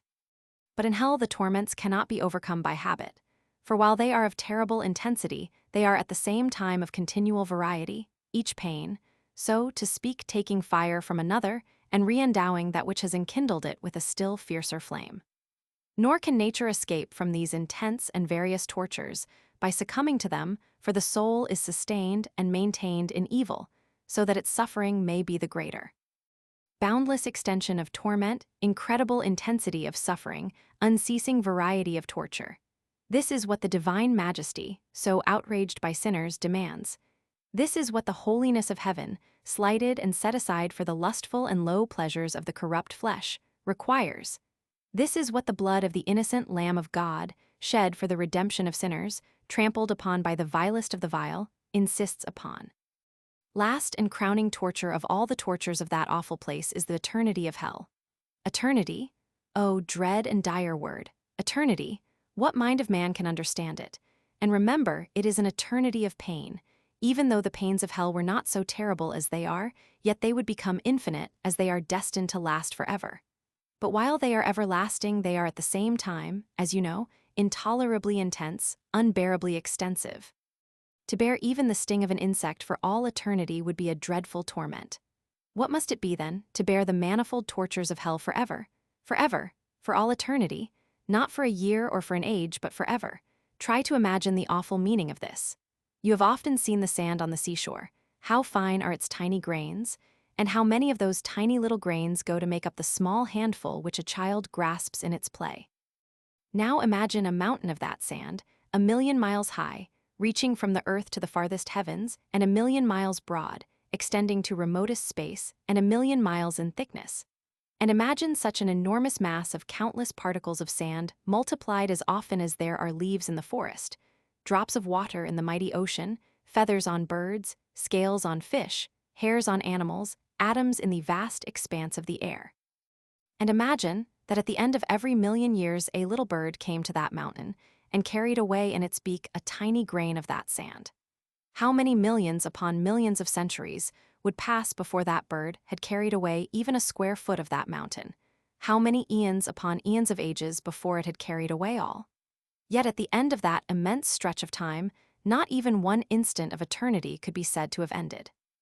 At the end of all those, billions and trillions of years eternity would have scarcely begun. And if that mountain rose again after it had been all carried away, and if the bird came again and carried it all away again grain by grain, and if it so rose and sank as many times as there are stars in the sky, atoms in the air, drops of water in the sea, leaves on the trees, feathers upon birds, scales upon fish, hairs upon animals, at the end of all those innumerable risings and sinkings of that immeasurably vast mountain, not one single instant of eternity could be said to have ended. Even then, at the end of such a period, after that eon of time the mere thought of which makes our very brain reel dizzily, eternity would scarcely have begun. A holy saint, one of our own fathers I believe it was once vouchsafed a vision of hell. It seemed to him that he stood in the midst of a great hall, dark and silent save for the ticking of a great clock. The ticking went on unceasingly, and it seemed to this saint that the sound of the ticking was the ceaseless repetition of the words, ever, never, ever, never. Ever to be in hell, never to be in heaven, ever to be shut off from the presence of God, never to enjoy the beatific vision. Ever to be eaten with flames, gnawed by vermin, goaded with burning spikes, never to be free from those pains. Ever to have the conscience upbraid one, the memory enrage, the mind filled with darkness and despair, never to escape. Ever to curse and revile the foul demons who gloat fiendishly over the misery of their dupes, never to behold the shining raiment of the blessed spirits. Ever to cry out of the abyss of fire to God for an instant, a single instant of respite from such awful agony, never to receive, even for an instant, God's pardon, ever to suffer, never to enjoy, ever to be damned, never to be saved, ever, never, ever, never. Oh, what a dreadful punishment! An eternity of endless agony, of endless bodily and spiritual torment, without one ray of hope, without one moment of cessation, of agony limitless in intensity, of torment infinitely varied, of torture that sustains eternally that which it eternally devours, of anguish that everlastingly preys upon the spirit while it racks the flesh, an eternity, every instant of which is itself an eternity of woe. Such is the terrible punishment decreed for those who die in mortal sin by an almighty and a just God. Yes, a just God. Men, reasoning always as men, are astonished that God should mete out an everlasting and infinite punishment in the fires of hell for a single grievous sin. They reason thus because, blinded by the gross illusion of the flesh and the darkness of human understanding, they are unable to comprehend the hideous malice of mortal sin. They reason thus because they are unable to comprehend that even venial sin is of such a foul and hideous nature that even if the omnipotent Creator could end all the evil and misery in the world, the wars, the diseases, the robberies, the crimes, the deaths, the murders, on condition that he allowed a single venial sin to pass unpunished, a single venial sin, a lie, an angry look, a moment of willful sloth, he, the great omnipotent God, could not do so because sin, be it in thought or deed, is a transgression of his law, and God would not be God if he did not punish the transgressor. A sin, an instant of rebellious pride of the intellect, made Lucifer and a third part of the cohort of angels fall from their glory. A sin, an instant of folly and weakness, drove Adam and Eve out of Eden and brought death and suffering into the world. To retrieve the consequences of that sin, the only begotten Son of God came down to earth, lived and suffered and died a most painful death, hanging for 3 hours on the cross. Oh, my dear little brethren in Christ Jesus, will we then offend that good Redeemer and provoke his anger? Will we trample again upon that torn and mangled corpse? Will we spit upon that face so full of sorrow and love? Will we too, like the cruel Jews and the brutal soldiers, mock that gentle and compassionate Savior who trod alone for our sake the awful winepress of sorrow? Every word of sin is a wound in his tender side. Every sinful act is a thorn piercing his head. Every impure thought, deliberately yielded to, is a keen lance transfixing that sacred and loving heart. No, no. It is impossible for any human being to do that which offends so deeply the divine majesty, that which is punished by an eternity of agony, that which crucifies again the Son of God and makes a mockery of him. I pray to God that my poor words may have availed today to confirm in holiness those who are in a state of grace, to strengthen the wavering, to lead back to the state of grace the poor soul that is strayed, if any such be among you. I pray to God, and do you pray with me, that we may repent of our sins. I will ask you now, all of you, to repeat after me the act of contrition, kneeling here in this humble chapel in the presence of God. He is there in the tabernacle burning with love for mankind, ready to comfort the afflicted. Be not afraid. No matter how many or how foul the sins, if you only repent of them, they will be forgiven you. Let no worldly shame hold you back. God is still the merciful Lord who wishes not the eternal death of the sinner, but rather that he be converted and live. He calls you to him, you are his, he made you out of nothing. He loved you as only a God can love. His arms are open to receive you even though you have sinned against him. Come to him, poor sinner, poor vain and erring sinner. Now is the acceptable time, now is the hour. The priest rose and, turning towards the altar, knelt upon the step before the tabernacle in the fallen gloom. He waited till all in the chapel had knelt and every least noise was still. Then, raising his head, he repeated the act of contrition, phrase by phrase, with fervor. The boys answered him phrase by phrase. Stephen, his tongue cleaving to his palate, bowed his head, praying with his heart. O my God, O my God! I am heartily sorry, for having offended thee, and I detest my sins, above every other evil, because they displease thee, my God, who art so deserving, of all my love, and I firmly purpose, by thy holy grace, never more to offend thee, and to amend my life. He went up to his room after dinner in order to be alone with his soul, and at every step his soul seemed to sigh. At every step his soul mounted with his feet, sighing in the ascent, through a region of viscid gloom. He halted on the landing before the door and then, grasping the porcelain knob, opened the door quickly. He waited in fear, his soul pining within him, praying silently that death might not touch his brow as he passed over the threshold, that the fiends that inhabit darkness might not be given power over him. He waited still at the threshold as at the entrance to some dark cave. Faces were there, eyes, they waited and watched. We knew perfectly well, of course, that though it was bound to come to the light, he would find considerable difficulty in endeavoring to try to induce himself to endeavor to ascertain the spiritual plenipotentiary, and so we knew, of course, perfectly well. Murmuring faces waited and watched. Murmurous voices filled the dark shell of the cave. He feared intensely in spirit and in flesh, but raising his head bravely, he strode into the room firmly. A doorway, a room, same window. He told himself calmly that those words had absolutely no sense which had seemed to rise murmurously from the dark. He told himself that it was simply his room with the door open. He closed the door and, walking swiftly to the bed, knelt beside it and covered his face with his hands. His hands were cold and damp, and his limbs ached with chill.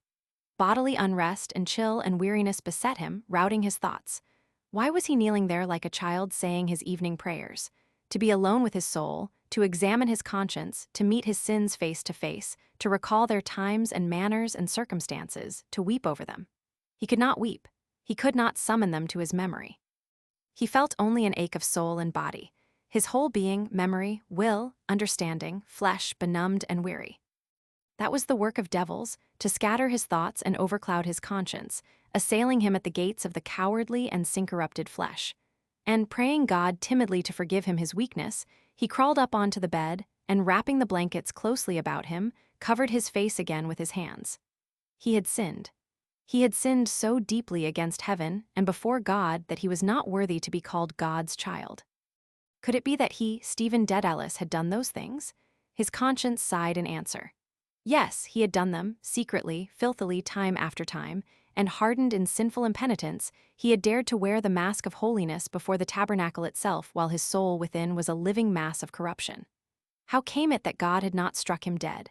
The leprous company of his sins closed about him, breathing upon him, bending over him from all sides.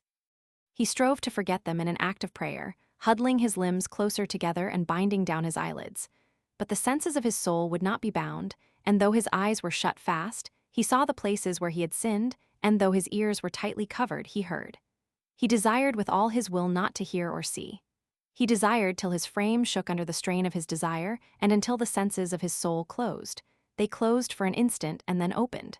He saw a field of stiff weeds and thistles and tufted nettle bunches. Thick among the tufts of rank stiff growth lay battered canisters and clots and coils of solid excrement. A faint marshlight struggling upwards from all the ordure through the bristling gray-green weeds. An evil smell, faint and foul as the light, curled upwards sluggishly out of the canisters and from the stale, crusted dung.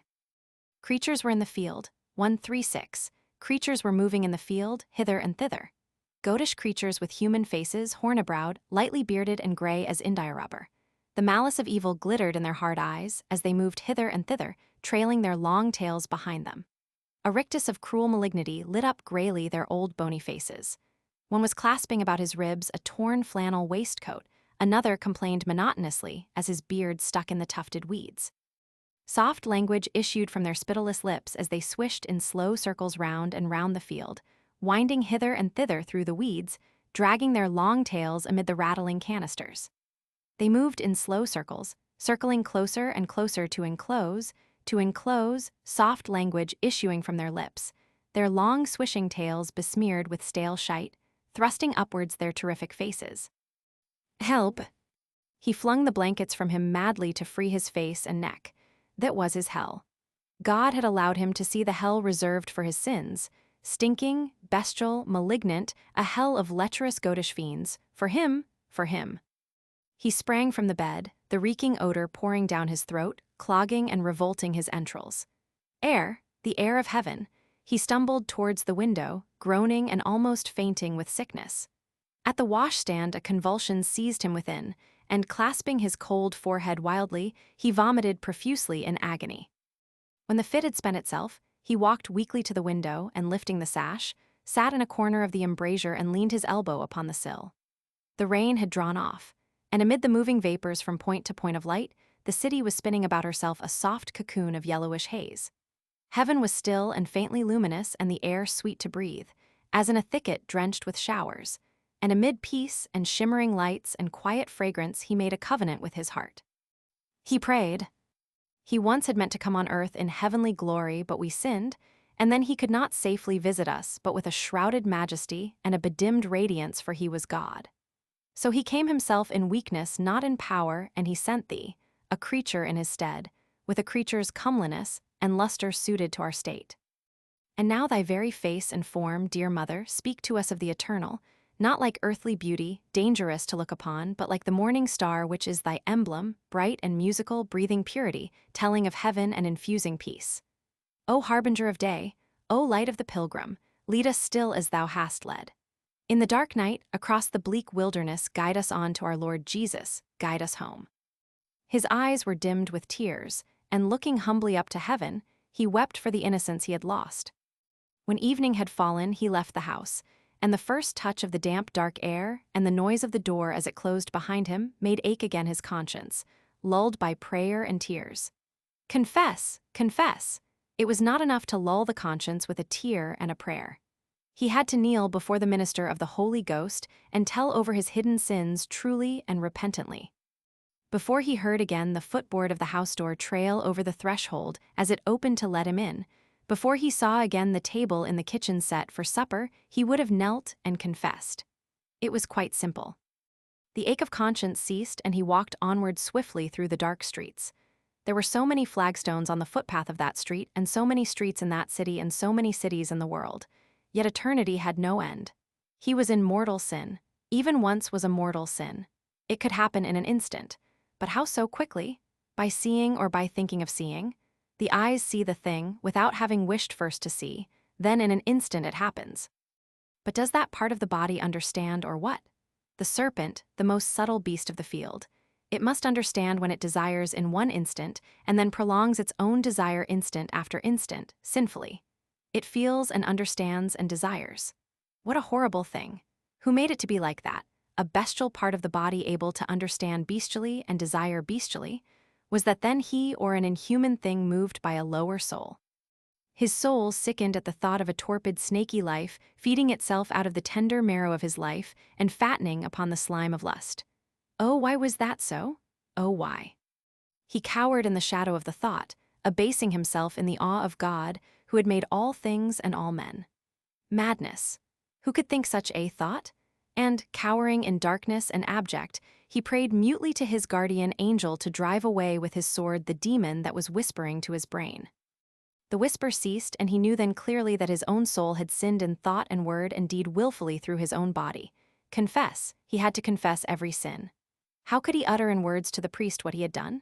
Must, or how could he explain without dying of shame? Or how could he have done such things without shame? A madman, confess. Oh, he would indeed to be free and sinless again. Perhaps the priest would know. Oh, dear God. He walked on and on through ill-lit streets, fearing to stand still for a moment lest it might seem that he held back from what awaited him, fearing to arrive at that towards which he still turned with longing. How beautiful must be a soul in the state of grace when God looked upon it with love. Frowsy girls sat along the curbstones before their baskets. Their dank hair hung trailed over their brows. They were not beautiful to see as they crouched in the mire. But their souls were seen by God, and if their souls were in a state of grace, they were radiant to see, and God loved them, seeing them. A wasting breath of humiliation blew bleakly over his soul to think of how he had fallen, to feel that those souls were dearer to God than his. The wind blew over him and passed on to the myriads and myriads of other souls on whom God's favor shone now more and now less, stars now brighter and now dimmer, sustained and failing. And the glimmering souls passed away, sustained and failing, merged in a moving breath. One soul was lost. A tiny soul, his. It flickered once and went out, forgotten, lost. The end, black, cold, void waste. Consciousness of place came ebbing back to him slowly over a vast tract of time unlit, unfelt, unlived. The squalid scene composed itself around him, the common accents, the burning gas jets in the shops, odors of fish and spirits and wet sawdust, moving men and women. An old woman was about to cross the street, an oil can in her hand. He bent down and asked her was there a chapel near. A chapel, sir, yes, sir, Church Street Chapel. Church. She shifted the can to her other hand and directed him, and, as she held out her reeking, withered right hand under its fringe of shawl, he bent lower towards her, saddened and soothed by her voice. Thank you. You are quite welcome, sir. The candles on the high altar had been extinguished, but the fragrance of incense still floated down the dim nave. Bearded workmen with pious faces were guiding a canopy out through a side door, the sacristan aiding them with quiet gestures and words. A few of the faithful still lingered praying before one of the side altars or kneeling in the benches near the confessionals. He approached timidly and knelt at the last bench in the body, thankful for the peace and silence and fragrant shadow of the church. The board on which he knelt was narrow and worn, and those who knelt near him were humble followers of Jesus.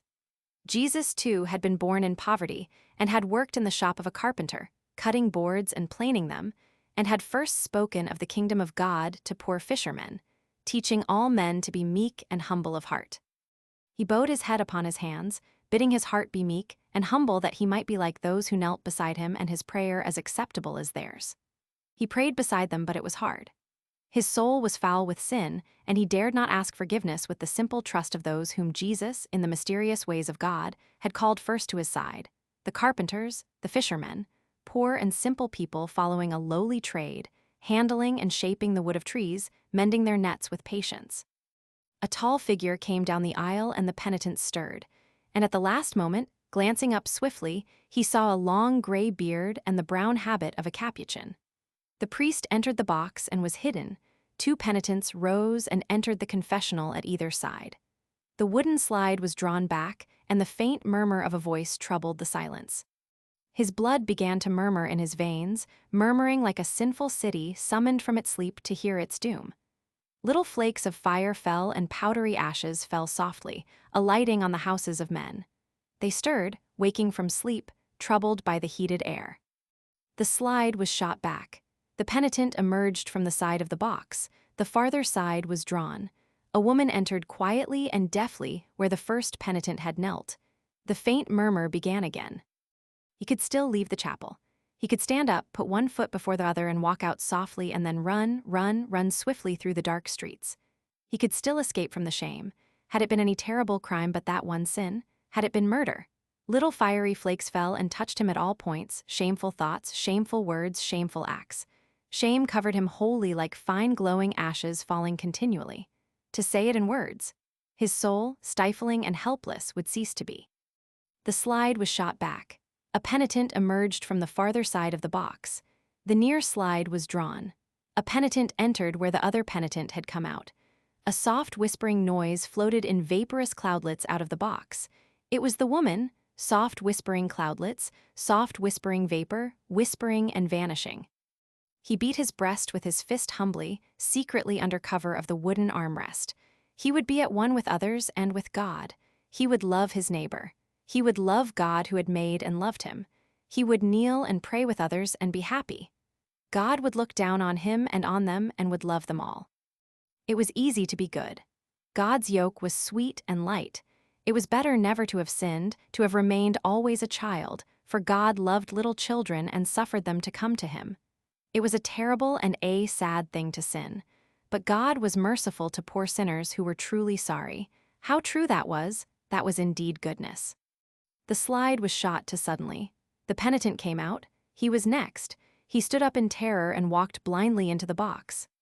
At last it had come. He knelt in the silent gloom and raised his eyes to the white crucifix suspended above him. God could see that he was sorry. He would tell all his sins. His confession would be long. Everybody in the chapel would know then what a sinner he had been. Let them know, it was true. But God had promised to forgive him if he was sorry. He was sorry. He clasped his hands and raised them towards the white form, praying with his darkened eyes, praying with all his trembling body, swaying his head to and fro like a lost creature, praying with whimpering lips. Sorry, oh sorry. The slide clicked back and his heart bounded in his breast. The face of an old priest was at the grating, averted from him, leaning upon a hand. He made the sign of the cross and prayed of the priest to bless him for he had sinned. Then, bowing his head, he repeated the confiter in fright. At the words, "My most grievous fault," he ceased, breathless. "How long is it since your last confession, my child?" "A long time, Father." "A month, my child." "Longer, Father." 3 months, my child." "Longer, Father." 6 months. 8 months, Father. He had begun, the priest asked. "And what do you remember since that time?" He began to confess his sins. Masses missed, prayers not said, lies. "Anything else, my child?" "Sins of anger, envy of others, gluttony, vanity, disobedience." Anything else, my child? There was no help, he murmured. I committed sins of impurity, Father. The priest did not turn his head. With yourself, my child. And with others. With women, my child. Yes, Father. Were they married women, my child? He did not know. His sins trickled from his lips one by one, trickled in shameful drops from his soul, festering and oozing like a sore, a squalid stream of vice. The last sins oozed forth, sluggish, filthy. There was no more to tell. He bowed his head, overcome. The priest was silent, then he asked, How old are you, my child? 16, Father. The priest passed his hand several times over his face. Then, resting his forehead against his hand, he leaned towards the grating and, with eyes still averted, spoke slowly. His voice was weary and old. You are very young, my child, he said, and let me implore of you to give up that sin. It is a terrible sin. It kills the body and it kills the soul. It is the cause of many crimes and misfortunes. Give it up, my child, for God's sake. It is dishonorable and unmanly. You cannot know where that wretched habit will lead you or where it will come against you. As long as you commit that sin, my poor child, you will never be worth one farthing to God. Pray to our Mother Mary to help you. She will help you, my child. Pray to our Blessed Lady when that sin comes into your mind. I am sure you will do that, will you not? You repent of all those sins. I am sure you do. And you will promise God now that by His holy grace you will never offend Him any more by that wicked sin. You will make that solemn promise to God, will you not? Yes, Father. The old and weary voice fell like sweet rain upon his quaking, parching heart. How sweet and sad. Do so, my poor child. The devil has led you astray. Drive him back to hell when he tempts you to dishonor your body in that way, the foul spirit who hates our Lord. Promise God now that you will give up that sin, that wretched, wretched sin. Blinded by his tears, and by the light of God's mercifulness, he bent his head and heard the grave words of absolution spoken, and saw the priest's hand raised above him in token of forgiveness.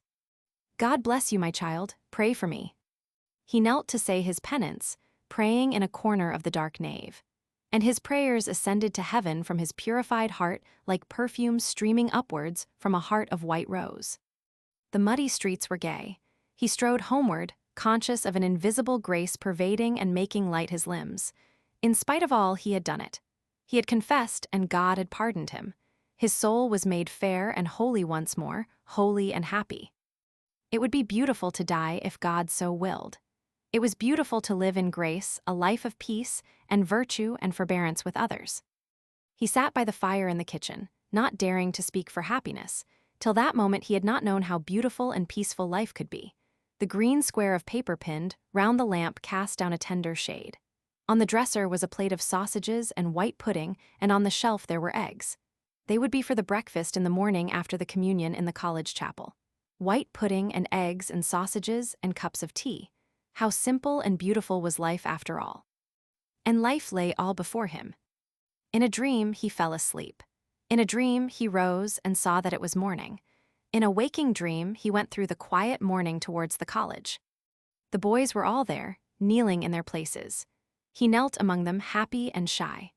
The altar was heaped with fragrant masses of white flowers, and in the morning light the pale flames of the candles among the white flowers were clear and silent as his own soul. He knelt before the altar with his classmates, holding the altar cloth with them over a living rail of hands. His hands were trembling, and his soul trembled as he heard the priest pass with the ciborium from communicant to communicant. Corpus Domini nostri. Could it be? He knelt there sinless and timid, and he would hold upon his tongue the host, and God would enter his purified body. In vitam aeternam, Amen. Another life, a life of grace and virtue and happiness. It was true. It was not a dream from which he would wake. The past was past. Corpus Domini nostri. The ciborium had come to him.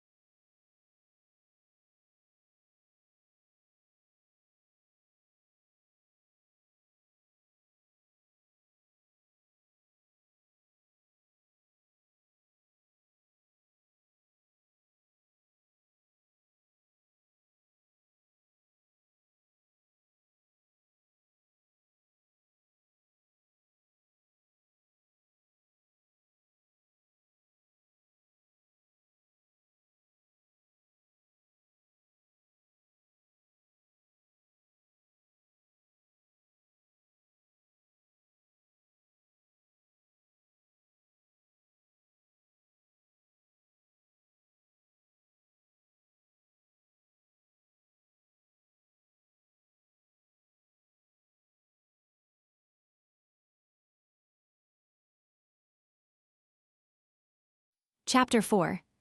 Sunday was dedicated to the mystery of the Holy Trinity, Monday to the Holy Ghost, Tuesday to the guardian angels, Wednesday to Saint Joseph, Thursday to the most blessed sacrament of the altar, Friday to the suffering Jesus, Saturday to the blessed Virgin Mary. Every morning, he hallowed himself anew in the presence of some holy image or mystery. His day began with an heroic offering of its every moment of thought or action for the intentions of the sovereign pontiff, and with an early mass. The raw morning air whetted his resolute piety, and often as he knelt among the few worshippers at the side altar, following with his interleaved prayer book the murmur of the priest, he glanced up for an instant towards the vested figure standing in the gloom between the two candles, which were the Old and the New Testaments, and imagined that he was kneeling at Mass in the catacombs. His daily life was laid out in devotional areas. By means of ejaculations and prayers, he stored up ungrudgingly for the souls in purgatory centuries of days and quarantines and years. Yet the spiritual triumph which he felt in achieving with ease so many fabulous ages of canonical penances did not wholly reward his zeal of prayer, since he could never know how much temporal punishment he had remitted by way of suffrage for the agonizing souls. And fearful lest in the midst of the purgatorial fire, which differed from the infernal only in that it was not everlasting, his penance might avail no more than a drop of moisture, he drove his soul daily through an increasing circle of works of supererogation. Every part of his day, divided by what he regarded now as the duties of his station in life, circled about its own center of spiritual energy. His life seemed to have drawn near to eternity. Every thought, word, and deed, every instance of consciousness could be made to revibrate radiantly in heaven. And at times, his sense of such immediate repercussion was so lively that he seemed to feel his soul in devotion pressing like fingers the keyboard of a great cash register, and to see the amount of his purchase start forth immediately in heaven, not as a number, but as a frail column of incense or as a slender flower. The rosaries, too, which he said constantly, for he carried his beads loose in his trousers, pockets that he might tell them as he walked the streets, transformed themselves into coronals of flowers of such vague, unearthly texture that they seemed to him as hueless and odorless as they were nameless. He offered up each of his 3 daily chaplets that his soul might grow strong in each of the 3 theological virtues, in faith in the Father who had created him, in hope in the Son who had redeemed him, and in love of the Holy Ghost who had sanctified him. And this thrice triple prayer he offered to the 3 persons through Mary in the name of her joyful and sorrowful and glorious mysteries. On each of the 7 days of the week, he further prayed that one of the 7 gifts of the Holy Ghost might descend upon his soul and drive out of it day by day the 7 deadly sins which had defiled it in the past. And he prayed for each gift on its appointed day, confident that it would descend upon him, though it seemed strange to him at times that wisdom and understanding and knowledge were so distinct in their nature that each should be prayed for apart from the others. Yet he believed that at some future stage of his spiritual progress, this difficulty would be removed when his sinful soul had been raised up from its weakness, and enlightened by the 3rd person of the most blessed Trinity. He believed this all the more, and with trepidation, because of the divine gloom and silence wherein dwelt the unseen Paraclete, whose symbols were a dove and a mighty wind, to sin against whom was a sin beyond forgiveness, the eternal mysterious secret being to whom, as God, the priests offered up Mass once a year, robed in the scarlet of the tongues of fire. The imagery through which the nature and kinship of the 3 persons of the Trinity were darkly shadowed forth in the books of devotion, which he read, the Father contemplating from all eternity as in a mirror his divine perfections, and thereby begetting eternally the eternal Son, and the Holy Spirit proceeding out of Father and Son from all eternity, were easier of acceptance by his mind by reason of their august incomprehensibility than was the simple fact that God had loved his soul from all eternity. For ages before he had been born into the world, for ages before the world itself had existed, he had heard the names of the passions of love and hate pronounced solemnly on the stage and in the pulpit, had found them set forth solemnly in books, and had wondered why his soul was unable to harbor them for any time or to force his lips to utter their names with conviction. A brief anger had often invested him, but he had never been able to make it an abiding passion, and had always felt himself passing out of it as if his very body were being divested with ease of some outer skin or peel. He had felt a subtle, dark, and murmurous presence penetrate his being and fire him with a brief iniquitous lust. It, too, had slipped beyond his grasp, leaving his mind lucid and indifferent. This, it seemed, was the only love and that the only hate his soul would harbor. But he could no longer disbelieve in the reality of love, since God himself had loved his individual soul with divine love from all eternity. Gradually, as his soul was enriched with spiritual knowledge, he saw the whole world forming one vast symmetrical expression of God's power and love. Life became a divine gift for every moment and sensation of which, were it even the sight of a single leaf hanging on the twig of a tree, his soul should praise and thank the giver. The world, for all its solid substance and complexity, no longer existed for his soul save as a theorem of divine power and love and universality. So entire and unquestionable was this sense of the divine meaning in all nature granted to his soul, that he could scarcely understand why it was in any way necessary that he should continue to live. Yet that was part of the divine purpose, and he dared not question its use. He, above all others who had sinned so deeply and so foully against the divine purpose.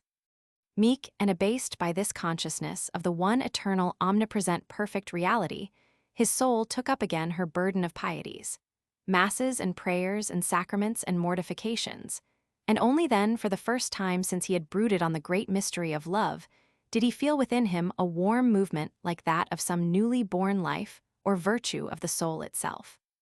The attitude of rapture in sacred art, the raised and parted hands, the parted lips and eyes as of one about to swoon, became for him an image of the soul in prayer, humiliated and faint before her Creator. But he had been forewarned of the dangers of spiritual exaltation, and did not allow himself to desist from even the least or lowliest devotion, striving also by constant mortification to undo the sinful past rather than to achieve a saintliness fraught with peril. Each of his senses was brought under a rigorous discipline. In order to mortify the sense of sight, he made it his rule to walk in the street with downcast eyes, glancing neither to right nor left and never behind him. His eyes shunned every encounter with the eyes of women. From time to time, also, he balked them by a sudden effort of the will, as by lifting them suddenly in the middle of an unfinished sentence and closing the book.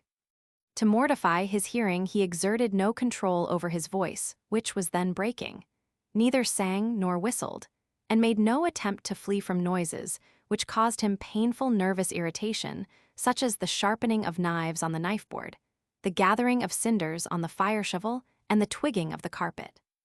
To mortify his smell was more difficult, as he found in himself no instinctive repugnance to bad odors, whether they were the odors of the outdoor world, such as those of dung or tar, or the odors of his own person, among which he had made many curious comparisons and experiments. He found in the end that the only odor against which his sense of smell revolted was a certain stale, fishy stink like that of long-standing urine, and whenever it was possible he subjected himself to this unpleasant odor. To mortify the taste, he practiced strict habits at table, observed to the letter all the fasts of the church, and sought by distraction to divert his mind from the savors of different foods. But it was to the mortification of touch he brought the most assiduous ingenuity of inventiveness. He never consciously changed his position in bed, sat in the most uncomfortable positions, suffered patiently every itch and pain, kept away from the fire, remained on his knees all through the Mass except at the Gospels, left part of his neck and face undried so that air might sting them, and whenever he was not saying his beads, carried his arms stiffly at his sides like a runner and never in his pockets or clasped behind him. He had no temptations to sin mortally.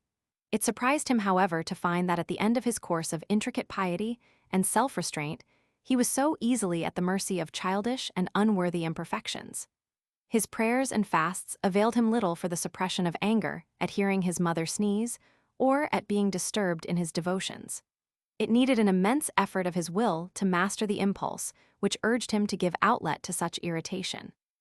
Images of the outbursts of trivial anger which he had often noted among his masters, their twitching mouths, close-shut lips, and flushed cheeks, recurred to his memory, discouraging him, for all his practice of humility, by the comparison. To merge his life in the common tide of other lives was harder for him than any fasting or prayer, and it was his constant failure to do this to his own satisfaction, which caused in his soul at last a sensation of spiritual dryness together with a growth of doubts and scruples. His soul traversed a period of desolation in which the sacraments themselves seemed to have turned into dried-up sources. His confession became a channel for the escape of scrupulous and unrepented imperfections. His actual reception of the Eucharist did not bring him the same dissolving moments of virginal self-surrender as did those spiritual communions made by him sometimes at the close of some visit to the Blessed Sacrament. The book which he used for these visits was an old, neglected book written by Saint Alphonsus Liguori, with fading characters and sere fox-papered leaves. A faded world of fervent love and virginal responses seemed to be evoked for his soul by the reading of its pages in which the imagery of the canticles was interwoven with the communicant's prayers. An inaudible voice seemed to caress the soul, telling her names and glories, bidding her arise as for a spousal and come away, bidding her look forth, a spouse, from Ammana and from the mountains of the leopards. And the soul seemed to answer with the same inaudible voice, surrendering herself, Inter ubera me commorabiter. This idea of surrender had a perilous attraction for his mind now that he felt his soul beset once again by the insistent voices of the flesh which began to murmur to him again during his prayers and meditations. It gave him an intense sense of power to know that he could, by a single act of consent, in a moment of thought, undo all that he had done. He seemed to feel a flood slowly advancing towards his naked feet and to be waiting for the first faint, timid, noiseless wavelet to touch his fevered skin. Then, almost at the instant of that touch, almost at the verge of sinful consent, he found himself standing far away from the flood upon a dry shore, saved by a sudden act of the will or a sudden ejaculation. And, seeing the silver line of the flood far away and beginning again its slow advance towards his feet, a new thrill of power and satisfaction shook his soul to know that he had not yielded nor undone all. When he had eluded the flood of temptation many times in this way, he grew troubled and wondered whether the grace which he had refused to lose was not being filched from him little by little. The clear certitude of his own immunity grew dim, and to it succeeded a vague fear that his soul had really fallen unawares.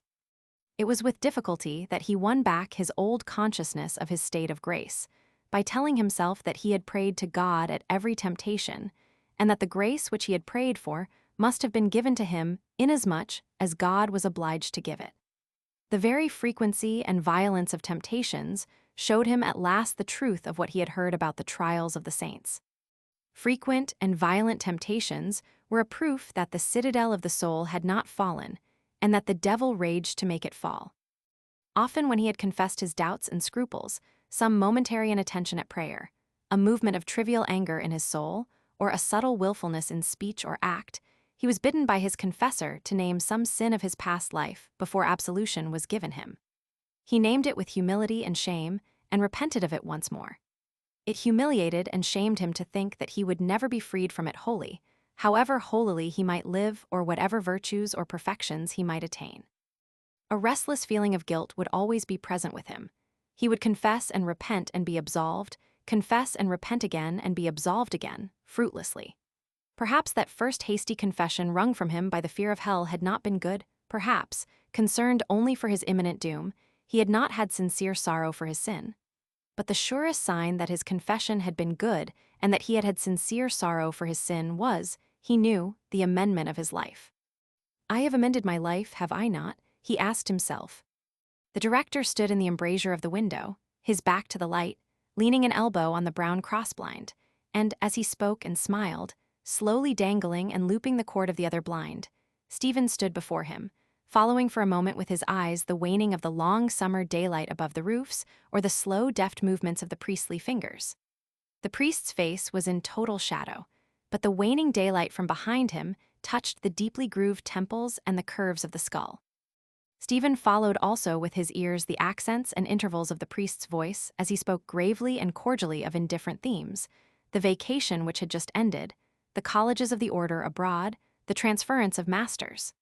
The grave and cordial voice went on easily with its tale, and in the pauses Stephen felt bound to set it on again with respectful questions. He knew that the tale was a prelude, and his mind waited for the sequel. Ever since the message of summons had come for him, from the director his mind had struggled to find the meaning of the message and, during the long, restless time he had sat in the college parlor waiting for the director to come in, his eyes had wandered from one sober picture to another around the walls, and his mind wandered from one guest to another until the meaning of the summons had almost become clear. Then, just as he was wishing that some unforeseen cause might prevent the director from coming, he had heard the handle of the door turning and the swish of a soutane. The director had begun to speak of the Dominican and Franciscan orders and of the friendship between St. Thomas and St. Bonaventure. The capuchin dress, he thought, was rather too.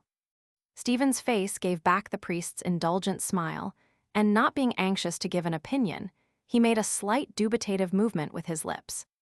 "I believe," continued the director, "that there is some talk now among the Capuchins themselves of doing away with it and following the example of the other Franciscans."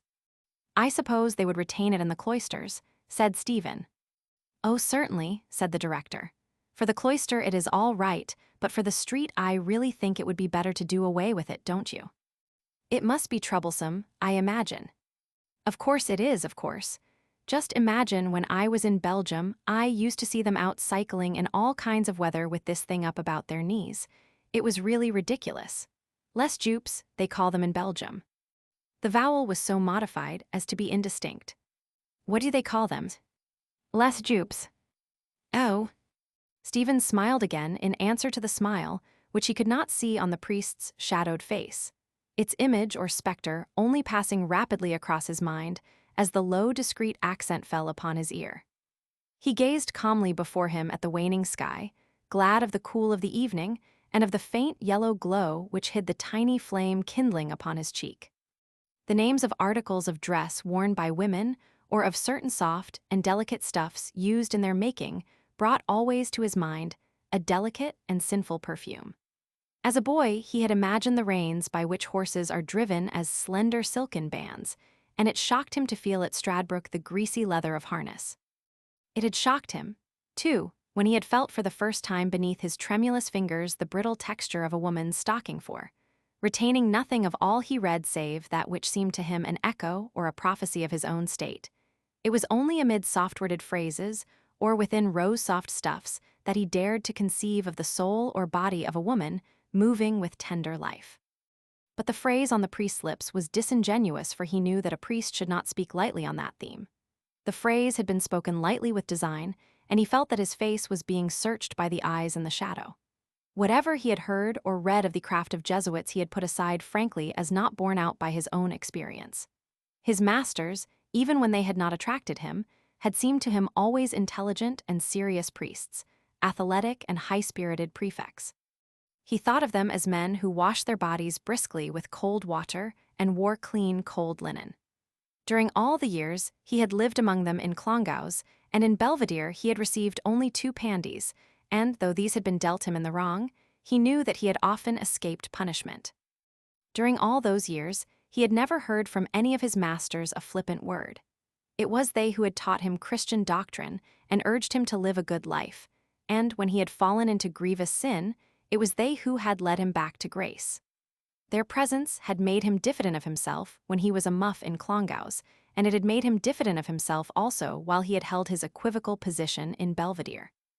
A constant sense of this had remained with him up to the last year of his school life. He had never once disobeyed or allowed turbulent companions to seduce him from his habit of quiet obedience, and, even when he doubted some statement of a master, he had never presumed to doubt openly. Lately some of their judgments had sounded a little childish in his ears, and had made him feel a regret and pity as though he were slowly passing out of an accustomed world and were hearing its language for the last time. One day, when some boys had gathered round a priest under the shed near the chapel, he had heard the priest say, "I believe that Lord Macaulay was a man who probably never committed a mortal sin in his life, that is to say, a deliberate mortal sin." Some of the boys had then asked the priest if Victor Hugo were not the greatest French writer. The priest had answered that Victor Hugo had never written half so well when he had turned against the church as he had written when he was a Catholic. "But there are many eminent French critics," said the priest, "who consider that even Victor Hugo, great as he certainly was, had not so pure a French style as Louis Vuillot. The tiny flame which the priest's illusion had kindled upon Stephen's cheek had sunk down again, and his eyes were still fixed calmly on the colorless sky. But an unresting doubt flew hither and thither before his mind. Masked memories passed quickly before him. He recognized scenes and persons, yet he was conscious that he had failed to perceive some vital circumstance in them. He saw himself walking about the grounds, watching the sports in Clongowes, and eating Slim Jim out of his cricket cap. Some Jesuits were walking round the cycle track in the company of ladies. The echoes of certain expressions used in Clongowes sounded in remote caves of his mind. His ears were listening to these distant echoes amid the silence of the parlor, when he became aware that the priest was addressing him in a different voice. "I sent for you today, Stephen, because I wish to speak to you on a very important subject." "Yes, sir." "Have you ever felt that you had a vocation?" Stephen parted his lips to answer yes, and then withheld the word suddenly. The priest waited for the answer and added, "I mean, have you ever felt within yourself, in your soul, a desire to join the order? Think." "I have sometimes thought of it," said Stephen. The priest let the blind cord fall to one side, and, uniting his hands, leaned his chin gravely upon them, communing with himself. "In a college like this," he said at length, "there is one boy or perhaps 2 or 3 boys whom God calls to the religious life. Such a boy is marked off from his companions by his piety, by the good example he shows to others. He is looked up to by them, he is chosen perhaps as prefect by his fellow sodalists. And you, Stephen, have been such a boy in this college, prefect of our blessed Lady's sodality. Perhaps you are the boy in this college whom God designs to call to himself." A strong note of pride, reinforcing the gravity of the priest's voice, made Stephen's heart quicken in response. "To receive that call, Stephen," said the priest, "is the greatest honor that the Almighty God can bestow upon a man. No king or emperor on this earth has the power of the priest of God. No angel or archangel in heaven, no saint, not even the Blessed Virgin herself, has the power of a priest of God.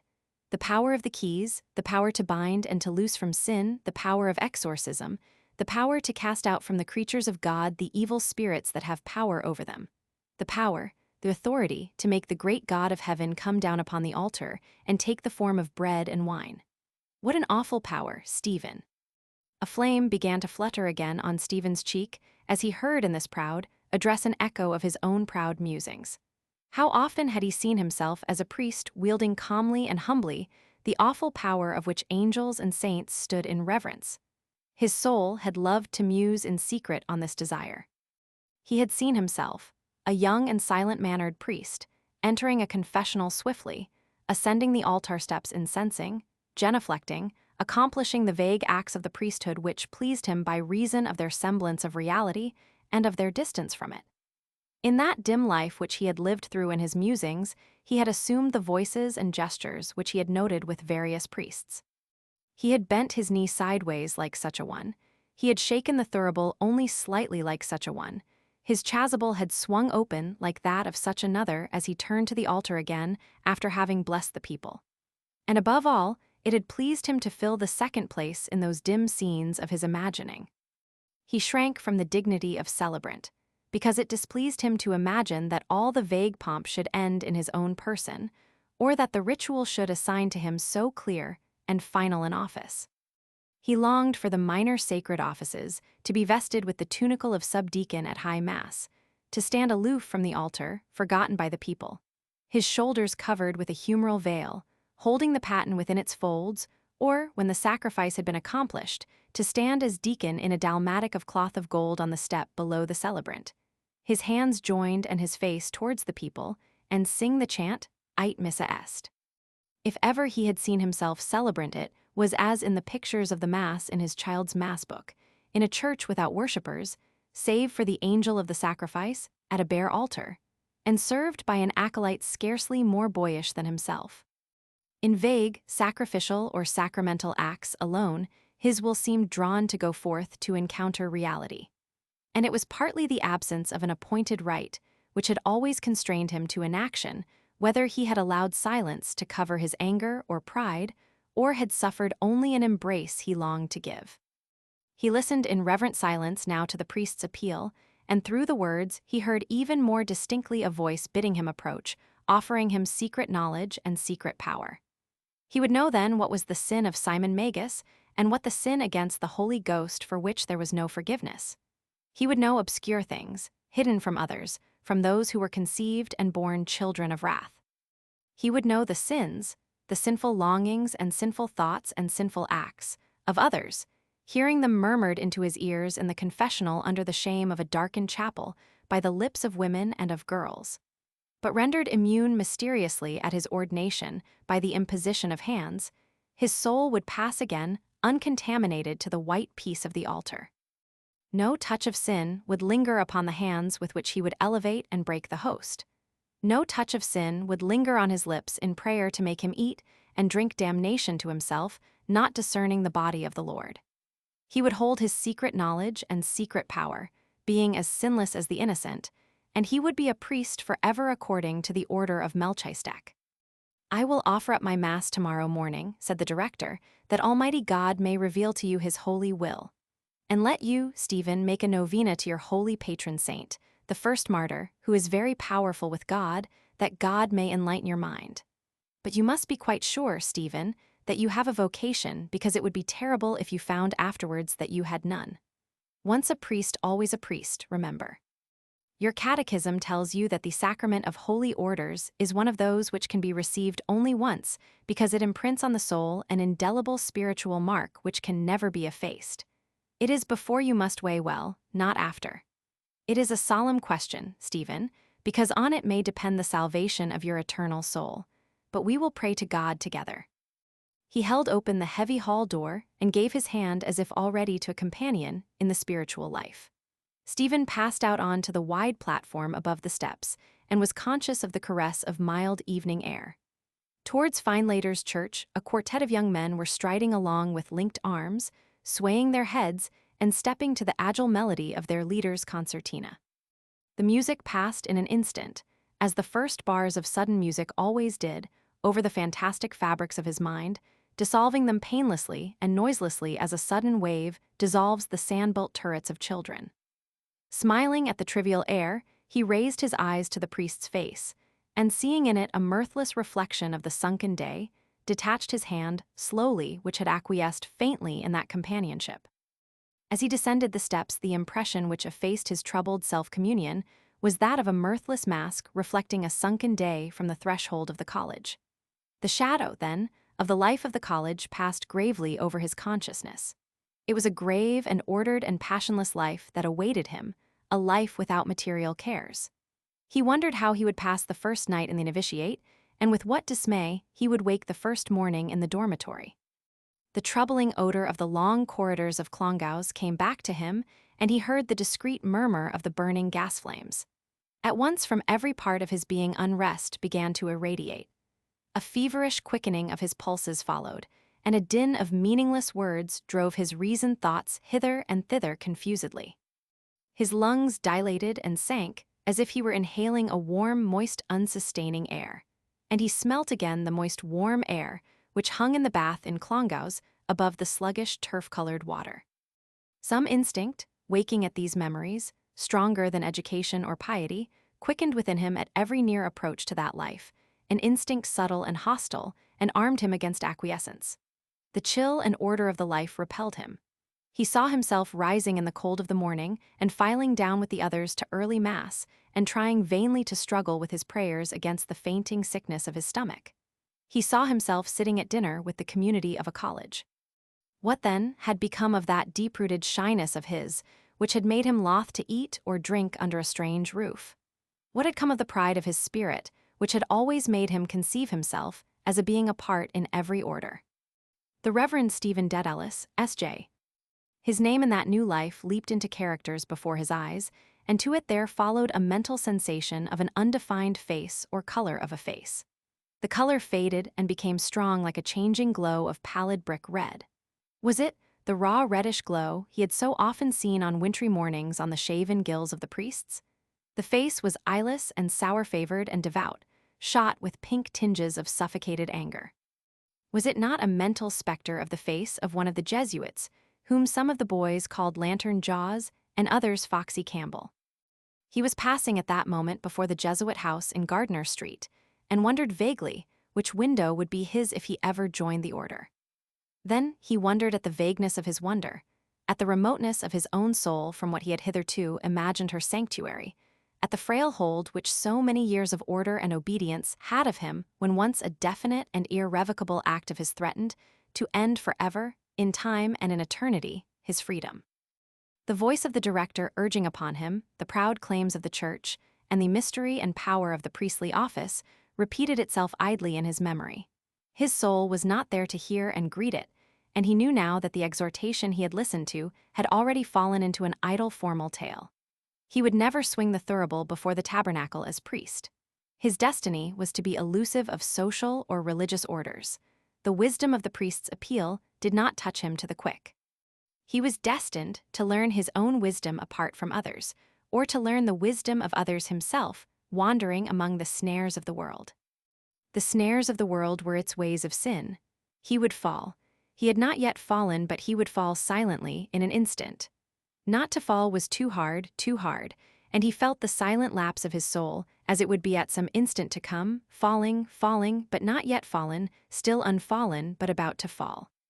He crossed the bridge over the stream of the Talca, and turned his eyes coldly for an instant towards the faded blue shrine of the Blessed Virgin, which stood foul-wise on a pole in the middle of a ham-shaped encampment of poor cottages. Then, bending to the left, he followed the lane which led up to his house. The faint, sour stink of rotted cabbages came towards him from the kitchen gardens on the rising ground above the river. He smiled to think that it was this disorder, the misrule and confusion of his father's house, and the stagnation of vegetable life, which was to win the day in his soul. Then a short laugh broke from his lips as he thought of that solitary farmhand in the kitchen gardens behind their house whom they had nicknamed the man with the hat. A second laugh, taking rise from the first after a pause, broke from him involuntarily as he thought of how the man with the hat worked, considering in turn the 4 points of the sky, and then regretfully plunging his spade in the earth. He pushed open the latchless door of the porch and passed through the naked hallway into the kitchen. A group of his brothers and sisters was sitting round the table. Tea was nearly over, and only the last of the second watered tea remained in the bottoms of the small glass jars and jampots which did service for teacups. Discarded crusts and lumps of sugared bread, turned brown by the tea which had been poured over them, lay scattered on the table. Little wells of tea lay here and there on the board, and a knife with a broken ivory handle was stuck through the pith of a ravaged turnover. The sad, quiet gray-blue glow of the dying day came through the window and the open door, covering over and allaying quietly a sudden instinct of remorse in Stephen's heart. All that had been denied them had been freely given to him, the eldest, but the quiet glow of evening showed him in their faces no sign of rancor. He sat near them at the table and asked where his father and mother were. One answered, "Gonabaro, tabaro, lookbaro, atbaro, abaro, housebaro." Still another removal. A boy named Fallon in Belvedere had often asked him with a silly laugh why they moved so often. A frown of scorn darkened quickly his forehead as he heard again the silly laugh of the questioner. He asked, "Why are we on the move again, if it's a fair question?" "Because the borough, land borough, lord borough, will borough, pet borough, us borough, out borough." The voice of his youngest brother from the farther side of the fireplace began to sing the air oft in the stilly night. One by one, the others took up the air until a full choir of voices was singing. They would sing so for hours, melody after melody, glee after glee, till the last pale light died down on the horizon, till the first dark night clouds came forth and night fell. He waited for some moments, listening, before he too took up the air with them. He was listening with pain of spirit to the overtone of weariness behind their frail, fresh, innocent voices. Even before they set out on life's journey, they seemed weary already of the way. He heard the choir of voices in the kitchen echoed, and multiplied through an endless reverberation of the choirs of endless generations of children, and heard in all the echoes an echo also of the recurring note of weariness and pain. All seemed weary of life even before entering upon it. And he remembered that Newman had heard this note also in the broken lines of Virgil, giving utterance, like the voice of nature herself, to that pain and weariness, yet hope of better things which has been the experience of her children in every time. He could wait no longer. From the door of Byron's public house to the gate of Clontarf Chapel, from the gate of Clontarf Chapel to the door of Byron's public house, and then back again to the chapel, and then back again to the public house, he had paced slowly at first, planting his steps scrupulously in the spaces of the patchwork of the footpath, then timing their fall to the fall of verses. A full hour had passed since his father had gone in with Dan Crosby, the tutor, to find out for him something about the university. For a full hour he had paced up and down, waiting, but he could wait no longer. He set off abruptly for the Bull, walking rapidly lest his father's shrill whistle might call him back. And in a few moments he had rounded the curve at the police barrack and was safe. Yes, his mother was hostile to the idea, as he had read from her listless silence. Yet her mistrust pricked him more keenly than his father's pride, and he thought coldly how he had watched the faith which was fading down in his soul aging and strengthening in her eyes. A dim antagonism gathered force within him and darkened his mind as a cloud against her disloyalty, and when it passed, cloud-like, leaving his mind serene and dutiful towards her again, he was made aware dimly and without regret of a first noiseless sundering of their lives. The university. So he had passed beyond the challenge of the sentries who had stood as guardians of his boyhood and had sought to keep him among them that he might be subject to them and serve their ends.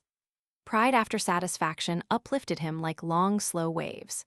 The end he had been born to serve, yet did not see, had led him to escape by an unseen path, and now it beckoned to him once more, and a new adventure was about to be opened to him. It seemed to him that he heard notes of fitful music leaping upwards a tone and downwards a diminished fourth, upwards a tone and downwards a major third, like triple branching flames leaping fitfully, flame after flame, out of a midnight wood. It was an elfin prelude, endless and formless, and as it grew wilder and faster, the flames leaping out of time, he seemed to hear from under the boughs and grasses wild creatures racing, their feet pattering like rain upon the leaves.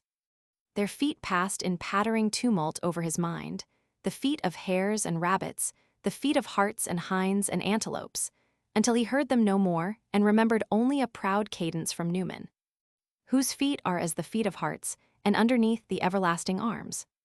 The pride of that dim image brought back to his mind the dignity of the office he had refused. All through his boyhood he had mused upon that which he had so often thought to be his destiny, and when the moment had come for him to obey the call he had turned aside, obeying a wayward instinct. Now time lay between, the oils of ordination would never anoint his body. He had refused. Why? He turned seaward from the road at Dolomount, and as he passed on to the thin wooden bridge, he felt the planks shaking with the tramp of heavily shod feet. A squad of Christian brothers was on its way back from the Bull and had begun to pass, 2 by 2, across the bridge. Soon the whole bridge was trembling and resounding. The uncouth faces passed him 2 by 2, stained yellow or red or livid by the sea, and as he strove to look at them with ease and indifference, a faint stain of personal shame and commiseration rose to his own face. Angry with himself, he tried to hide his face from their eyes by gazing down sideways into the shallow swirling water under the bridge, but he still saw a reflection therein of their toffavy silk hats and humble tape-like collars and loosely hanging clerical clothes. Brother Hickey, Brother Quaid, Brother Macardle, Brother Keogh. Their piety would be like their names, like their faces, like their clothes, and it was idle for him to tell himself that their humble and contrite hearts, it might be, paid a far richer tribute of devotion than his had ever been, a gift tenfold more acceptable than his elaborate adoration. It was idle for him to move himself to be generous towards them, to tell himself that if he ever came to their gates, stripped of his pride, beaten and in beggar's weeds, that they would be generous towards him, loving him as themselves. Idle and embittering, finally, to argue, against his own dispassionate certitude, that the commandment of love bade us not to love our neighbor as ourselves with the same amount and intensity of love, but to love him as ourselves with the same kind of love. He drew forth a phrase from his treasure and spoke it softly to himself. A day of dappled seaborne clouds. The phrase and the day and the scene harmonized in accord. Words, was it their colors? He allowed them to glow and fade, hue after hue, sunrise gold, the russet and green of apple orchards, azure of waves, the gray-fringed fleece of clouds. No, it was not their colors. It was the poise and balance of the period itself. Did he then love the rhythmic rise and fall of words better than their associations of legend and color? Or was it that, being as weak of sight as he was shy of mind, he drew less pleasure from the reflection of the glowing sensible world through the prism of a language manicolored and richly storied than from the contemplation of an inner world of individual emotions mirrored perfectly in a lucid, supple, periodic prose? He passed from the trembling bridge on to firm land again. At that instant, as it seemed to him, the air was chilled, and looking askance towards the water, he saw a flying squall darkening and crisping suddenly the tide. A faint click at his heart, a faint throb in his throat told him once more of how his flesh dreaded the cold, infrahuman odor of the sea. Yet he did not strike across the downs on his left, but held straight on along the spine of rocks that pointed against the river's mouth. A veiled sunlight lit up faintly the gray sheet of water where the river was embayed. In the distance, along the course of the slow-flowing Liffey slender masts flecked the sky, and more distant still, the dim fabric of the city lay prone in haze. Like a scene on some vague arras, old as man's weariness, the image of the seventh city of Christendom was visible to him across the timeless air, no older nor more weary nor less patient of subjection than in the days of the Thingmote. Disheartened, he raised his eyes towards the slow-drifting clouds, dappled and sea-borne. They were voyaging across the deserts of the sky, a host of nomads on the march, voyaging high over Ireland, westward bound.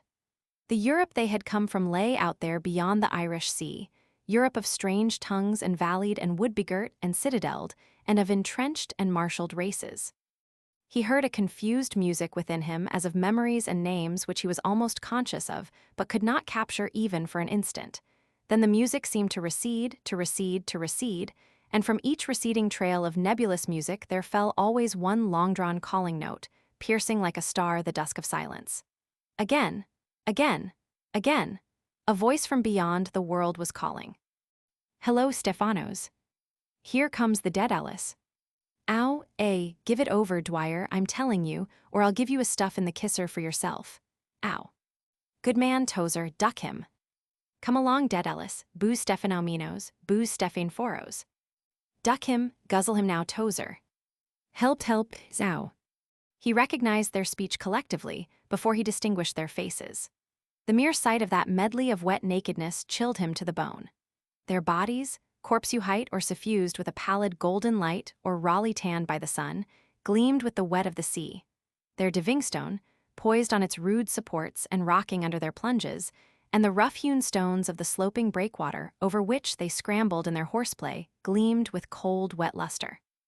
The towels with which they smacked their bodies were heavy with cold seawater, and drenched with cold brine was their matted hair. He stood still in deference to their calls and parried their banter with easy words. How characterless they looked, Shilly without his deep unbuttoned collar, Ennis without his scarlet belt with the snaky clasp, and Connolly without his Norfolk coat with the flapless side pockets. It was a pain to see them, and a sword-like pain to see the signs of adolescence that made repellent their pitiable nakedness. Perhaps they had taken refuge in number and noise from the secret dread in their souls. But he, apart from them, and in silence, remembered in what dread he stood of the mystery of his own body. Stephanos Dedalus, boo Stephanauminos, boo Stephen Foros. Their banter was not new to him, and now it flattered his mild, proud sovereignty. Now, as never before, his strange name seemed to him a prophecy. So timeless seemed the gray, warm air, so fluid and impersonal his own mood, that all ages were as one to him. A moment before the ghost of the ancient kingdom of the Danes had looked forth through the vesture of the hazy-wrapped city. Now, at the name of the fabulous artificer, he seemed to hear the noise of dim waves and to see a winged form flying above the waves and slowly climbing the air. What did it mean? Was it a quaint device opening a page of some medieval book of prophecies and symbols, a hawk-like man flying sunward above the sea? A prophecy of the end he had been born to serve, and had been following through the mists of childhood and boyhood. A symbol of the artist forging anew in his workshop, out of the sluggish matter of the earth, a new soaring, impalpable, imperishable being. His heart trembled, his breath came faster, and a wild spirit passed over his limbs as though he was soaring sunward. His heart trembled in an ecstasy of fear, and his soul was in flight. His soul was soaring in an air beyond the world, and the body he knew was purified in a breath, and delivered of incertitude and made radiant, and commingled with the element of the spirit. An ecstasy of flight made radiant his eyes, and wild his breath, and tremulous, and wild, and radiant his wind-swept limbs. 1, 2, look out. Oh, cripes, I'm drowned. 1, 2, 3 and away. The next. 1, UK. Stephen Dedalus. His throat ached with a desire to cry aloud, the cry of a hawk or eagle on high, to cry piercingly of his deliverance to the winds.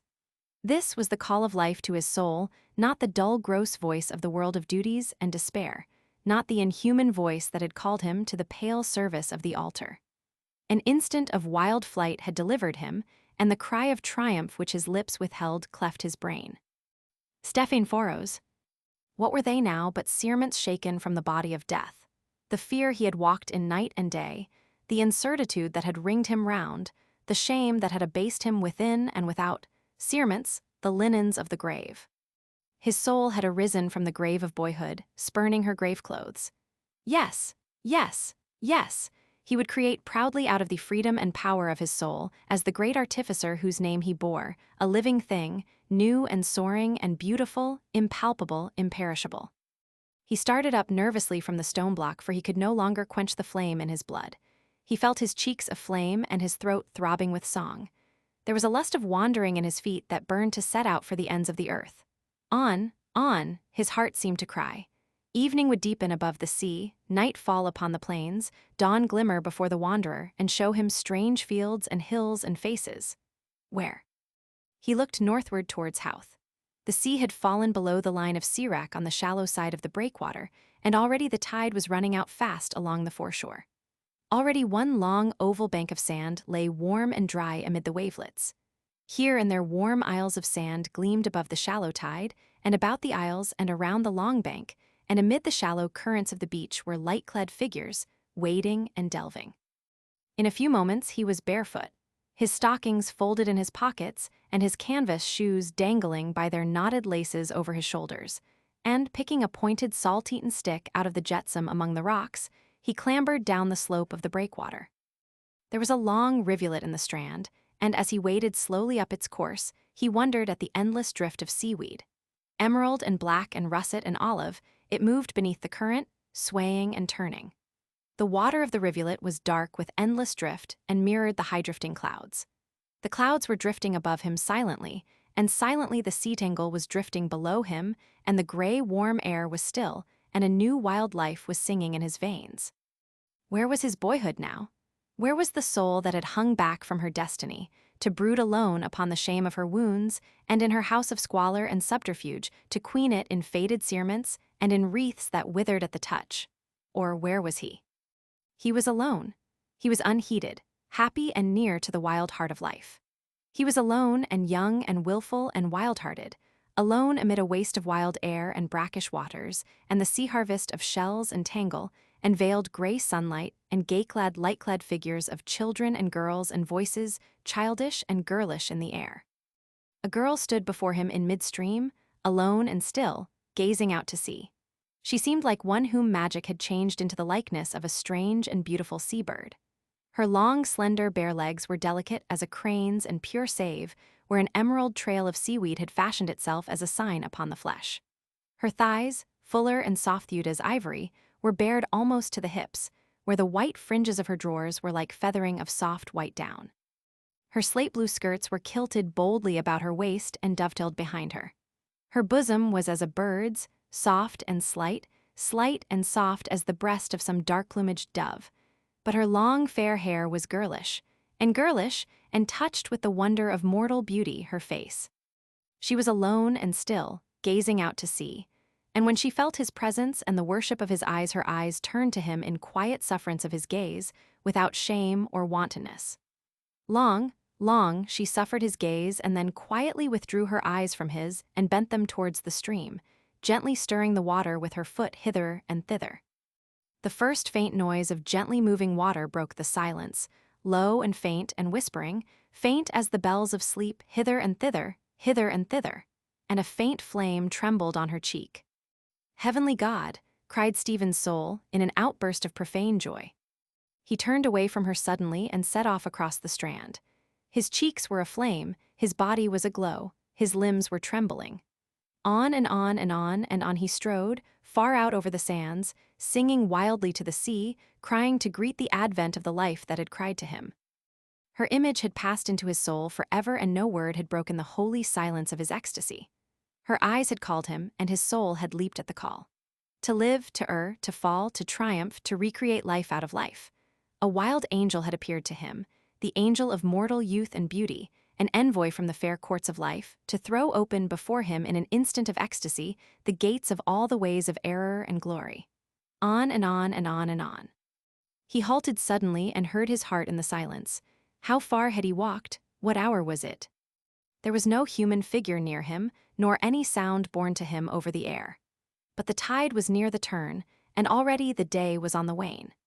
He turned landward and ran towards the shore, and, running up the sloping beach, reckless of the sharp shingle, found a sandy nook amid a ring of tufted sandknolls, and lay down there that the peace and silence of the evening might still the riot of his blood.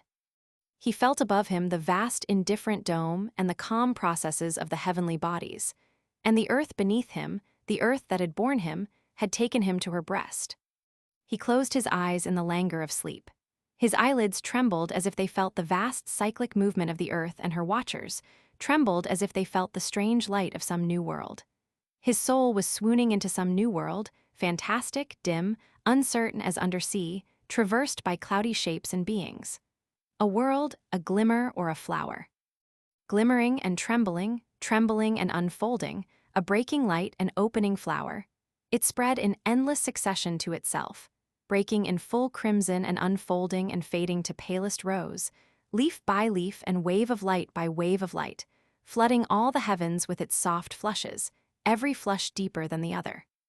Evening had fallen when he woke, and the sand and arid grasses of his bed glowed no longer. He rose slowly, and, recalling the rapture of his sleep, sighed at its joy. He climbed to the crest of the sandhill and gazed about him. Evening had fallen. A rim of the young moon cleft the pale waste of skyline, the rim of a silver hoop embedded in gray sand, and the tide was flowing in fast to the land with a low whisper of her waves, islanding a few last figures in distant pools.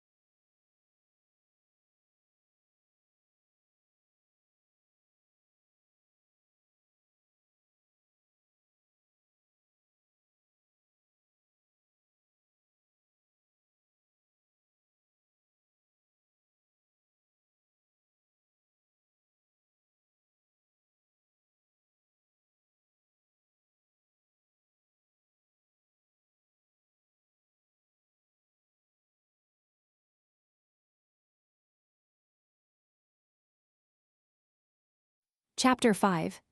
He drained his third cup of watery tea to the dregs and set to chewing the crusts of fried bread that were scattered near him, staring into the dark pool of the jar. The yellow dripping had been scooped out like a boghole, and the pool under it brought back to his memory the dark turf-colored water of the bath in Clongowes. The box of pawn tickets at his elbow had just been rifled, and he took up idly one after another in his greasy fingers the blue and white dockets, scrawled and sanded and creased and bearing the name of the pledger as Dolly or Mace. Pair buskins, 1 D coat, 3 articles and white, 1 man's pants. Then he put them aside and gazed thoughtfully at the lid of the box speckled with louse marks, and asked vaguely, "How much is the clock fast now?" His mother straightened the battered alarm clock that was lying on its side in the middle of the mantelpiece until its dial showed 11:45, and then laid it once more on its side. "An hour and 25 minutes," she said. "The right time now is 20 past 10. The dear knows you might try to be in time for your lectures." "Fill out the place for me to wash," said Stephen. "Katie, fill out the place for Stephen to wash." "Booty, fill out the place for Stephen to wash." "I can't, I'm going for blue. Fill it out, you Maggie." When the enameled basin had been fitted into the well of the sink, and the old washing glove flung on the side of it, he allowed his mother to scrub his neck and root into the folds of his ears and into the interstices at the wings of his nose. "Well, it's a poor case," she said, "when a university student is so dirty that his mother has to wash him." "But it gives you pleasure," said Stephen calmly. An ear-splitting whistle was heard from upstairs, and his mother thrust a damp overall into his hands, saying, "Dry yourself and hurry out for the love of goodness." A second shrill whistle, prolonged angrily, brought one of the girls to the foot of the staircase. "Yes, father." "Is your lazy bitch of a brother gone out yet?" "Yes, father." "Sure." "Yes, father." "Ahem." The girl came back, making signs to him to be quick and go out quietly by the back. Stephen laughed and said, "He has a curious idea of genders, if he thinks a bitch is masculine." "Ah, it's a scandalous shame for you, Stephen," said his mother, "and you'll live to rue the day you set your foot in that place. I know how it has changed you." "Good morning, everybody," said Stephen, smiling and kissing the tips of his fingers in adieu. The lane behind the terrace was waterlogged, and as he went down it slowly, choosing his steps amid heaps of wet rubbish, he heard a mad nun screeching in the nuns' madhouse beyond the wall. "Jesus, oh Jesus, Jesus." He shook the sound out of his ears by an angry toss of his head and hurried on, stumbling through the moldering offal, his heart already bitten by an ache of loathing and bitterness. His father's whistle, his mother's mutterings, the screech of an unseen maniac were to him now so many voices offending and threatening to humble the pride of his youth.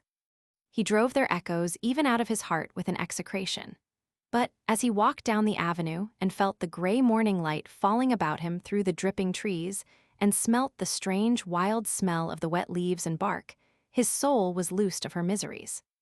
The rain-laden trees of the avenue evoked in him, as always, memories of the girls and women in the plays of Gerhart Hauptmann, and the memory of their pale sorrows and the fragrance falling from the wet branches mingled in a mood of quiet joy. His morning walk across the city had begun, and he foreknew that as he passed the sloblands of Fairview he would think of the cloistral silver-veined prose of Newman. That as he walked along the North Strand Road, glancing idly at the windows of the provision shops, he would recall the dark humor of Guido Cavalcanti and smile. That as he went by Baird's stone-cutting works in Talbot Place the spirit of Ibsen would blow through him like a keen wind, a spirit of wayward boyish beauty. And that passing a grimy marine dealer's shop, beyond the Liffey, he would repeat the song by Ben Jonson which begins, "I was not wearier where I lay." His mind, when wearied of its search for the essence of beauty amid the spectral words of Aristotle or Aquinas, turned often for its pleasure to the dainty songs of the Elizabethans. His mind, in the vesture of a doubting monk, stood often in shadow under the windows of that age, to hear the grave and mocking music of the lutanists or the frank laughter of waistcoateers until a laugh too low, a phrase, tarnished by time, of chambering and false honor stung his monkish pride and drove him on from his lurking place. The lore which he was believed to pass his days brooding upon so that it had wrapped him from the companionship of youth, was only a garner of slender sentences from Aristotle's Poetics and Psychology, and a synopsis philosophiae scholastici ad mentem divitami. His thinking was a dusk of doubt and self-mistrust, lit up at moments by the lightnings of intuition, but lightnings of so clear a splendor that in those moments the world perished about his feet as if it had been fire-consumed. And thereafter his tongue grew heavy, and he met the eyes of others with unanswering eyes, for he felt that the spirit of beauty had folded him round like a mantle, and that in reverie at least he had been acquainted with nobility. But when this brief pride of silence upheld him no longer, he was glad to find himself still in the midst of common lives, passing on his way amid the squalor and noise and sloth of the city fearlessly and with a light heart. Near the hoardings on the canal, he met the consumptive man with the doll's face and the brimless hat coming towards him down the slope of the bridge with little steps, tightly buttoned into his chocolate overcoat, and holding his furled umbrella a span or two from him like a divining rod. It must be 11, he thought, and peered into a dairy to see the time. The clock in the dairy told him that it was 5 minutes to 5, but as he turned away, he heard a clock somewhere near him, but unseen, beating 11 strokes in swift precision. He laughed as he heard it, for it made him think of Macan, and he saw him a squat figure in a shooting jacket and breeches and with a fair goatee, standing in the wind at Hopkins' corner, and heard him say, "Dedalus, you're an antisocial being, wrapped up in yourself. I'm not. I'm a Democrat, and I'll work and act for social liberty and equality among all classes and sexes in the United States of the Europe of the future." 11, then he was late for that lecture too. What day of the week was it? He stopped at a newsagent's to read the headline of a placard, Thursday. 10 to 11 English, 11 to 12 French, 12 to 1 physics. He fancied to himself the English lecture and felt, even at that distance, restless and helpless. He saw the heads of his classmates meekly bent as they wrote in their notebooks the points they were bidden to note: nominal definitions, essential definitions and examples or dates of birth or death, chief works, a favorable and an unfavorable criticism side by side. His own head was unbent, for his thoughts wandered abroad, and whether he looked around the little class of students or out of the window across the desolate gardens of the green, an odor assailed him of cheerless cellar damp and decay. Another head than his, right before him in the first benches, was poised squarely above its bending fellows like the head of a priest, appealing without humility to the tabernacle for the humble worshippers about him. Why was it that, when he thought of Cranley, he could never raise before his mind the entire image of his body, but only the image of the head and face? Even now, against the gray curtain of the morning, he saw it before him like the phantom of a dream, the face of a severed head or death mask, crowned on the brows by its stiff black upright hair as by an iron crown. It was a priest-like face, priest-like in its pallor, in the wide-winged nose, in the shadowings below the eyes and along the jaws, priest-like in the lips that were long and bloodless and faintly smiling. And Stephen, remembering swiftly how he had told Cranley of all the tumults and unrest and longings in his soul, day after day and night by night, only to be answered by his friend's listening silence, would have told himself that it was the face of a guilty priest who heard confessions of those whom he had not power to absolve, but that he felt again in memory the gaze of its dark womanish eyes. Through this image he had a glimpse of a strange dark cavern of speculation, but at once turned away from it, feeling that it was not yet the hour to enter it. But the nightshade of his friend's listlessness seemed to be diffusing in the air around him, a tenuous and deadly exhalation, and he found himself glancing from one casual word to another on his right or left in stolid wonder that they had been so silently emptied of instantaneous sense, until every mean shop legend bound his mind like the words of a spell, and his soul shriveled up sighing with age as he walked on in a lane among heaps of dead language. His own consciousness of language was ebbing from his brain and trickling into the very words themselves, which set to band and disband themselves in wayward rhythms. The ivy winds upon the wall, and winds and twines upon the wall. The yellow ivy upon the wall, ivy, ivy up the wall. Did anyone ever hear such drivel? Lord Almighty, who ever heard of ivy whining on a wall? Yellow ivy, that was all right. Yellow ivory also, and what about ivory ivy? The word now shone in his brain, clearer and brighter than any ivory sawn from the mottled tusks of elephants. Ivory, ivoire, avorio eber.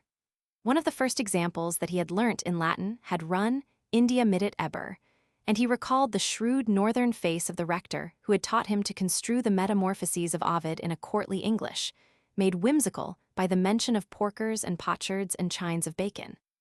He had learnt what little he knew of the laws of Latin verse from a ragged book written by a Portuguese priest. Contrahit orator, variant in Carmine Vates. The crises and victories and secessions in Roman history were handed on to him in the trite words in tanto discrimine, and he had tried to peer into the social life of the city of cities through the words implor allam denarium, which the rector had rendered sonorously as the filling of a pot with denaries.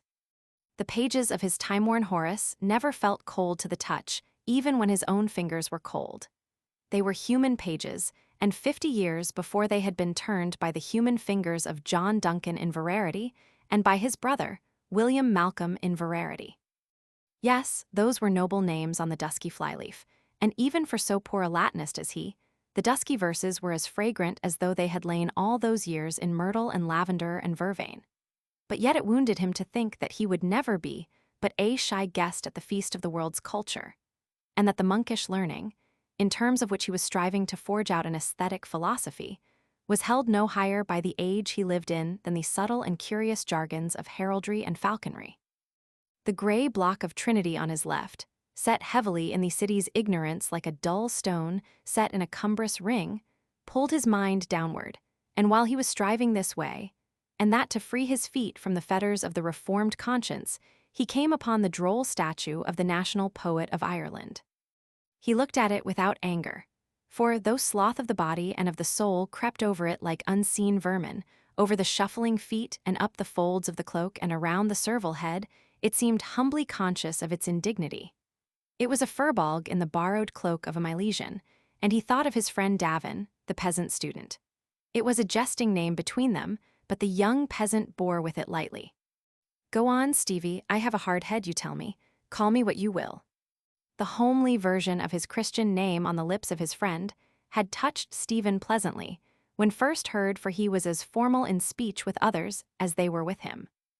Often, as he sat in Davin's rooms in Grantham Street, wondering at his friend's well-made boots that flanked the wall pair by pair, and repeating for his friend's simple ear the verses and cadences of others which were the veils of his own longing and dejection, the rude furbolg mind of his listener had drawn his mind towards it and flung it back again, drawing it by a quiet inbred courtesy of attention, or by a quaint turn of old English speech, or by the force of its delight in rude bodily skill. For Davin had sat at the feet of Michael Cusack, the Gael, repelling swiftly and suddenly by a grossness of intelligence, or by a bluntness of feeling, or by a dull stare of terror in the eyes, the terror of soul of a starving Irish village in which the curfew was still a nightly fear. Side by side with his memory of the deeds of prowess of his uncle Matt Davin, the athlete, the young peasant worshipped the sorrowful legend of Ireland. The gossip of his fellow students, which strove to render the flat life of the college significant at any cost, loved to think of him as a young Fenian. His nurse had taught him Irish, and shaped his rude imagination by the broken lights of Irish myth. He stood towards the myth upon which no individual mind had ever drawn out a line of beauty, and to its unwieldy tales that divided themselves as they moved down the cycles in the same attitude as towards the Roman Catholic religion, the attitude of a dull-witted loyal serf. Whatsoever of thought or of feeling came to him from England, or by way of English culture, his mind stood armed against in obedience to a password. And of the world that lay beyond England, he knew only the foreign legion of France in which he spoke of serving. Coupling this ambition with the young man's humor, Stephen had often called him one of the tame geese, and there was even a point of irritation in the name pointed against that very reluctance of speech and deed in his friend, which seemed so often to stand between Stephen's mind, eager of speculation, and the hidden ways of Irish life. One night the young peasant, his spirit stung by the violent or luxurious language in which Stephen escaped from the cold silence of intellectual revolt, had called up before Stephen's mind a strange vision. The two were walking slowly towards Davin's rooms through the dark, narrow streets of the poorer Jews. "A thing happened to myself, Stevie, last autumn, coming on winter, and I never told it to a living soul, and you are the first person now I ever told it to. I disremember if it was October or November. It was October because it was before I came up here to join the matriculation class." Stephen had turned his smiling eyes towards his friend's face, flattered by his confidence and won over to sympathy by the speaker's simple accent. "I was away all that day from my own place over in Buttevant. I don't know if you know where that is, at a hurling match between the Croke's own boys and the fearless Thurles, and by God, Stevie, that was the hard fight. My first cousin, Fonzie Davin, was stripped to his buff that day minding cool for the limericks, but he was up with the forwards half the time and shouting like mad. I never will forget that day. One of the Crokes made a woeful wipe at him one time with his cannon, and I declare to God he was within an aim's ace of getting it at the side of his temple. Oh, honest to God, if the crook of it caught him that time, he was done for. I am glad he escaped, Stephen had said with a laugh, but surely that's not the strange thing that happened you. Well, I suppose that doesn't interest you, but leastways, there was such noise after the match that I missed the train home and I couldn't get any kind of a yoke to give me a lift for.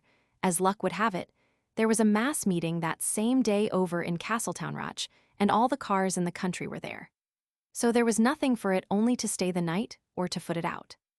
Well, I started to walk and on I went, and it was coming on night when I got into the Ballyowra Hills. That's better than 10 miles from Kilmallock, and there's a long, lonely road after that. You wouldn't see the sign of a Christian house along the road or hear a sound. It was pitch dark almost. Once or twice, I stopped by the way under a bush to redden my pipe, and only for the dew was thick I'd have stretched out there and slept. At last, after a bend of the road, I spied a little cottage with a light in the window. I went up and knocked at the door. A voice asked who was there, and I answered I was over at the match in Buttevant and was walking back, and that I'd be thankful for a glass of water. After a while, a young woman opened the door and brought me out a big mug of milk. She was half undressed as if she was going to bed when I knocked, and she had her hair hanging, and I thought by her figure, and by something in the look of her eyes, that she must be carrying a child. She kept me in talk a long while at the door, and I thought it strange because her breast and her shoulders were bare. She asked me was I tired, and would I like to stop the night there. She said she was all alone in the house, and that her husband had gone that morning to Queenstown with his sister to see her off. And all the time she was talking, Stevie, she had her eyes fixed on my face, and she stood so close to me I could hear her breathing. When I handed her back the mug at last, she took my hand to draw me in over the threshold and said, "Come in and stay the night here. You've no call to be frightened. There's no one in it but ourselves." I didn't go in, Stevie. I thanked her and went on my way again, all in a fever. At the first bend of the road, I looked back and she was standing at the door. The last words of Davin's story sang in his memory, and the figure of the woman in the story stood forth, reflected in other figures of the peasant women, whom he had seen standing in the doorways at Clane as the college cars drove by. As a type of her race and of his own, a bat-like soul waking to the consciousness of itself in darkness and secrecy and loneliness, and, through the eyes and voice and gesture of a woman without guile, calling the stranger to her bed. A hand was laid on his arm, and a young voice cried, "Ah, gentlemen, your own girl, sir. The first hansel today, gentlemen, by that lovely bunch. Will you, gentlemen?" The blue flowers which she lifted towards him, and her young blue eyes, seemed to him at that instant images of guilelessness, and he halted till the image had vanished, and he saw only her ragged dress and damp coarse hair and hoydenish face. "Do, gentlemen, don't forget your own girl, sir." "I have no money," said Stephen. "Buy them lovely ones, will you, sir? Only a penny." "Did you hear what I said?" asked Stephen, bending towards her.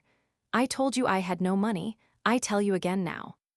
"Well, sure, you will some day, sir, please God," the girl answered after an instant. "Possibly," said Stephen, "but I don't think it likely." He left her quickly, fearing that her intimacy might turn to jibing and wishing to be out of the way before she offered her ware to another, a tourist from England or a student of Trinity. Grafton Street, along which he walked, prolonged that moment of discouraged poverty. In the roadway at the head of the street, a slab was set to the memory of Wolfe Tone, and he remembered having been present with his father at its laying. He remembered with bitterness that scene of tawdry tribute. There were 4 French delegates in a brake and one, a plump, smiling young man, held wedged on a stick, a card on which were printed the words, "Vive l'Ireland." But the trees in Stephen's Green were fragrant of rain, and the rain-sodden earth gave forth its mortal odor, a faint incense rising upward through the mold from many hearts. The soul of the gallant venal city, which his elders had told him of, had shrunk with time to a faint mortal odor rising from the earth, and he knew that in a moment, when he entered the sombre college, he would be conscious of a corruption other than that of Buck Egan and Burnchapel Whaley. It was too late to go upstairs to the French class. He crossed the hall and took the corridor to the left which led to the physics theater. The corridor was dark and silent, but not unwatchful. Why did he feel that it was not unwatchful? Was it because he had heard that in Buck Whaley's time there was a secret staircase there? Or was the Jesuit house extraterritorial, and was he walking among aliens? The Ireland of Tone and of Parnell seemed to have receded in space. He opened the door of the theater and halted in the chilly gray light that struggled through the dusty windows. A figure was crouching before the large grate, and by its leanness and grayness, he knew that it was the Dean of Studies lighting the fire. Stephen closed the door quietly and approached the fireplace. "Good morning, sir. Can I help you?" The priest looked up quickly and said, "One moment now, Mr. Dedalus, and you will see. There is an art in lighting a fire. We have the liberal arts and we have the useful arts. This is one of the useful arts." "I will try to learn it," said Stephen. "Not too much coal," said the dean, working briskly at his task. "That is one of the secrets." He produced 4 candle butts from the side pockets of his soutane and placed them deftly among the coals and twisted papers. Stephen watched him in silence. Kneeling thus on the flagstone to kindle the fire, and busied with the disposition of his wisps of paper and candle butts, he seemed more than ever a humble server making ready the place of sacrifice in an empty temple, a Levite of the Lord. Like a Levite's robe of plain linen, the faded worn soutane draped the kneeling figure of one whom the canonicals or the bell-bordered ephod would irk and trouble. His very body had waxed old in lowly service of the Lord, in tending the fire upon the altar, in bearing tidings secretly, in waiting upon worldlings, in striking swiftly when bidden, and yet had remained ungraced by aught of saintly or of prelatic beauty. Nay, his very soul had waxed old in that service, without growing towards light and beauty or spreading abroad a sweet odor of her sanctity.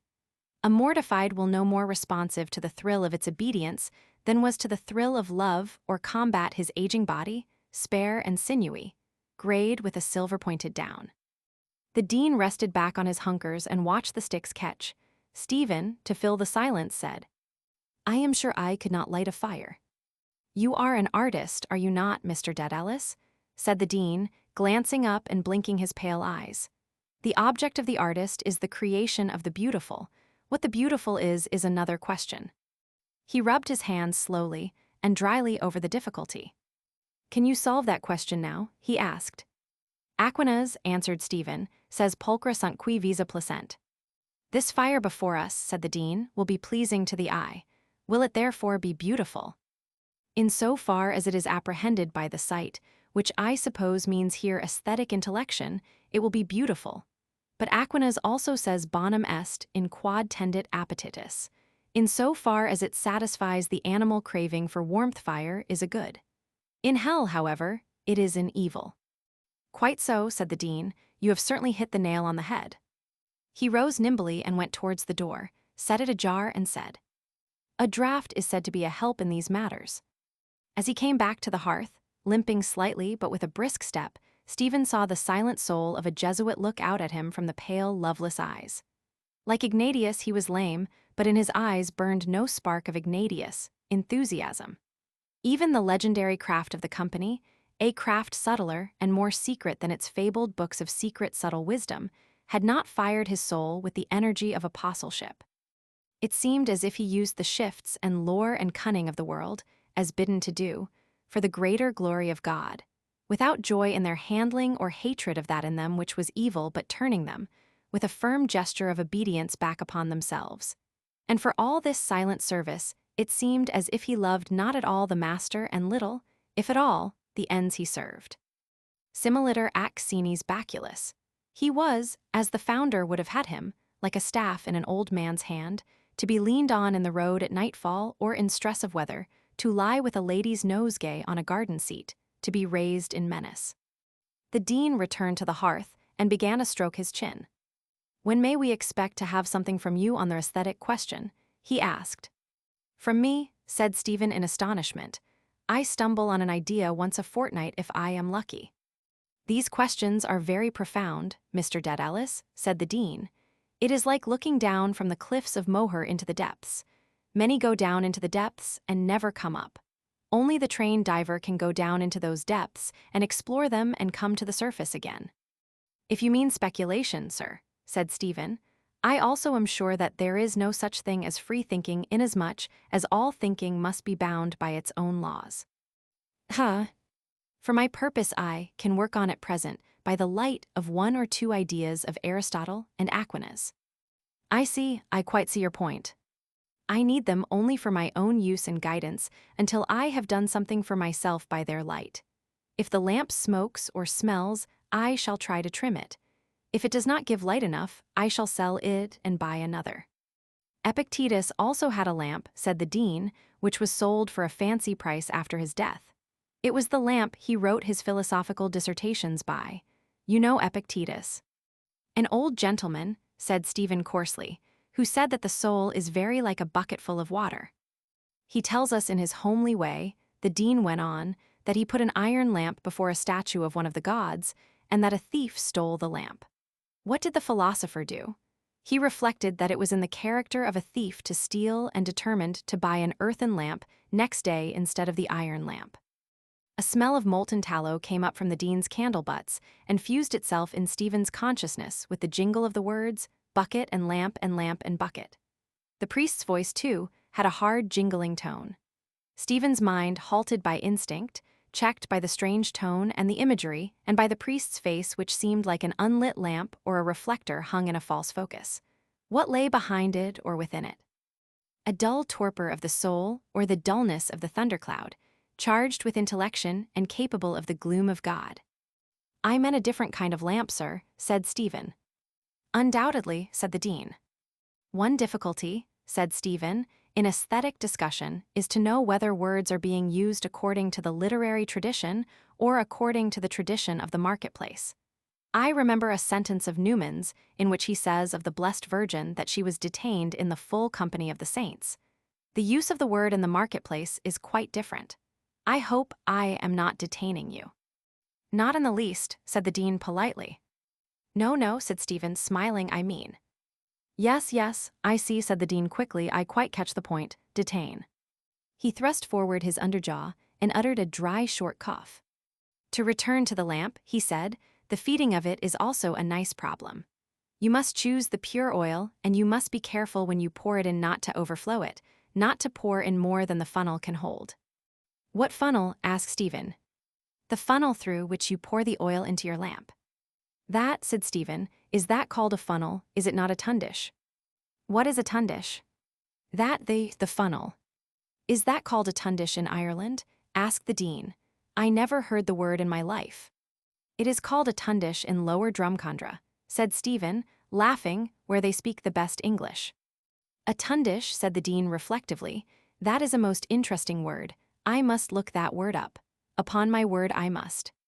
His courtesy of manner rang a little false, and Stephen looked at the English convert with the same eyes as the elder brother in the parable may have turned on the prodigal.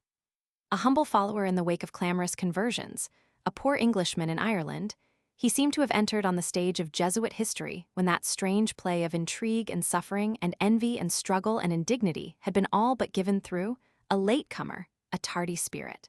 From what had he set out? Perhaps he had been born and bred among serious dissenters, seeing salvation in Jesus only and abhorring the vain pomps of the establishment. Had he felt the need of an implicit faith amid the welter of sectarianism and the jargon of its turbulent schisms? 6 principal men, peculiar people, seed and snake Baptists, supralapsarian dogmatists.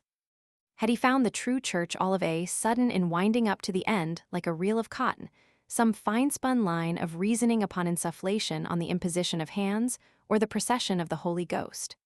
Or had Lord Christ touched him and bidden him follow, like that disciple who had sat at the receipt of custom, as he sat by the door of some zinc-roof chapel, yawning and telling over his church pence? The dean repeated the word yet again. Tundish, well now that is interesting. The question you asked me a moment ago seems to me more interesting. What is that beauty which the artist struggles to express from lumps of earth? Said Stephen coldly. The little word seemed to have turned a rapier point of his sensitiveness against this courteous and vigilant foe. He felt with a smart of dejection that the man to whom he was speaking was a countryman of Ben Jonson. He thought, the language in which we are speaking is his before it is mine. How different are the words home, Christ, ale, master on his lips and on mine. I cannot speak or write these words without unrest of spirit. His language, so familiar and so foreign, will always be for me an acquired speech. I have not made or accepted its words. My voice holds them at bay. My soul frets in the shadow of his language. And to distinguish between the beautiful and the sublime, the dean added, to distinguish between moral beauty and material beauty, and to inquire what kind of beauty is proper to each of the various arts. These are some interesting points we might take up. Stephen, disheartened suddenly by the dean's firm, dry tone, was silent. And through the silence, a distant noise of many boots and confused voices came up the staircase. In pursuing these speculations, said the dean conclusively, there is, however, the danger of perishing of inanition. First you must take your degree. Set that before you as your first aim. Then, little by little, you will see your way. I mean in every sense your way in life and in thinking. It may be uphill pedaling at first. Take Mr. Moonan. He was a long time before he got to the top, but he got there. I may not have his talent, said Stephen quietly. You never know, said the dean brightly. We never can say what is in us. I most certainly should not be despondent, per aspera ad astra. He left the hearth quickly, and went towards the landing to oversee the arrival of the first arts class. Leaning against the fireplace, Stephen heard him greet briskly and impartially every student of the class, and could almost see the frank smiles of the coarser students. A desolating pity began to fall like dew upon his easily embittered heart for this faithful servingman of the knightly Loyola, for this half-brother of the clergy, more venal than they in speech, more steadfast of soul than they, one whom he would never call his ghostly father. And he thought how this man and his companions had earned the name of worldlings at the hands not of the unworldly only, but of the worldly also for having pleaded, during all their history, at the bar of God's justice for the souls of the lax and the lukewarm and the prudent. The entry of the professor was signaled by a few rounds of Kentish fire from the heavy boots of those students, who sat on the highest tier of the gloomy theatre under the gray cobwebbed windows. The calling of the roll began, and the responses to the names were given out in all tones until the name of Peter Byon was reached. Here, a deep bass note in response came from the upper tier, followed by coughs of protest along the other benches. The professor paused in his reading and called the next name.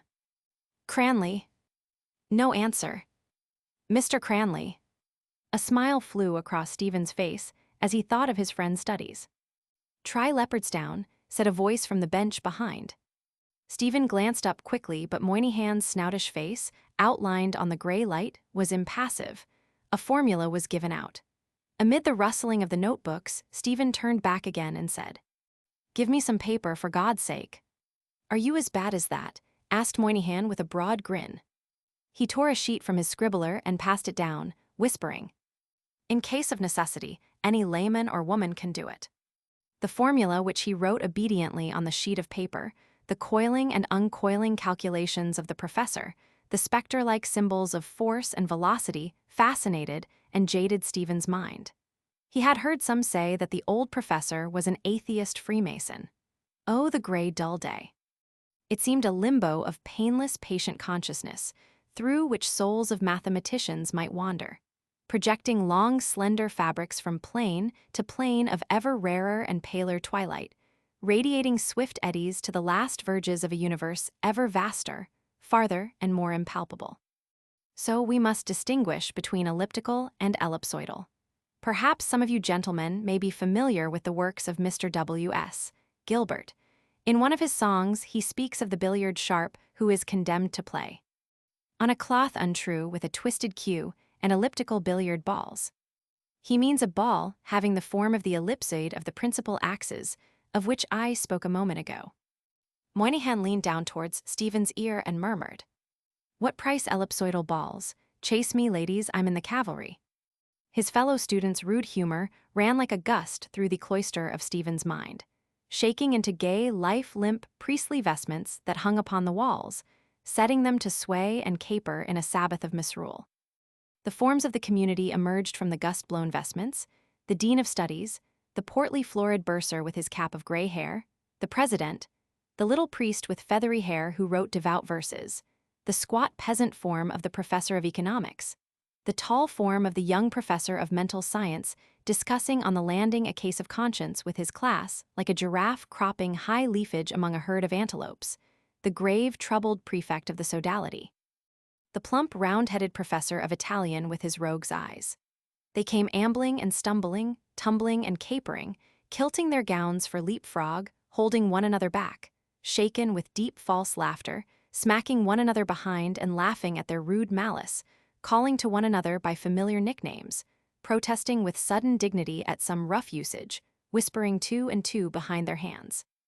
The professor had gone to the glass cases on the side wall, from a shelf of which he took down a set of coils, blew away the dust from many points, and, bearing it carefully to the table, held a finger on it while he proceeded with his lecture. He explained that the wires in modern coils were of a compound called platinoid lately discovered by F. W. Martino. He spoke clearly the initials and surname of the discoverer. Moynihan whispered from behind, "Good old Freshwater Martin." "Ask him," Stephen whispered back with weary humor, "if he wants a subject for electrocution. He can have me." Moynihan, seeing the professor bend over the coils, rose in his bench and, clacking noiselessly the fingers of his right hand, began to call with the voice of a slobbering urchin. "Please, teacher, this boy is after saying a bad word, teacher." Platinoid, the professor said solemnly, is preferred to German silver because it has a lower coefficient of resistance by changes of temperature. The platinoid wire is insulated, and the covering of silk that insulates it is wound on the ebonite bobbins just where my finger is. If it were wound, single and extra current would be induced in the coils. The bobbins are saturated in hot paraffin wax. A sharp Ulster voice said from the bench below Stephen, "Are we likely to be asked questions on applied science?" The professor began to juggle gravely with the terms pure science and applied science. A heavy-built student, wearing gold spectacles, stared with some wonder at the questioner. Moynihan murmured from behind in his natural voice, "Isn't McAllister a devil for his pound of flesh?" Stephen looked coldly on the oblong skull beneath him overgrown with tangled twine-colored hair. The voice, the accent, the mind of the questioner offended him, and he allowed the offense to carry him towards willful unkindness, bidding his mind think that the student's father would have done better had he sent his son to Belfast to study, and have saved something on the train fare by so doing. The oblong skull beneath did not turn to meet this shaft of thought, and yet the shaft came back to its bowstring, for he saw in a moment the student's way-pale face. "That thought is not mine," he said to himself quickly.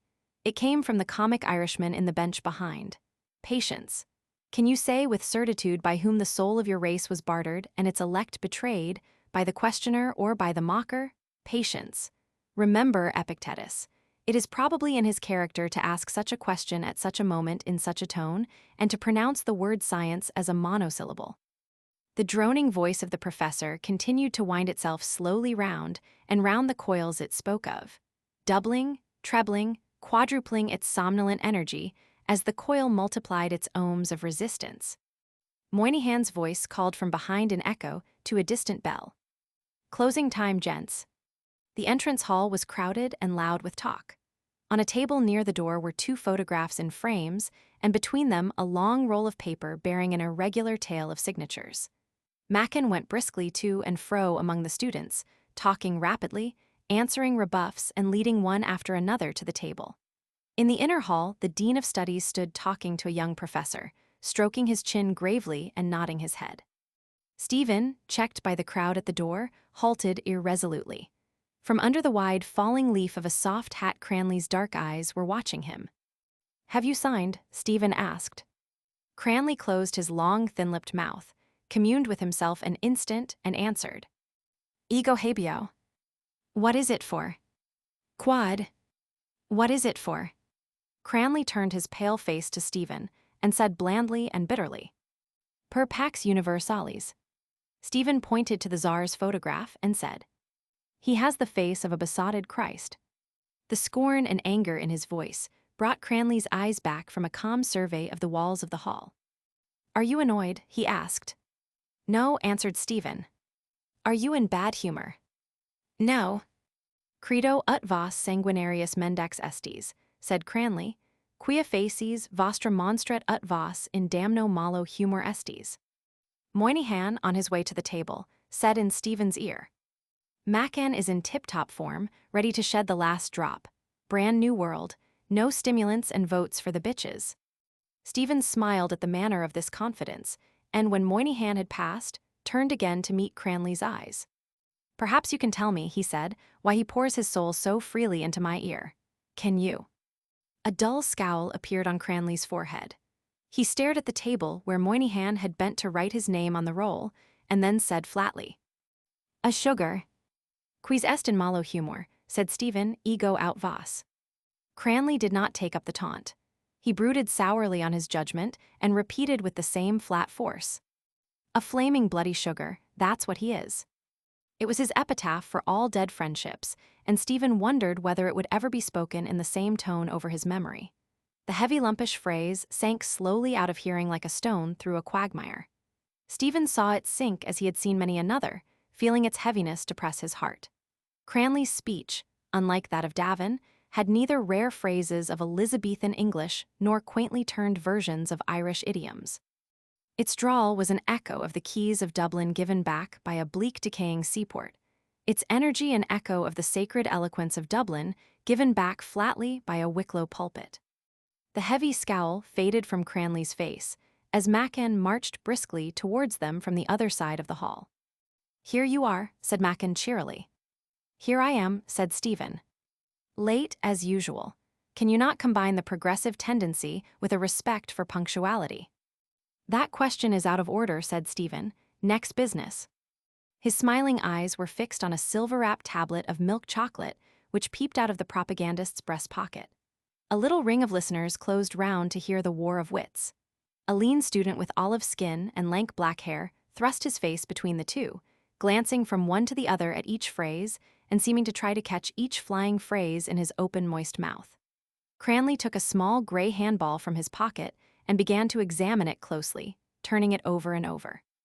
"Next business," said Machen, "home." He gave a loud cough of laughter, smiled broadly and tugged twice at the straw-colored goatee which hung from his blunt chin. "The next business is to sign the testimonial." "Will you pay me anything if I sign?" asked Stephen. "I thought you were an idealist," said Machen. The gypsy-like student looked about him and addressed the onlookers in an indistinct, bleating voice. "By hell, that's a queer notion. I consider that notion to be a mercenary notion."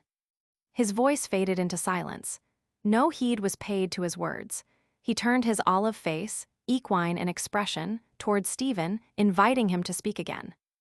Machen began to speak with fluent energy of the Tsar's rescript, of stead, of general disarmament, arbitration in cases of international disputes, of the signs of the times, of the new humanity and the new gospel of life, which would make it the business of the community to secure as cheaply as possible the greatest possible happiness of the greatest possible number. The gypsy student responded to the close of the period by crying, "3 cheers for universal brotherhood." "Go on, Temple," said a stout, ruddy student near him. "I'll stand you a pint after." "I'm a believer in universal brotherhood," said Temple, glancing about him out of his dark oval eyes. "Marx is only a bloody cod." Cranley gripped his arm tightly to check his tongue, smiling uneasily, and repeated, "Easy, easy, easy." Temple struggled to free his arm but continued, his mouth flecked by a thin foam. Socialism was founded by an Irishman, and the first man in Europe who preached the freedom of thought was Collins. 200 years ago, he denounced priestcraft, the philosopher of Middlesex. 3 cheers for John Anthony Collins. A thin voice from the verge of the ring replied, "Pip, pip." Moynihan murmured beside Stephen's ear, "And what about John Anthony's poor little sister? Lottie Collins lost her drawers, won't you kindly lend her yours?" Stephen laughed, and Moynihan, pleased with the result, murmured again, "We'll have 5 bob each way on John Anthony Collins." "I am waiting for your answer," said Machen briefly. "The affair doesn't interest me in the least," said Stephen wearily. "You know that well. Why do you make a scene about it?" "Good," said Machen, smacking his lips. "You are a reactionary, then." "Do you think you impress me," Stephen asked, "when you flourish your wooden sword?" "Metaphors," said Machen bluntly, "come to facts." Stephen blushed and turned aside. Machen stood his ground and said with hostile humor, "Minor poets, I suppose, are above such trivial questions as the question of universal peace." Cranley raised his head and held the handball between the 2 students by way of a peace offering, saying, Pax super totum sanguinarium globum. Stephen, moving away the bystanders, jerked his shoulder angrily in the direction of the Tsar's image, saying, "Keep your icon. If we must have a Jesus, let us have a legitimate Jesus." "By hell, that's a good one," said the gypsy student to those about him. "That's a fine expression. I like that expression immensely." He gulped down the spittle in his throat as if he were gulping down the phrase, and, fumbling at the peak of his tweed cap, turned to Stephen, saying, "Excuse me, sir, what do you mean by that expression you uttered just now?" Feeling himself jostled by the students near him, he said to them, "I am curious to know now what he meant by that expression." He turned again to Stephen and said in a whisper, "Do you believe in Jesus? I believe in man. Of course, I don't know if you believe in man. I admire you, sir. I admire the mind of man independent of all religions. Is that your opinion about the mind of Jesus?" "Go on, Temple," said the stout ruddy student, returning, as was his wont, to his first idea. "That pint is waiting for you." "He thinks I'm an imbecile," Temple explained to Stephen, "because I'm a believer in the power of mind." Cranley linked his arms into those of Stephen and his admirer and said, "Nos ad manum ballum Jacobimus." Stephen, in the act of being led away, caught sight of Macan's flushed, blunt-featured face. "My signature is of no account," he said politely. "You are right to go your way. Leave me to go mine." "Dedalus," said Macan crisply, "I believe you're a good fellow, but you have yet to learn the dignity of altruism and the responsibility of the human individual." A voice said, "Intellectual crankery is better out of this movement than in it." Stephen, recognizing the harsh tone of McAllister's voice, did not turn in the direction of the voice. Cranley pushed solemnly through the throng of students, linking Stephen and Temple like a celebrant attended by his ministers on his way to the altar. Temple bent eagerly across Cranley's breast and said, "Did you hear McAllister what he said? That youth is jealous of you. Did you see that?" "I bet Cranley didn't see that. By hell, I saw that at once." As they crossed the inner hall, the Dean of Studies was in the act of escaping from the student with whom he had been conversing. He stood at the foot of the staircase, a foot on the lowest step, his threadbare soutin gathered about him for the ascent with womanish care, nodding his head often and repeating, "Not a doubt of it, Mr. Hackett. Very fine, not a doubt of it."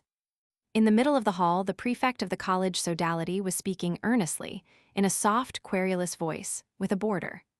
As he spoke, he wrinkled a little his freckled brow and bit, between his phrases, at a tiny bone pencil. "I hope the matric men will all come. The first arts men are pretty sure. Second arts, too, we must make sure of the newcomers." Temple bent again across Cranley, as they were passing through the doorway, and said in a swift whisper, "Do you know that he is a married man? He was a married man before they converted him. He has a wife and children somewhere. By hell, I think that's the queerest notion I ever heard, eh?" His whisper trailed off into sly, cackling laughter. The moment they were through the doorway, Cranley seized him rudely by the neck and shook him, saying, "You flaming, floundering fool. I'll take my dying Bible there isn't a bigger bloody ape, do you know, than you in the whole flaming bloody world." Temple wriggled in his grip, laughing still with sly content, while Cranley repeated flatly at every rude shake, "A flaming, flaring, bloody idiot." They crossed the weedy garden together. The president, wrapped in a heavy loose cloak, was coming towards them along one of the walks, reading his office. At the end of the walk, he halted before turning and raised his eyes. The students saluted, Temple fumbling as before at the peak of his cap. They walked forward in silence. As they neared the alley, Stephen could hear the thuds of the players' hands and the wet smacks of the ball and Davin's voice crying out excitedly at each stroke. The three students halted round the box on which Davin sat to follow the game. Temple, after a few moments, sidled across to Stephen and said, "Excuse me, I wanted to ask you, do you believe that Jean-Jacques Rousseau was a sincere man?" Stephen laughed outright.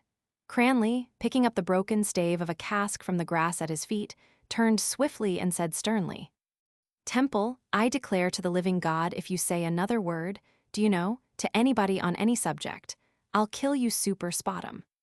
"He was like you, I fancy," said Stephen, an emotional man. "Blast him, curse him," said Cranley broadly. "Don't talk to him at all. Sure, you might as well be talking, do you know, to a flaming chamber pot as talking to Temple. Go home, Temple. For God's sake, go home. I don't care a damn about you, Cranley, answered Temple, moving out of reach of the uplifted stave and pointing at Stephen. He's the only man I see in this institution that has an individual mind. Institution, individual, cried Cranley. Go home, blast you, for you're a hopeless bloody man. I'm an emotional man, said Temple. That's quite rightly expressed, and I'm proud that I'm an emotionalist. He sidled out of the alley, smiling slyly. Cranley watched him with a blank, expressionless face. Look at him, he said. Did you ever see such a go-by-the-wall? His phrase was greeted by a strange laugh from a student who lounged against the wall, his peaked cap down on his eyes. The laugh, pitched in a high key and coming from a so muscular frame, seemed like the whinny of an elephant. The student's body shook all over, and to ease his mirth, he rubbed both his hands delightedly over his groins. Lynch is awake, said Cranley. Lynch, for answer, straightened himself and thrust forward his chest. Lynch puts out his chest, said Stephen, as a criticism of life. Lynch smote himself sonorously on the chest and said, Who has anything to say about my girth? Cranley took him at the word, and the two began to tussle. When their faces had flushed with the struggle, they drew apart, panting. Stephen bent down towards Davin, who, intent on the game, had paid no heed to the talk of the others. And how is my little tame goose? He asked. Did he sign too? Davin nodded and said, And you, Stevie? Stephen shook his head. You're a terrible man, Stevie, said Davin, taking the short pipe from his mouth, always alone. Now that you have signed the petition for universal peace, said Stephen, I suppose you will burn that little copybook I saw in your room. As Davin did not answer, Stephen began to quote. Long pace Fianna, right incline Fianna, Fianna by numbers salute 1-2. That's a different question, said Davin. I'm an Irish nationalist first and foremost, but that's you all out. You're a born sneerer, Stevie. When you make the next rebellion with hurlesticks, said Stephen, and want the indispensable informer, tell me. I can find you a few in this college. I can't understand you, said Davin. One time I hear you talk against English literature. Now you talk against the Irish informers. What with your name and your ideas? Are you Irish at all? Come with me now to the office of arms, and I will show you the tree of my family, said Stephen. Then be one of us, said Davin. Why don't you learn Irish? Why did you drop out of the league class after the first lesson? You know one reason why, answered Stephen. Davin tossed his head and laughed. Oh, come now, he said. Is it on account of that certain young lady and Father Morin? But that's all in your own mind, Stevie. They were only talking and laughing. Stephen paused and laid a friendly hand upon Davin's shoulder. Do you remember, he said, when we knew each other first? The first morning we met you asked me to show you the way to the matriculation class, putting a very strong stress on the first syllable. You remember. Then you used to address the Jesuits as Father. You remember, I ask myself about you. Is he as innocent as his speech? I'm a simple person, said Davin. You know that. When you told me that night in Harcourt Street those things about your private life, honest to God, Stevie, I was not able to eat my dinner. I was quite bad. I was awake a long time that night. Why did you tell me those things? Thanks, said Stephen. You mean I am a monster? No, said Davin, but I wish you had not told me. A tide began to surge beneath the calm surface of Stephen's friendliness. This race and this country and this life produced me, he said. I shall express myself as I am. Try to be one of us, repeated Davin. In heart you are an Irishman, but your pride is too powerful. My ancestors threw off their language and took another, Stephen said. They allowed a handful of foreigners to subject them. Do you fancy I am going to pay in my own life and person debts they made? What for? For our freedom, said Davin. No honorable and sincere man, said Stephen, has given up to you his life and his youth and his affections from the days of Tone to those of Parnell, but you sold him to the enemy, or failed him in need, or reviled him and left him for another. And you invite me to be one of you. See you damned first. They died for their ideals, Stevie, said Davin. Our day will come yet, believe me. Stephen, following his own thought, was silent for an instant. The soul is born, he said vaguely, first in those moments I told you of. It has a slow and dark birth, more mysterious than the birth of the body. When the soul of a man is born in this country, there are nets flung at it to hold it back from flight. You talk to me of nationality, language, religion. I shall try to fly by those nets." Davin knocked the ashes from his pipe. "Too deep for me, Stevie," he said. "But a man's country comes first. Ireland first, Stevie. You can be a poet or a mystic after." "Do you know what Ireland is?" asked Stephen with cold violence. "Ireland is the old sow that eats her farrow." Davin rose from his box and went towards the players, shaking his head sadly. But in a moment his sadness left him, and he was hotly disputing with Cranley and the two players who had finished their game. A match of 4 was arranged, Cranley insisting, however, that his ball should be used. He let it rebound twice or thrice to his hand and struck it strongly and swiftly towards the base of the alley, exclaiming in answer to its thud, "Your soul." Stephen stood with Lynch till the score began to rise. Then he plucked him by the sleeve to come away. Lynch obeyed, saying, "Let us eke go, as Cranley has it." Stephen smiled at this side thrust. They passed back through the garden and out through the hall where the doddering porter was pinning up a hall notice in the frame. At the foot of the steps, they halted and Stephen took a packet of cigarettes from his pocket and offered it to his companion. "I know you're poor," he said. "Damn your yellow insolence," answered Lynch. This second proof of Lynch's culture made Stephen smile again. "It was a great day for European culture," he said, "when you made up your mind to swear in yellow." They lit their cigarettes and turned to the right. After a pause, Stephen began. "Aristotle has not defined pity and terror. I have, I say." Lynch halted and said bluntly, "Stop, I won't listen. I am sick. I was out last night on a yellow drunk with Horan and Goggins." Stephen went on. "Pity is the feeling which arrests the mind in the presence of whatsoever is grave and constant in human sufferings, and unites it with the human sufferer. Terror is the feeling which arrests the mind in the presence of whatsoever is grave and constant in human sufferings, and unites it with the secret cause." "Repeat," said Lynch. Stephen repeated the definitions slowly. "A girl got into a hansom a few days ago," he went on, "in London. She was on her way to meet her mother whom she had not seen for many years. At the corner of a street, the shaft of a lorry shivered the window of the hansom in the shape of a star. A long, fine needle of the shivered glass pierced her heart. She died on the instant. The reporter called it a tragic death. It is not. It is remote from terror and pity, according to the terms of my definitions.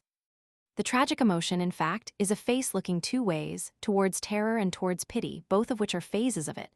You see, I use the word arrest. I mean that the tragic emotion is static, or rather the dramatic emotion is. The feelings excited by improper art are kinetic, desire, or loathing. Desire urges us to possess, to go to something. Loathing urges us to abandon, to go from something. The arts which excite them, pornographical or didactic, are therefore improper arts. The aesthetic emotion, I use the general term, is therefore static. The mind is arrested and raised above desire and loathing. You say that art must not excite desire, said Lynch. I told you that one day I wrote my name in pencil on the backside of the Venus of Praxiteles in the museum. Was that not desire? I speak of normal natures, said Stephen. You also told me that when you were a boy in that charming Carmelite school, you ate pieces of dried cow dung. Lynch broke again into a whinny of laughter, and again rubbed both his hands over his groins, but without taking them from his pockets. Oh, I did, he cried. Stephen turned towards his companion and looked at him for a moment boldly in the eyes. Lynch, recovering from his laughter, answered his look from his humbled eyes. The long, slender, flattened skull beneath the long, pointed cap brought before Stephen's mind the image of a hooded reptile. The eyes, too, were reptile-like in glint and gaze. Yet at that instant, humbled and alert in their look, they were lit by one tiny human point, the window of a shriveled soul, poignant and self-embittered. As for that, Stephen said in polite parenthesis, we are all animals. I also am an animal. You are, said Lynch. But we are just now in a mental world, Stephen continued. The desire and loathing excited by improper aesthetic means are really not aesthetic emotions, not only because they are kinetic in character, but also because they are not more than physical. Our flesh shrinks from what it dreads and responds to the stimulus of what it desires by a purely reflex action of the nervous system. Our eyelid closes before we are aware that the fly is about to enter our eye. Not always, said Lynch critically. In the same way, said Stephen, your flesh responded to the stimulus of a naked statue. But it was, I say, simply a reflex action of the nerves. Beauty expressed by the artist cannot awaken in us an emotion which is kinetic or a sensation which is purely physical. It awakens, or ought to awaken, or induces, or ought to induce, an aesthetic stasis, an ideal pity or an ideal terror, a stasis called forth, prolonged, and at last dissolved by what I call the rhythm of beauty. What is that exactly? Asked Lynch. Rhythm, said Stephen, is the first formal aesthetic relation of part to part in any aesthetic whole, or of an aesthetic whole to its part or parts, or of any part to the aesthetic whole of which it is a part. If that is rhythm, said Lynch, let me hear what you call beauty. And please remember, though I did eat a cake of cow dung once, that I admire only beauty. Stephen raised his cap as if in greeting. Then, blushing slightly, he laid his hand on Lynch's thick tweed sleeve. We are right, he said, and the others are wrong. To speak of these things and to try to understand their nature, and having understood it, to try slowly and humbly and constantly to express, to press out again, from the gross earth or what it brings forth, from sound and shape and color which are the prison gates of our soul, an image of the beauty we have come to understand. That is art. They had reached the canal bridge and, turning from their course, went on by the trees. A crude gray light, mirrored in the sluggish water, and a smell of wet branches over their heads seemed to war against the course of Stephen's thought. But you have not answered my question, said Lynch. What is art? What is the beauty it expresses? That was the first definition I gave you, you sleepy-headed wretch, said Stephen, when I began to try to think out the matter for myself. Do you remember the night? Cranley lost his temper and began to talk about Wicklow bacon. I remember, said Lynch. He told us about them flaming fat devils of pigs. Art, said Stephen, is the human disposition of sensible or intelligible matter for an aesthetic end. You remember the pigs and forget that. You are a distressing pair, you and Cranley. Lynch made a grimace at the raw gray sky and said, If I am to listen to your aesthetic philosophy, give me at least another cigarette. I don't care about it. I don't even care about women. Damn you and damn everything. I want a job of $500 a year. You can't get me one. Stephen handed him the packet of cigarettes. Lynch took the last one that remained, saying simply, Proceed. Aquinas, said Stephen, says that is beautiful the apprehension of which pleases. Lynch nodded. I remember that he said, pulchra sunt qui visa placent. He uses the word visa, said Stephen, to cover aesthetic apprehensions of all kinds, whether through sight or hearing or through any other avenue of apprehension. This word, though it is vague, is clear enough to keep away good and evil which excite desire and loathing. It means certainly a stasis and not a kinesis. How about the true? It produces also a stasis of the mind. You would not write your name in pencil across the hypotenuse of a right-angled triangle. No, said Lynch, give me the hypotenuse of the Venus of Praxiteles. Static, therefore, said Stephen. Plato, I believe, said that beauty is the splendor of truth. I don't think that it has a meaning, but the true and the beautiful are akin. Truth is beheld by the intellect, which is appeased by the most satisfying relations of the intelligible. Beauty is beheld by the imagination, which is appeased by the most satisfying relations of the sensible. The first step in the direction of truth is to understand the frame and scope of the intellect itself, to comprehend the act itself of intellection. Aristotle's entire system of philosophy rests upon his book of psychology, and that, I think, rests on his statement that the same attribute cannot at the same time and in the same connection belong to and not belong to the same subject. The first step in the direction of beauty is to understand the frame and scope of the imagination, to comprehend the act itself of aesthetic apprehension. Is that clear? But what is beauty? Asked Lynch impatiently. Out with another definition. Something we see and like is that the best you and Aquinas can do. Let us take woman, said Stephen.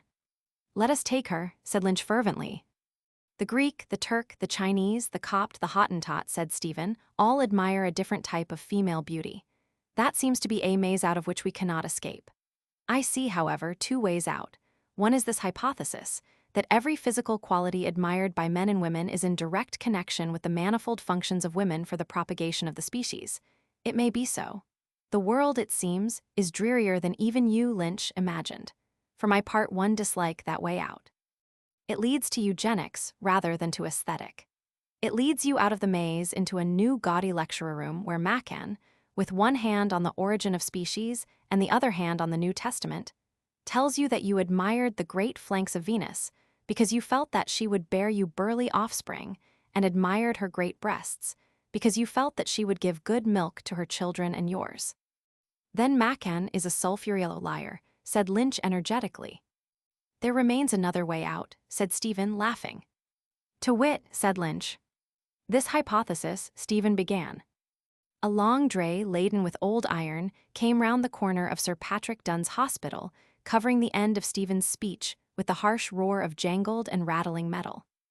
Lynch closed his ears and gave out oath after oath till the dray had passed. Then he turned on his heel rudely. Stephen turned also and waited for a few moments till his companion's ill humor had had its vent. This hypothesis, Stephen repeated, is the other way out. That, though the same object may not seem beautiful to all people who admire a beautiful object find in it certain relations which satisfy and coincide with the stages themselves of all aesthetic apprehension. These relations of the sensible, visible to you through one form and to me through another, must be therefore the necessary qualities of beauty. Now, we can return to our old friend St. Thomas for another pennyworth of wisdom. Lynch laughed. It amuses me vastly, he said, to hear you quoting him time after time like a jolly round friar. Are you laughing in your sleeve? Macalister, answered Stephen, would call my aesthetic theory applied Aquinas. So far as this side of aesthetic philosophy extends, Aquinas will carry me all along the line. When we come to the phenomena of artistic conception, artistic gestation, and artistic reproduction, I require a new terminology and a new personal experience. Of course, said Lynch. After all, Aquinas, in spite of his intellect, was exactly a good round friar. But you will tell me about the new personal experience and new terminology some other day. Hurry up and finish the first part. Who knows, said Stephen, smiling. Perhaps Aquinas would understand me better than you. He was a poet himself. He wrote a hymn for Maundy Thursday. It begins with the words Pange lingua gloriosi. They say it is the highest glory of the hymnal. It is an intricate and soothing hymn. I like it, but there is no hymn that can be put beside that mournful and majestic processional song, the Vexilla Regis of Venantius Fortunatus. Lynch began to sing softly and solemnly in a deep bass voice. In pleta sunt qui, consinit David fideli carmine dicendo, nationibus regnavit a ligno Deus. That's great, he said, well pleased. Great music. They turned into Lower Mount Street. A few steps from the corner, a fat young man, wearing a silk neckcloth, saluted them and stopped. Did you hear the results of the exams? He asked. Griffin was plucked. Halpin and O'Flynn are through the Home Civil. Moonan got 5th place in the Indian. O'Shaughnessy got 14th. The Irish fellows in Clark S. gave them a feed last night. They all ate curry. His pallid, bloated face expressed benevolent malice, and as he had advanced through his tidings of success, his small, fat-encircled eyes vanished out of sight and his weak, wheezing voice out of hearing. In reply to a question of Stephen's his eyes, and his voice came forth again from their lurking places. Yes, Macalog and I, he said. He's taking pure mathematics and I'm taking constitutional history. There are 20 subjects. I'm taking botany too. You know I'm a member of the field club. He drew back from the other two in a stately fashion, and placed a plump woolen-gloved hand on his breast from which muttered wheezing laughter at once broke forth. Bring us a few turnips and onions the next time you go out, said Stephen dryly, to make a stew. The fat student laughed indulgently and said, We are all highly respectable people in the field club. Last Saturday we went out to Glenmalure, 7 of us. With women, Donovan, said Lynch. Donovan again laid his hand on his chest and said, Our end is the acquisition of knowledge. Then he said quickly, I hear you are writing some essays about aesthetics. Stephen made a vague gesture of denial. Goethe and Lessing, said Donovan, have written a lot on that subject, the classical school and the romantic school and all that.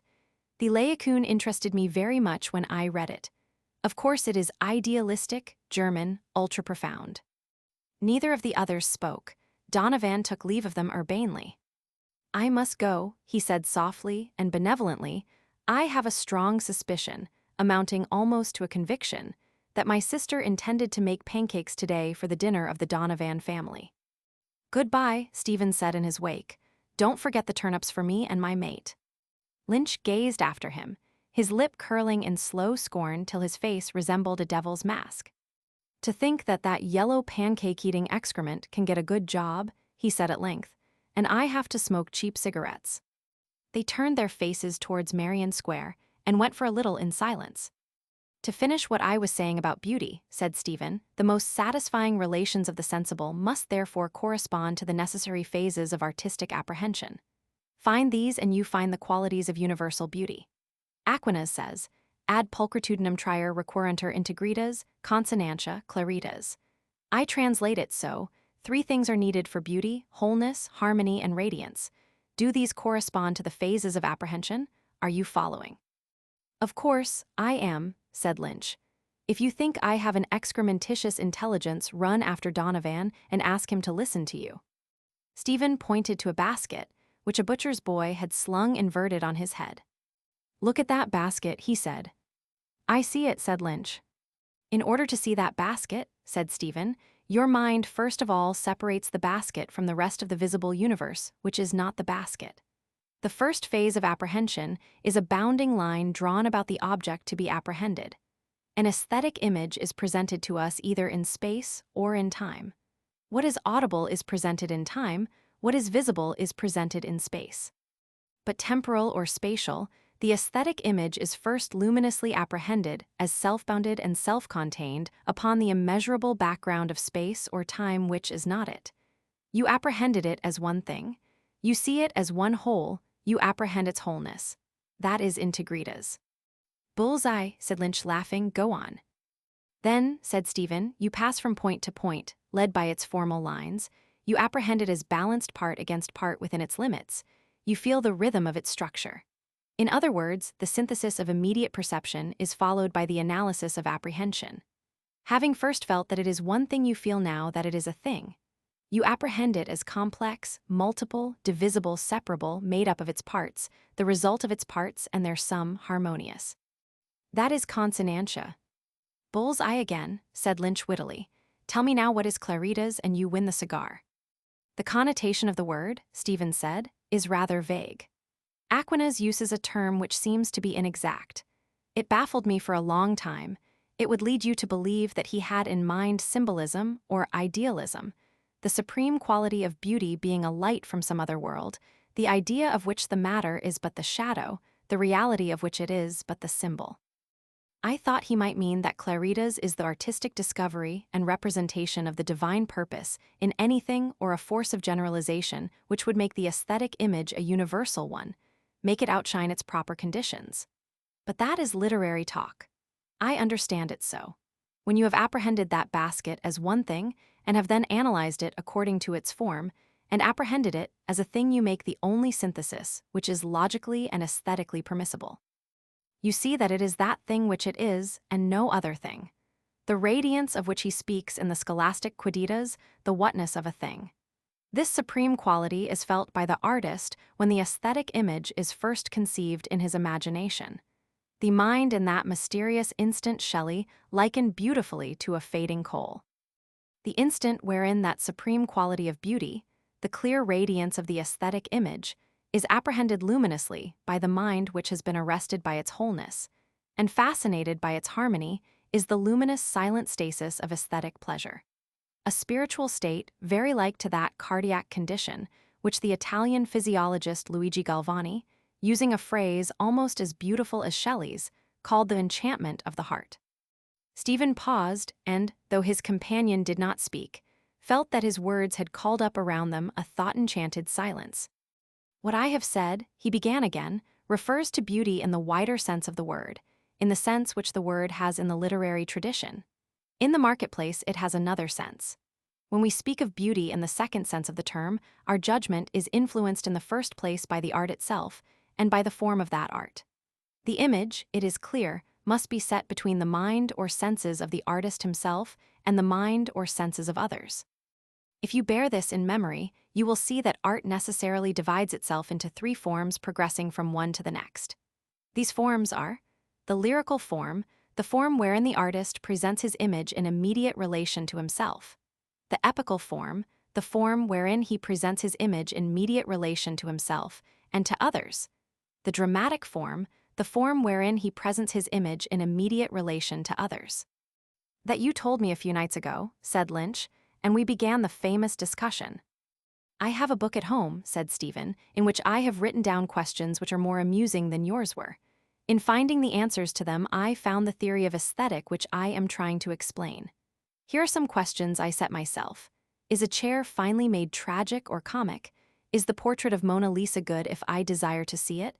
Is the bust of Sir Philip Crampton lyrical, epical, or dramatic? If not, why not?" "Why not, indeed?" said Lynch, laughing. "If a man hacking in fury at a block of wood," Stephen continued, "make there an image of a cow, is that image a work of art? If not, why not?" "That's a lovely one," said Lynch, laughing again. "That has the true scholastic stink." "Lessing," said Stephen, "should not have taken a group of statues to write of. The art, being inferior, does not present the forms I spoke of distinguished clearly one from another.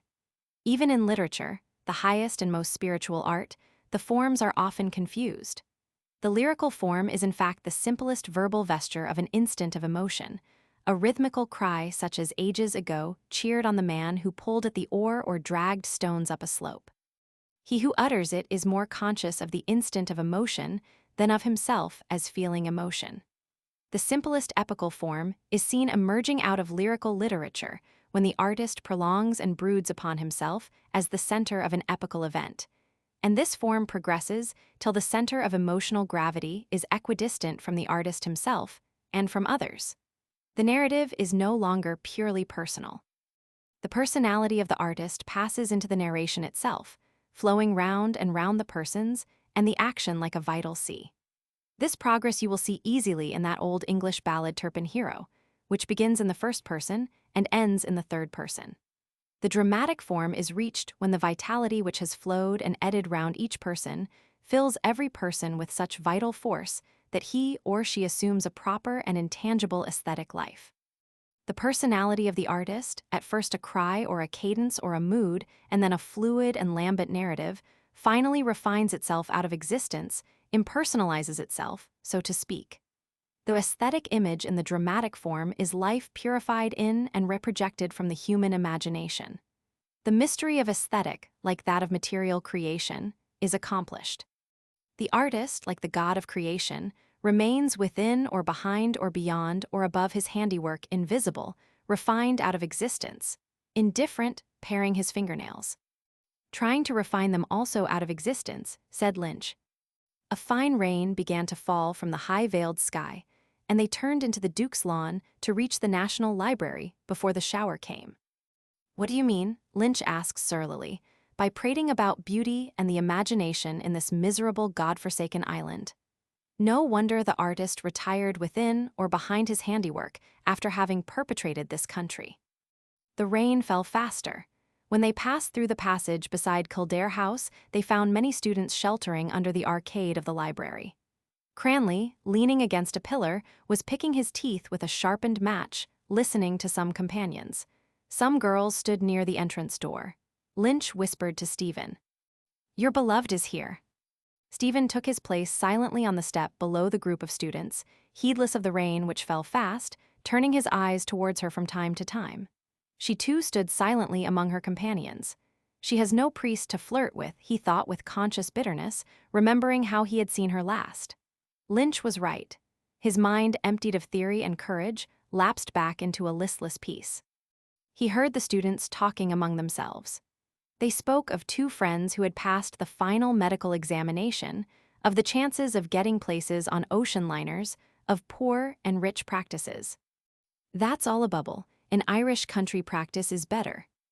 Hines was 2 years in Liverpool, and he says the same. A frightful hole he said it was, nothing but midwifery cases. "Do you mean to say it is better to have a job here in the country than in a rich city like that? I know a fellow." Heinz has no brains. He got through by stewing, pure stewing. Don't mind him. There's plenty of money to be made in a big commercial city. Depends on the practice.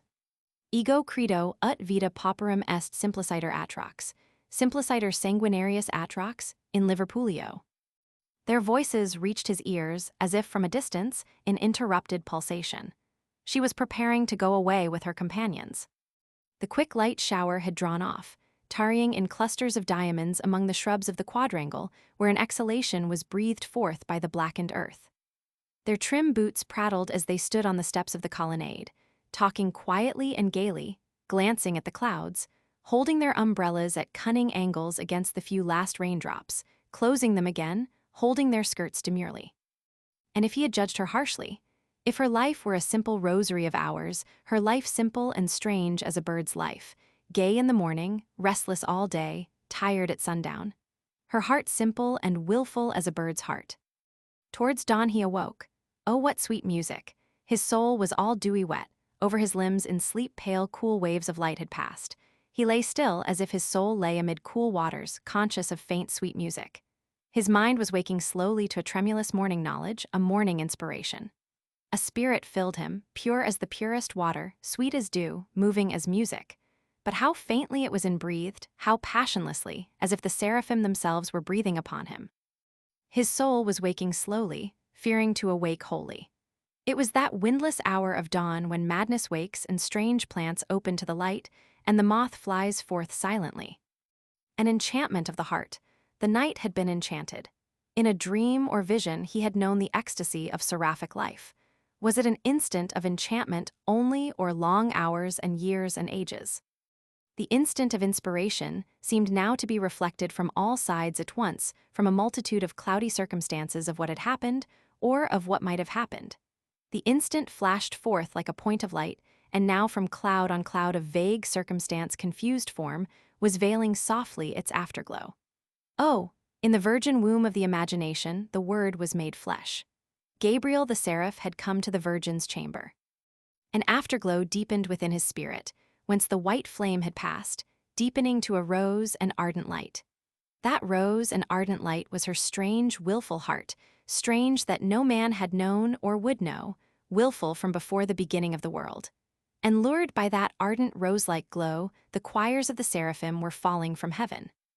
Are you not weary of ardent ways? Lure of the fallen seraphim tell, no more of enchanted days. The verses passed from his mind to his lips, and murmuring them over, he felt the rhythmic movement of a villanelle pass through them. The rose-like glow sent forth its rays of rhyme, ways, days, blaze, praise, rays. Its rays burned up the world, consumed the hearts of men and angels, the rays from the rose that was her willful heart. Your eyes have set man's heart ablaze, and you have had your will of him. Are you not weary of ardent ways? And then, the rhythm died away, ceased, began again to move and beat, and then, smoke, incense ascending from the altar of the world. Above the flame, the smoke of praise goes up from ocean rim, to rim tell no more of enchanted days. Smoke went up from the whole earth, from the vapory oceans, smoke of her praise. The earth was like a swinging, swaying censer, a ball of incense, an ellipsoidal ball. The rhythm died out at once, the cry of his heart was broken. His lips began to murmur the first verses over and over, then went on stumbling through half verses, stammering and baffled, then stopped. The heart's cry was broken. The veiled, windless hour had passed, and behind the panes of the naked window the morning light was gathering. A bell beat faintly very far away. A bird twittered, 2 birds, 3. The bell and the bird ceased, and the dull white light spread itself east and west, covering the world, covering the roselight in his heart. Fearing to lose all, he raised himself suddenly on his elbow to look for paper and pencil. There was neither on the table, only the soup plate he had eaten the rice from for supper and the candlestick with its tendrils of tallow and its paper socket, singed by the last flame. He stretched his arm wearily towards the foot of the bed, groping with his hand in the pockets of the coat that hung there. His fingers found a pencil and then a cigarette packet. He lay back and, tearing open the packet, placed the last cigarette on the window ledge, and began to write out the stanzas of the villanelle in small, neat letters on the rough cardboard surface. Having written them out, he lay back on the lumpy pillow, murmuring them again. The lumps of knotted flock under his head reminded him of the lumps of knotted horsehair in the sofa of her parlor on which he used to sit, smiling or serious, asking himself why he had come, displeased with her, and with himself, confounded by the print of the Sacred Heart above the untenanted sideboard. He saw her approach him in a lull of the talk and beg him to sing one of his curious songs. Then he saw himself sitting at the old piano, striking chords softly from its speckled keys and singing, amid the talk which had risen again in the room, to her who leaned beside the mantelpiece a dainty song of the Elizabethans, a sad and sweet loth to depart, the victory chant of Agincourt, the happy air of Greensleeves. While he sang and she listened, or feigned to listen, his heart was at rest, but when the quaint old songs had ended, and he heard again the voices in the room, he remembered his own sarcasm. The house where young men are called by their Christian names a little too soon. At certain instants her eyes seemed about to trust him, but he had waited in vain. She passed now dancing lightly across his memory as she had been that night at the carnival ball, her white dress a little lifted, a white spray nodding in her hair. She danced lightly in the round. She was dancing towards him, and as she came, her eyes were a little averted and a faint glow was on her cheek. At the pause in the chain of hands, her hand had lain in his an instant, a soft merchandise. "You are a great stranger now." "Yes, I was born to be a monk." "I am afraid you are a heretic." "Are you much afraid?" For answer, she had danced away from him along the chain of hands, dancing lightly and discreetly, giving herself to none. The white spray nodded to her dancing, and when she was in shadow, the glow was deeper on her cheek. A monk, his own image started forth a profaner of the cloister, a heretic Franciscan, willing and willing not to serve, spinning like Gherardino de Borgo San Donnino, a lithe web of sophistry and whispering in her ear. No, it was not his image. It was like the image of the young priest in whose company he had seen her last, looking at him out of dove's eyes, toying with the pages of her Irish phrase-book. Yes, yes, the ladies are coming round to us. I can see it every day, the ladies are with us, the best helpers the language has. And the church, Father Morin. The church too, coming round too.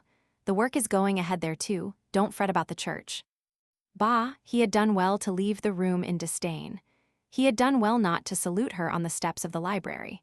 He had done well to leave her to flirt with her priest, to toy with a church which was the scullery maid of Christendom. Rude, brutal anger rooted the last lingering instant of ecstasy from his soul.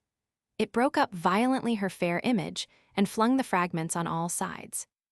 On all sides, distorted reflections of her image started from his memory. The flower girl in the ragged dress with damp coarse hair, and a hoyden's face who had called herself his own girl and begged his handsel. The kitchen girl in the next house who sang over the clatter of her plates, with the drawl of a country singer, the first bars of By Killarney's Lakes and Fells.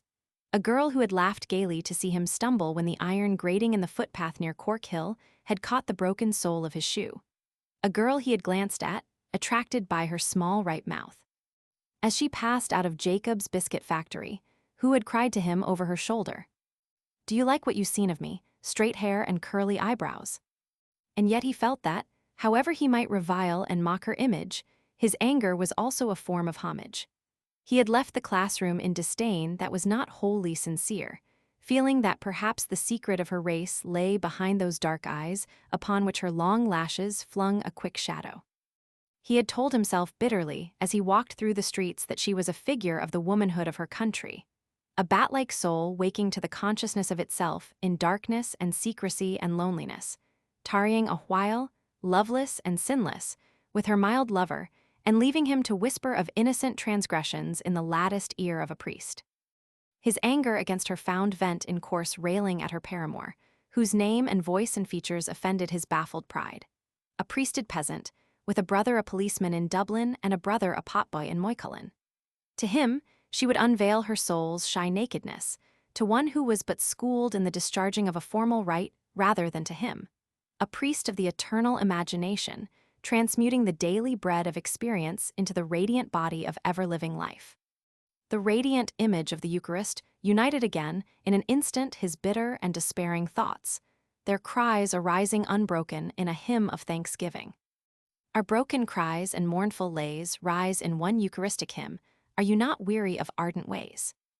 While sacrificing hands, upraise the chalice flowing to the brim, tell no more of enchanted days. He spoke the verses aloud from the first lines till the music and rhythm suffused his mind, turning it to quiet indulgence. Then copied them painfully to feel them the better by seeing them, then lay back on his bolster. The full morning light had come. No sound was to be heard, but he knew that all around him life was about to awaken in common noises, hoarse voices, sleepy prayers. Shrinking from that life, he turned towards the wall, making a cowl of the blanket and staring at the great overblown scarlet flowers of the tattered wallpaper. He tried to warm his perishing joy in their scarlet glow, imagining a roseway from where he lay upwards to heaven all strewn with scarlet flowers. Weary, weary. He too was weary of ardent ways. A gradual warmth, a languorous weariness passed over him, descending along his spine from his closely cowled head. He felt it descend, and seeing himself as he lay, smiled. Soon he would sleep. He had written verses for her again after 10 years. 10 years before she had worn her shawl cowlwise about her head, sending sprays of her warm breath into the night air, tapping her foot upon the glassy road. It was the last tram. The lank brown horses knew it and shook their bells to the clear night in admonition. The conductor talked with the driver, both nodding often in the green light of the lamp. They stood on the steps of the tram, he on the upper, she on the lower. She came up to his step many times between their phrases and went down again, and once or twice remained beside him, forgetting to go down, and then went down. Let be, let be. 10 years from that wisdom of children to his folly. If he sent her the verses, they would be read out at breakfast amid the tapping of eggshells. Folly indeed. Her brothers would laugh and try to wrest the page from each other with their strong, hard fingers. The suave priest, her uncle, seated in his armchair, would hold the page at arm's length, read it smiling, and approve of the literary form. No, no, that was folly. Even if he sent her the verses, she would not show them to others. No, no, she could not. He began to feel that he had wronged her.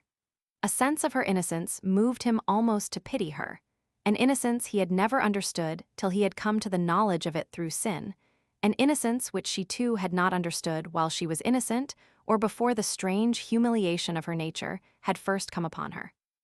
Then first her soul had begun to live as his soul had when he had first sinned, and a tender compassion filled his heart as he remembered her frail pallor and her eyes, humbled and saddened by the dark shame of womanhood. While his soul had passed from ecstasy to languor, where had she been, might it be, in the mysterious ways of spiritual life, that her soul at those same moments had been conscious of his homage? It might be. A glow of desire kindled again his soul and fired and fulfilled all his body. Conscious of his desire, she was waking from odorous sleep, the temptress of his villanelle. Her eyes, dark and with a look of languor, were opening to his eyes. Her nakedness yielded to him, radiant, warm, odorous, and lavish-limbed, enfolded him like a shining cloud, enfolded him like water with a liquid life. And like a cloud of vapor, or like waters circumfluent in space, the liquid letters of speech, symbols of the element of mystery, flowed forth over his brain. Are you not weary of ardent ways? Lure of the fallen seraphim tell, no more of enchanted days. Your eyes have set man's heart ablaze, and you have had your will of him. Are you not weary of ardent ways? Above the flame, the smoke of praise goes up from ocean rim to rim. Tell no more of enchanted days. Our broken cries and mournful lays rise in one Eucharistic hymn. Are you not weary of ardent ways? While sacrificing hands, upraise the chalice flowing to the brim. Tell no more of enchanted days. And still you hold our longing gaze with languorous look and lavish limb. Are you not weary of ardent ways? Tell no more of enchanted days. What birds were they? He stood on the steps of the library to look at them, leaning wearily on his ash plant. They flew round and round the jutting shoulder of a house in Molesworth Street. The air of the late March evening made clear their flight, their dark, darting, quivering bodies flying clearly against the sky as against a limp-hung cloth of smoky, tenuous blue. He watched their flight, bird after bird, a dark flash, a swerve, a flutter of wings. He tried to count them before all their darting, quivering bodies passed, 6, 10, 11, and wondered were they odd or even in number. 12, 13. For two came wheeling down from the upper sky. They were flying high and low, but ever round and round in straight and curving lines, and ever flying from left to right, circling about a temple of air. He listened to the cries. like the squeak of mice behind the wainscot, a shrill twofold note. But the notes were long and shrill and whirring, unlike the cry of vermin, falling a third or a fourth and trilled as the flying beaks clove the air. Their cry was shrill and clear and fine, and falling like threads of silken light unwound from whirring spools. The inhuman clamor soothed his ears, in which his mother's sobs and reproaches murmured insistently, and the dark, frail, quivering bodies wheeling and fluttering, and swerving round an airy temple of the tenuous sky, soothed his eyes, which still saw the image of his mother's face. Why was he gazing upwards from the steps of the porch, hearing their shrill twofold cry, watching their flight? For an augury of good or evil. A phrase of Cornelius Agrippa flew through his mind, and then there flew hither and thither shapeless thoughts from Swedenborg on the correspondence of birds to things of the intellect, and of how the creatures of the air have their knowledge and know their times and seasons because they, unlike man, are in the order of their life and have not perverted that order by reason. And for ages men had gazed upward, as he was gazing at birds in flight. The colonnade above him made him think vaguely of an ancient temple, and the ash plant on which he leaned wearily of the curved stick of an augur. A sense of fear of the unknown moved in the heart of his weariness. A fear of symbols and portents, of the hawk-like man whose name he bore soaring out of his captivity on osier-woven wings, of Thoth, the god of writers, writing with a reed upon a tablet, and bearing on his narrow ibis head the cusped moon. He smiled as he thought of the god's image, for it made him think of a bottle-nosed judge in a wig putting commas into a document which he held at arm's length, and he knew that he would not have remembered the god's name, but that it was like an Irish oath. It was folly. But was it for this folly that he was about to leave forever the house of prayer and prudence into which he had been born, and the order of life out of which he had come? They came back with shrill cries over the jutting shoulder of the house, flying darkly against the fading air. What birds were they? He thought that they must be swallows who had come back from the south. Then he was to go away, for they were birds ever going and coming, building ever an unlasting home under the eaves of men's houses, and ever leaving the homes they had built to wander. Bend down your faces, Una and Aliel. I gaze upon them as the swallow gazes upon the nest under the eave before he wander the loud waters. A soft liquid joy like the noise of many waters flowed over his memory, and he felt in his heart the soft peace of silent spaces of fading tenuous sky above the waters, of oceanic silence, of swallows flying through the sea dusk over the flowing waters. A soft liquid joy flowed through the words where the soft long vowels hurtled noiselessly and fell away, lapping and flowing back and ever shaking the white bells of their waves in mute chime and mute peal, and soft low swooning cry.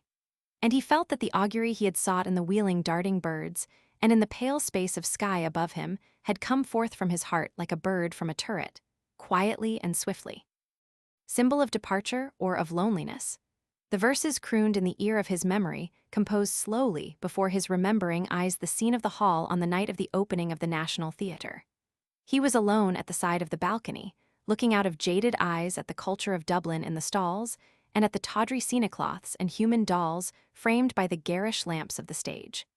A burly policeman sweated behind him and seemed at every moment about to act. The catcalls and hisses and mocking cries ran in rude gusts round the hall from his scattered fellow students. A libel on Ireland. Made in Germany. Blasphemy. We never sold our faith. No Irishwoman ever did it. We want no amateur atheists. We want no budding Buddhists. A sudden swift hiss fell from the windows above him, and he knew that the electric lamps had been switched on in the reader's room. He turned into the pillared hall, now calmly lit, went up the staircase, and passed in through the clicking turnstile. Cranley was sitting over near the dictionaries. A thick book, opened at the frontispiece, lay before him on the wooden rest. He leaned back in his chair, inclining his ear like that of a confessor to the face of the medical student who was reading to him a problem from the chess page of a journal. Stephen sat down at his right, and the priest at the other side of the table closed his copy of the tablet with an angry snap and stood up. Cranley gazed after him blandly and vaguely. The medical student went on in a softer voice. Pawn to King's fourth. We had better go, Dixon, said Stephen in warning. He has gone to complain. Dixon folded the journal and rose with dignity, saying, Our men retired in good order. With guns and cattle, added Stephen, pointing to the title page of Cranley's book on which was printed diseases of the ox. As they passed through a lane of the table, Stephen said, "Cranley, I want to speak to you." Cranley did not answer or turn. He laid his book on the counter and passed out, his well-shod feet sounding flatly on the floor. On the staircase, he paused and, gazing absently at Dixon, repeated, "Pawn to King's bloody fourth." "Put it that way if you like," Dixon said. He had a quiet, toneless voice and urbane manners, and on a finger of his plump, clean hand he displayed at moments a signet ring. As they crossed the hall, a man of dwarfish stature came towards them. Under the dome of his tiny hat, his unshaven face began to smile with pleasure, and he was heard to murmur. The eyes were melancholy as those of a monkey. "Good evening, gentlemen," said the stubble-grown monkeyish face. "Warm weather for March," said Cranley. "They have the windows open upstairs." Dixon smiled and turned his ring. The blackish, monkey-puckered face pursed its human mouth with gentle pleasure, and its voice purred. "Delightful weather for March, simply delightful." "There are two nice young ladies upstairs, Captain, tired of waiting," Dixon said. Cranley smiled and said kindly, "The captain has only one love, Sir Walter Scott. Isn't that so, Captain?" "What are you reading now, Captain?" Dixon asked, "The Bride of Lammermoor." "I love old Scott," the flexible lip said. "I think he writes something lovely. There is no writer can touch Sir Walter Scott." He moved a thin, shrunken brown hand gently in the air in time to his praise, and his thin, quick eyelids beat often over his sad eyes. Sadder to Stephen's ear was his speech. A genteel accent, low and moist, marred by errors, and listening to it, he wondered was the story true, and was the thin blood that flowed in his shrunken frame noble and come of an incestuous love. The park trees were heavy with rain, and rain fell still and ever in the lake, lying gray like a shield. A game of swans flew there, and the water and the shore beneath were fouled with their green-white slime. They embraced softly, impelled by the gray, rainy light, the wet, silent trees, the shield-like witnessing lake, the swans. They embraced without joy or passion, his arm about his sister's neck. A gray woolen cloak was wrapped athwart her from her shoulder to her waist, and her fair head was bent in willing shame. He had loose red-brown hair and tender, shapely, strong, freckled hands. Face, there was no face seen. The brother's face was bent upon her fair, rain-fragrant hair. The hand freckled and strong and shapely and caressing was Davin's hand. He frowned angrily upon his thought and on the shriveled mannequin who had called it forth. His father's jibes at the Bantry gang leaped out of his memory. He held them at a distance and brooded uneasily on his own thought again. Why were they not Cranley's hands? Had Davin's simplicity and innocence stung him more secretly? He walked on across the hall with Dixon, leaving Cranley to take leave elaborately of the dwarf. Under the colonnade, Temple was standing in the midst of a little group of students. One of them cried, "Dixon, come over till you hear. Temple is in grand form." Temple turned on him his dark gypsy eyes. "You're a hypocrite, O'Keefe," he said, "and Dixon is a smiler. By hell, I think that's a good literary expression." He laughed slyly, looking in Stephen's face, repeating, "By hell, I'm delighted with that name, a smiler." A stout student who stood below them on the steps said, "Come back to the mistress, Temple. We want to hear about that." He had faith, Temple said, and he was a married man too, and all the priests used to be dining there. By hell, I think they all had a touch. "We shall call it riding a hack to spare the hunter," said Dixon. "Tell us, Temple," O'Keefe said, "how many quarts of porter have you in you?" "All your intellectual soul is in that phrase, O'Keefe," said Temple with open scorn. He moved with a shambling gait round the group and spoke to Stephen. "Did you know that the Forsters are the kings of Belgium?" he asked. Cranley came out through the door of the entrance hall, his hat thrust back on the nape of his neck and picking his teeth with care. "And here's the wiseacre," said Temple. "Do you know that about the Forsters?" He paused for an answer. Cranley dislodged a fig seed from his teeth on the point of his rude toothpick and gazed at it intently. "The Forster family," Temple said, "is descended from Baldwin I, King of Flanders.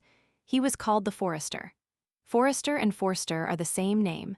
A descendant of Baldwin I, Captain Francis Forster, settled in Ireland and married the daughter of the last chieftain of Clanbrassil. Then there are the Blake Forsters. That's a different branch." From Baldhead, King of Flanders, Cranley repeated, rooting again deliberately at his gleaming, uncovered teeth. Where did you pick up all that history? O'Keefe asked.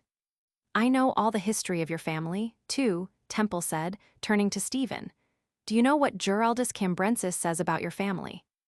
Is he descended from Baldwin too? Asked a tall consumptive student with dark eyes. Baldhead, Cranley repeated, sucking at a crevice in his teeth. Per nobilis et per vetusta familia, Temple said to Stephen. The stout student who stood below them on the steps farted briefly. Dixon turned towards him, saying in a soft voice, Did an angel speak? Cranley turned also and said vehemently, but without anger. Goggins, you're the flamingest dirty devil I ever met, do you know? I had it on my mind to say that, Goggins answered firmly. It did no one any harm, did it? We hope, Dixon said suavely, that it was not of the kind known to science as Apollo post futurum. Did I tell you he was a smiler? Said Temple, turning right and left. Didn't I give him that name? You did, we're not deaf, said the tall consumptive.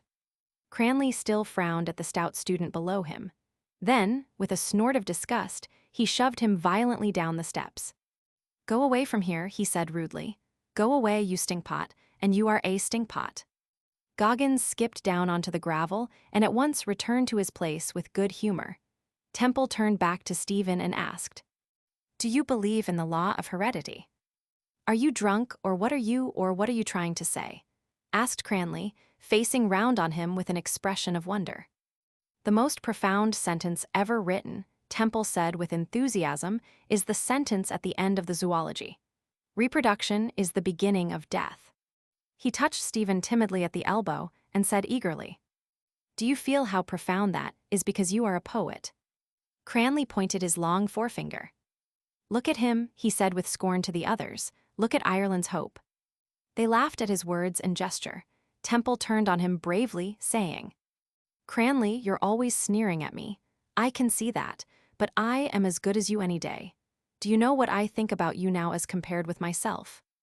My dear man, said Cranley urbanely, you are incapable, do you know, absolutely incapable of thinking. But do you know, Temple went on, what I think of you and of myself compared together? Out with it, Temple, the stout student cried from the steps. Get it out in bits. Temple turned right and left, making sudden feeble gestures as he spoke. I'm a Balax, he said, shaking his head in despair. I am and I know I am, and I admit it that I am.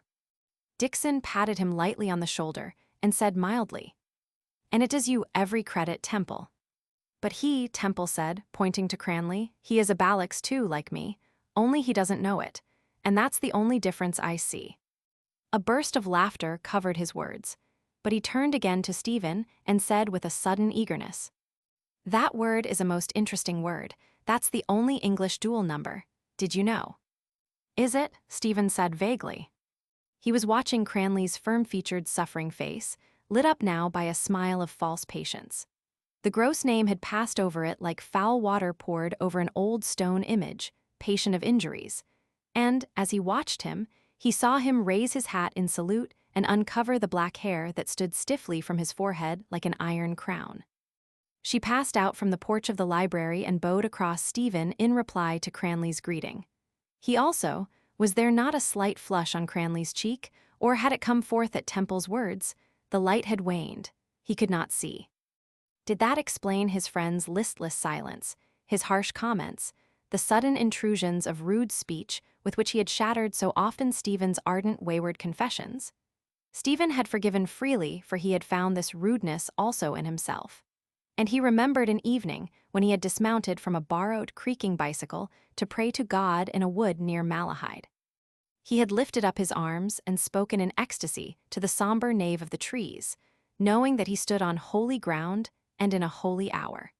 And when two constabulary men had come into sight round a bend in the gloomy road, he had broken off his prayer to whistle loudly an air from the last pantomime. He began to beat the frayed end of his ashplant against the base of a pillar. Had Cranley not heard him? Yet he could wait. The talk about him ceased for a moment, and a soft hiss fell again from a window above. But no other sound was in the air, and the swallows whose flight he had followed with idle eyes were sleeping. She had passed through the dusk, And therefore the air was silent save for one soft hiss that fell, and therefore the tongues about him had ceased their babble. Darkness was falling. Darkness falls from the air. A trembling joy, lambent as a faint light, played like a fairy host around him. But why? Her passage through the darkening air, or the verse with its black vowels and its opening sound, rich and lute-like? He walked away slowly towards the deeper shadows at the end of the colonnade, beating the stones softly with his stick to hide his reverie from the students whom he had left, and allowed his mind to summon back to itself the age of Dowland and Bayard and Nash. Eyes opening from the darkness of desire, eyes that dimmed the breaking east. What was their languid grace but the softness of chambering? And what was their shimmer but the shimmer of the scum that mantled the cesspool of the court of a slobbering Stuart? And he tasted in the language of memory-ambered wines, dying fallings of sweet airs, the proud pavan, and saw with the eyes of memory-kind gentlewomen in Covent Garden wooing from their balconies with sucking mouths, and the poxfold wenches of the taverns and young wives that, gaily yielding to their ravishers, clipped and clipped again. The images he had summoned gave him no pleasure. They were secret and inflaming, but her image was not entangled by them. That was not the way to think of her. It was not even the way in which he thought of her.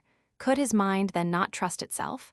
Old phrases, sweet only with a disinterred sweetness, like the fig seeds Cranley rooted out of his gleaming teeth. It was not thought nor vision, though he knew vaguely that her figure was passing homeward through the city. Vaguely first, and then more sharply, he smelt her body. A conscious unrest seethed in his blood. Yes, it was her body he smelt, a wild and languid smell, the tepid limbs over which his music had flowed desirously, and the secret soft linen upon which her flesh distilled odor and a dew. A louse crawled over the nape of his neck, and putting his thumb and forefinger deftly beneath his loose collar, he caught it. He rolled its body, tender yet brittle as a grain of rice, between thumb and finger for an instant before he let it fall from him, and wondered would it live or die.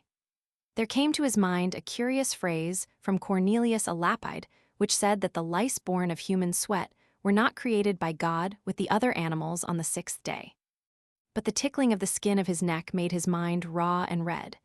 The life of his body, ill-clad, ill-fed, louse-eaten, made him close his eyelids in a sudden spasm of despair, and in the darkness he saw the brittle bright bodies of lice falling from the air and turning often as they fell. Yes, and it was not darkness that fell from the air. It was brightness. Brightness falls from the air. He had not even remembered rightly Nash's line. All the images it had awakened were false. His mind bred vermin. His thoughts were lice born of the sweat of sloth. He came back quickly along the colonnade towards the group of students. Well then, let her go and be damned to her. She could love some clean athlete who washed himself every morning to the waist and had black hair on his chest. Let her. Cranley had taken another dried fig from the supply in his pocket and was eating it slowly and noisily. Temple sat on the pediment of a pillar, leaning back, his cap pulled down on his sleepy eyes. A squat young man came out of the porch, a leather portfolio tucked under his armpit. He marched towards the group, striking the flags with the heels of his boots and with the ferrule of his heavy umbrella. Then, raising the umbrella in salute, he said to all, "Good evening, sirs." He struck the flags again and tittered while his head trembled with a slight nervous movement. The tall consumptive student and Dixon and O'Keefe were speaking in Irish and did not answer him. Then, turning to Cranley, he said, "Good evening, particularly to you." He moved the umbrella in indication and tittered again. Cranley, who was still chewing the fig, answered with loud movements of his jaws. "Good, yes, it is a good evening." The squat student looked at him seriously and shook his umbrella gently and reprovingly. "I can see," he said, "that you are about to make obvious remarks." Cranley answered, holding out what remained of the half-chewed fig and jerking it towards the squat student's mouth in sign that he should eat. The squat student did not eat it, but, indulging his special humor, said gravely, still tittering and prodding his phrase with his umbrella, "Do you intend that?" He broke off, pointed bluntly to the munched pulp of the fig, and said loudly, "I allude to that." Cranley said as before. "Do you intend that now?" the squat student said, as ipso facto, or let us say, as so to speak.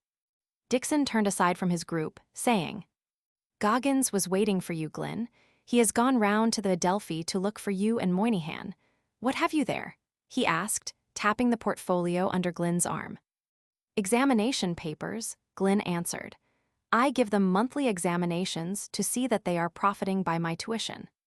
He also tapped the portfolio and coughed gently and smiled. Tuition, said Cranley rudely.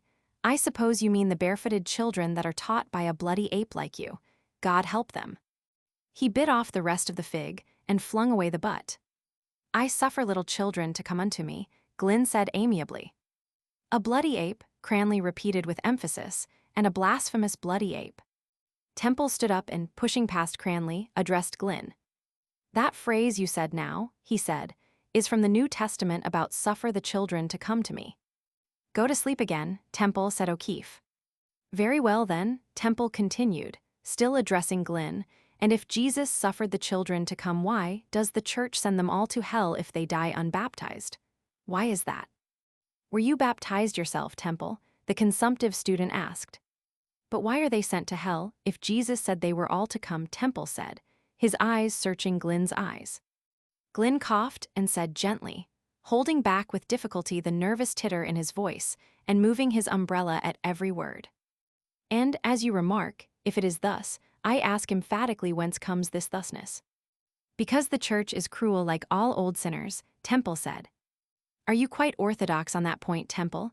Dixon said suavely. St. Augustine says that about unbaptized children going to hell, Temple answered, because he was a cruel old sinner too. I bow to you, Dixon said, but I had the impression that limbo existed for such cases. Don't argue with him, Dixon, Cranley said brutally. Don't talk to him or look at him. Lead him home with a sugan the way you'd lead a bleeding goat. Limbo, Temple cried. That's a fine invention too, like hell. But with the unpleasantness left out, Dixon said.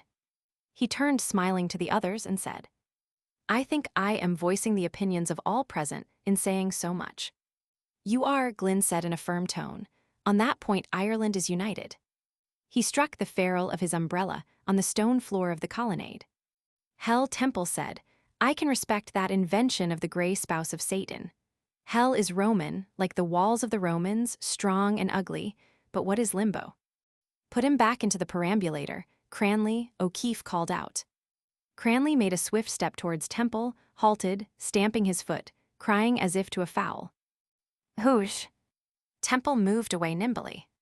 Do you know what limbo is? He cried. Do you know what we call a notion like that in Roscommon? Whoosh, blast you, Cranley cried, clapping his hands. Neither my arse nor my elbow, Temple cried out scornfully, and that's what I call limbo. Give us that stick here, Cranley said. He snatched the ashplant roughly from Stephen's hand and sprang down the steps. But Temple, hearing him move in pursuit, fled through the dusk like a wild creature, nimble and fleet-footed. Cranley's heavy boots were heard loudly charging across the quadrangle and then returning heavily, foiled and spurning the gravel at each step. His step was angry, and with an angry, abrupt gesture, he thrust the stick back into Stephen's hand. Stephen felt that his anger had another cause but, feigning patience, touched his arm slightly and said quietly, Cranley, I told you I wanted to speak to you. Come away.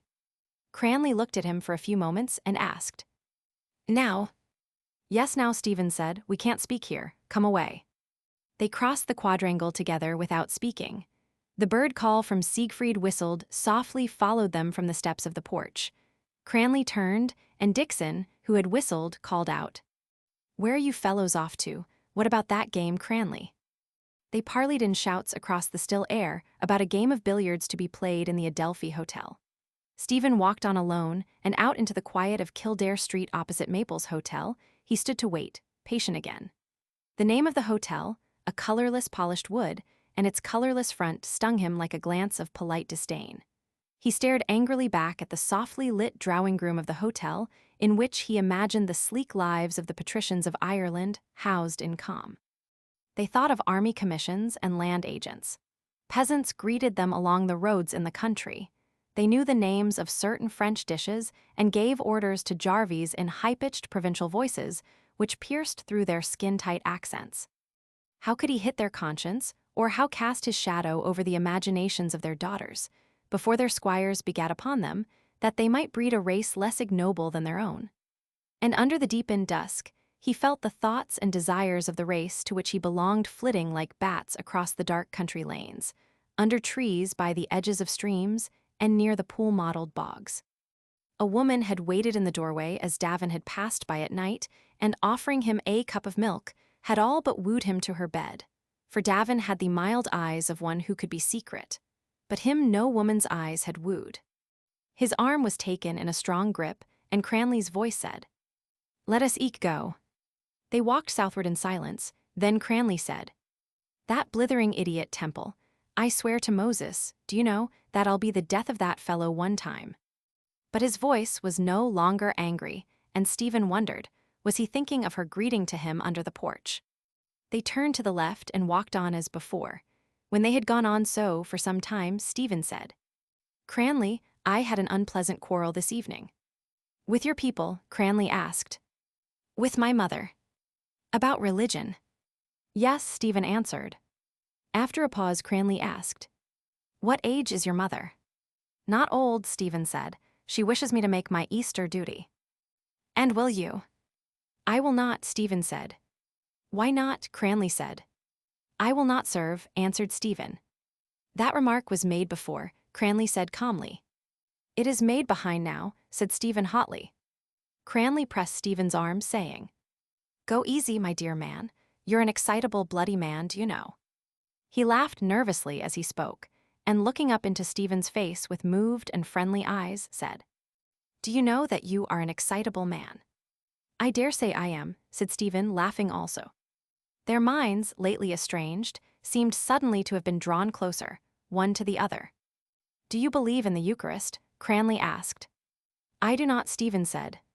"Do you disbelieve, then?" "I neither believe in it nor disbelieve in it," Stephen answered. "Many persons have doubts, even religious persons, yet they overcome them or put them aside," Cranley said. "Are your doubts on that point too strong?" "I do not wish to overcome them," Stephen answered. Cranley, embarrassed for a moment, took another fig from his pocket and was about to eat it when Stephen said, "Don't, please. You cannot discuss this question with your mouth full of chewed fig." Cranley examined the fig by the light of a lamp under which he halted. Then he smelt it with both nostrils, bit a tiny piece, spat it out, and threw the fig rudely into the gutter. Addressing it as it lay, he said, "Depart from me, ye cursed, into everlasting fire." Taking Stephen's arm, he went on again and said, "Do you not fear that those words may be spoken to you on the day of judgment?" "What is offered me, on the other hand?" Stephen asked. "An eternity of bliss in the company of the Dean of Studies." "Remember," Cranley said, "that he would be glorified." "I," Stephen said somewhat bitterly, "bright, agile, impassible, and above all subtle." "It is a curious thing, do you know," Cranley said dispassionately, "how your mind is supersaturated with the religion in which you say you disbelieve. Did you believe in it when you were at school? I bet you did." "I did," Stephen answered. "And were you happier then?" Cranley asked softly, "Happier than you are now, for instance?" "Often happy," Stephen said, "and often unhappy. I was someone else then." "How someone else? What do you mean by that statement?" "I mean," said Stephen, "that I was not myself as I am now, as I had to become." "Not as you are now, not as you had to become," Cranley repeated. "Let me ask you a question. Do you love your mother?" Stephen shook his head slowly. "I don't know what your words mean," he said simply. "Have you never loved anyone?" Cranley asked. "Do you mean women?" "I am not speaking of that," Cranley said in a colder tone. "I ask you if you ever felt love towards anyone or anything." Stephen walked on beside his friend, staring gloomily at the footpath. "I tried to love God," he said at length. "It seems now I failed. It is very difficult. I tried to unite my will with the will of God instant by instant.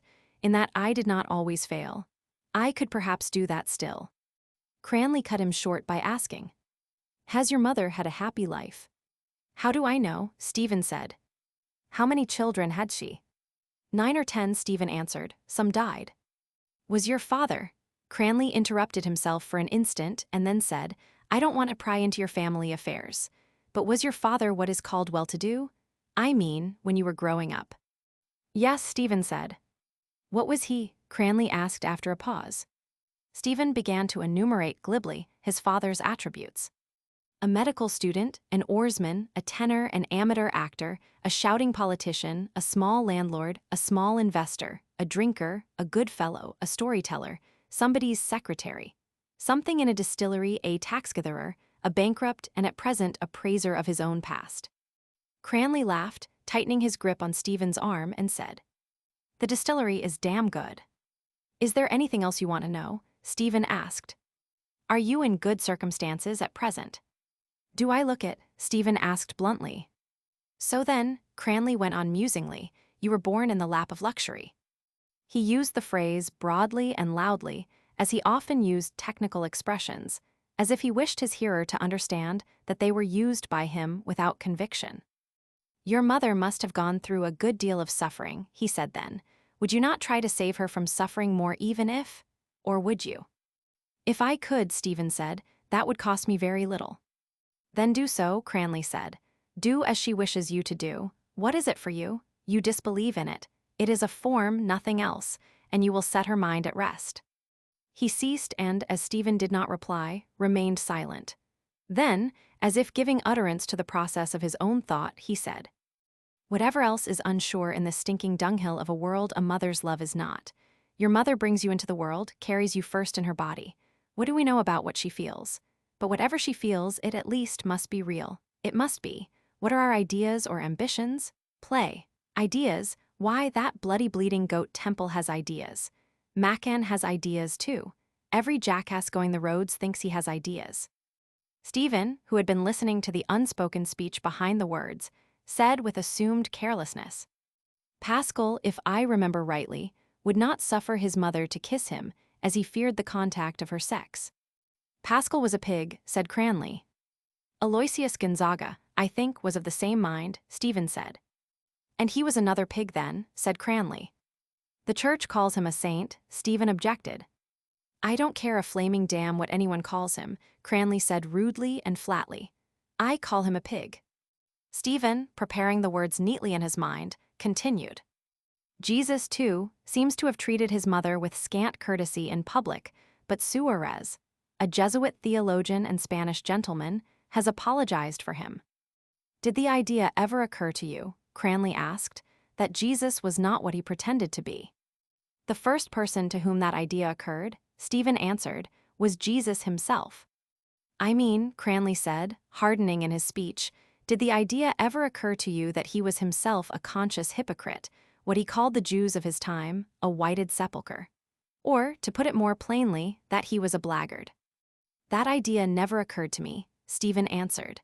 "But I am curious to know, are you trying to make a convert of me or a pervert of yourself?" He turned towards his friend's face, and saw there a raw smile which some force of will strove to make finely significant. Cranley asked suddenly in a plain, sensible tone, "Tell me the truth, were you at all shocked by what I said?" "Somewhat," Stephen said. "And why were you shocked?" Cranley pressed on in the same tone. "If you feel sure that our religion is false and that Jesus was not the Son of God." "I am not at all sure of it," Stephen said. "He is more like a son of God than a son of Mary." "And is that why you will not communicate?" Cranley asked. "Because you are not sure of that, too. Because you feel that the host, too, may be the body and blood of the Son of God and not a wafer of bread. And because you fear that it may be." "Yes," Stephen said quietly, "I feel that, and I also fear it." "I see," Cranley said. Stephen, struck by his tone of closure, reopened the discussion at once by saying, "I fear many things. Dogs, horses, firearms, the sea, thunderstorms, machinery, the country roads at night. But why do you fear a bit of bread?" "I imagine," Stephen said, "that there is a malevolent reality behind those things I say I fear." "Do you fear, then," Cranley asked, "that the God of the Roman Catholics would strike you dead and damn you if you made a sacrilegious communion?" "The God of the Roman Catholics could do that now," Stephen said. "I fear more than that the chemical action which would be set up in my soul by a false homage to a symbol behind which are massed 20 centuries of authority and veneration." "Would you," Cranley asked, "in extreme danger, commit that particular sacrilege? For instance, if you lived in the penal days?" "I cannot answer for the past," Stephen replied. "Possibly not." "Then," said Cranley, You do not intend to become a Protestant. I said that I had lost the faith, Stephen answered, but not that I had lost self-respect. What kind of liberation would that be to forsake an absurdity which is logical and coherent, and to embrace one which is illogical and incoherent? They had walked on towards the township of Pembroke, and now, as they went on slowly along the avenues, the trees and the scattered lights in the villas soothed their minds. The air of wealth and repose diffused about them seemed to comfort their neediness. Behind a hedge of laurel a light glimmered in the window of a kitchen, and the voice of a servant was heard singing as she sharpened knives. She sang, in short broken bars. Rosie O'Grady. Cranley stopped to listen, saying, Mulier cantat. The soft beauty of the Latin word touched with an enchanting touch the dark of the evening, with a touch fainter and more persuading than the touch of music or of a woman's hand. The strife of their minds was quelled. The figure of a woman as she appears in the liturgy of the church passed silently through the darkness, a white-robed figure, small and slender as a boy, and with a falling girdle. Her voice, frail and high as a boy's, was heard intoning from a distant choir the first words of a woman, which pierced the gloom and clamor of the first chanting of the Passion. Et tu cum Jesu Galileo eras. And all hearts were touched and turned to her voice, shining like a young star, shining clearer as the voice intoned the preparoxyton and more faintly as the cadence died. The singing ceased. They went on together, Cranley repeating in strongly stressed rhythm the end of the refrain. And when we are married, oh, how happy we'll be, for I love sweet Rosie O'Grady and Rosie O'Grady loves me. There's real poetry for you, he said. There's real love. He glanced sideways at Stephen with a strange smile and said, Do you consider that poetry, or do you know what the words mean? I want to see Rosie first, said Stephen. She's easy to find, Cranley said. His hat had come down on his forehead. He shoved it back, and in the shadow of the trees Stephen saw his pale face, framed by the dark, and his large dark eyes. Yes, his face was handsome and his body was strong and hard. He had spoken of a mother's love. He felt in the sufferings of women, the weaknesses of their bodies and souls, and would shield them with a strong and resolute arm and bow his mind to them. Away then, it is time to go. A voice spoke softly to Stephen's lonely heart, bidding him go and telling him that his friendship was coming to an end. Yes, he would go. He could not strive against another. He knew his part. Probably I shall go away, he said. Where? Cranley asked. Where I can, Stephen said. Yes, Cranley said, it might be difficult for you to live here now, but is it that makes you go? I have to go, Stephen answered. Because, Cranley continued, you need not look upon yourself as driven away if you do not wish to go, or as a heretic, or an outlaw. There are many good believers who think as you do. Would that surprise you? The church is not the stone building, nor even the clergy and their dogmas. It is the whole mass of those born into it. I don't know what you wish to do in life. Is it what you told me the night we were standing outside Harcourt Street Station? Yes, Stephen said, smiling in spite of himself at Cranley's way of remembering thoughts in connection with places. The night you spent half an hour wrangling with Doherty about the shortest way from Salagap to Lara's. Pothead, Cranley said with calm contempt. What does he know about the way from Salagap to Lara's, or what does he know about anything for that matter? And the big slobbering washing pot head of him. He broke into a loud, long laugh. Well, Stephen said, do you remember the rest? What you said, is it? Cranley asked. Yes, I remember it. To discover the mode of life or of art whereby your spirit could express itself in unfettered freedom. Stephen raised his hat in acknowledgement. Freedom, Cranley repeated, but you are not free enough yet to commit a sacrilege. Tell me, would you rob? I would beg first, Stephen said. And if you got nothing, would you rob? You wish me to say, Stephen answered, that the rights of property are provisional, and that in certain circumstances it is not unlawful to rob. Everyone would act in that belief. So I will not make you that answer. Apply to the Jesuit theologian Juan Mariana de Talavera, who will also explain to you in what circumstances you may lawfully kill your king, and whether you had better hand him his poison in a goblet or smear it for him upon his robe or his saddlebow. Ask me rather, would I suffer others to rob me, or, if they did, would I call down upon them what I believe is called the chastisement of the secular arm? And would you? I think, Stephen said, It would pain me as much to do so as to be robbed." "I see," Cranley said. He produced his match and began to clean the crevice between two teeth.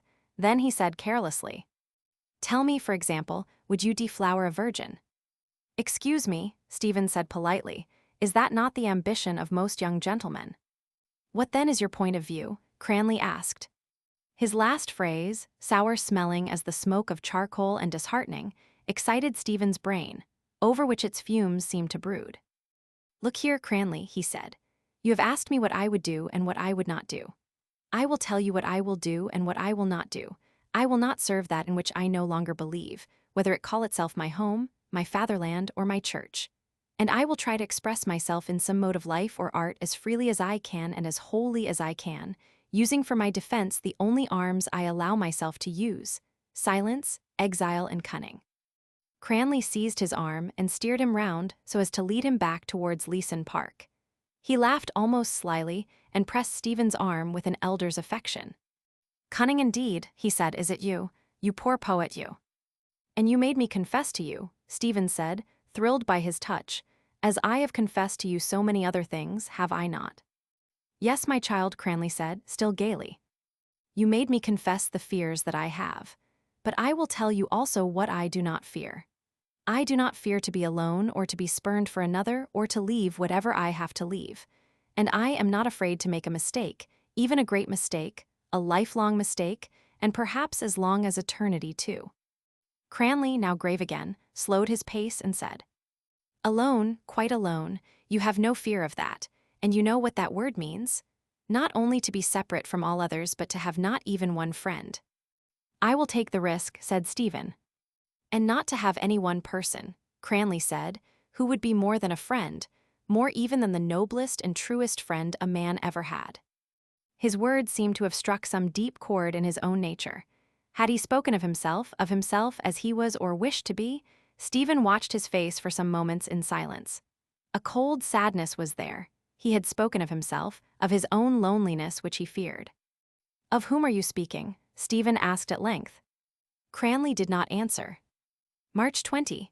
Long talk with Cranley on the subject of my revolt. He had his grand manner on. I, supple and suave, attacked me on the score of love for one's mother, tried to imagine his mother, cannot, told me once in a moment of thoughtlessness his father was 61 when he was born, can see him, strong farmer type, pepper and salt suit, square feet, unkempt, grizzled beard, probably attends coursing matches, pays his dues regularly but not plentifully to Father Dwyer of Laras, sometimes talks to girls after nightfall. But his mother. Very young or very old? Hardly the first. If so, Cranley would not have spoken as he did. Old then, probably, and neglected. Hence Cranley's despair of soul, the child of exhausted loins. March 21 morning. Thought this in bed last night but was too lazy and free to add to it. Free, yes, the exhausted loins are those of Elizabeth and Zachary, then he is the precursor. Item, he eats chiefly belly bacon and dried figs, red locusts and wild honey. Also, when thinking of him, saw always a stern severed head or death mask as if outlined on a grey curtain or veronica. Decolation they call it in the fold. Puzzled for the moment by St. John at the Latin gate. What do I see? A decollated precursor, trying to pick the lock.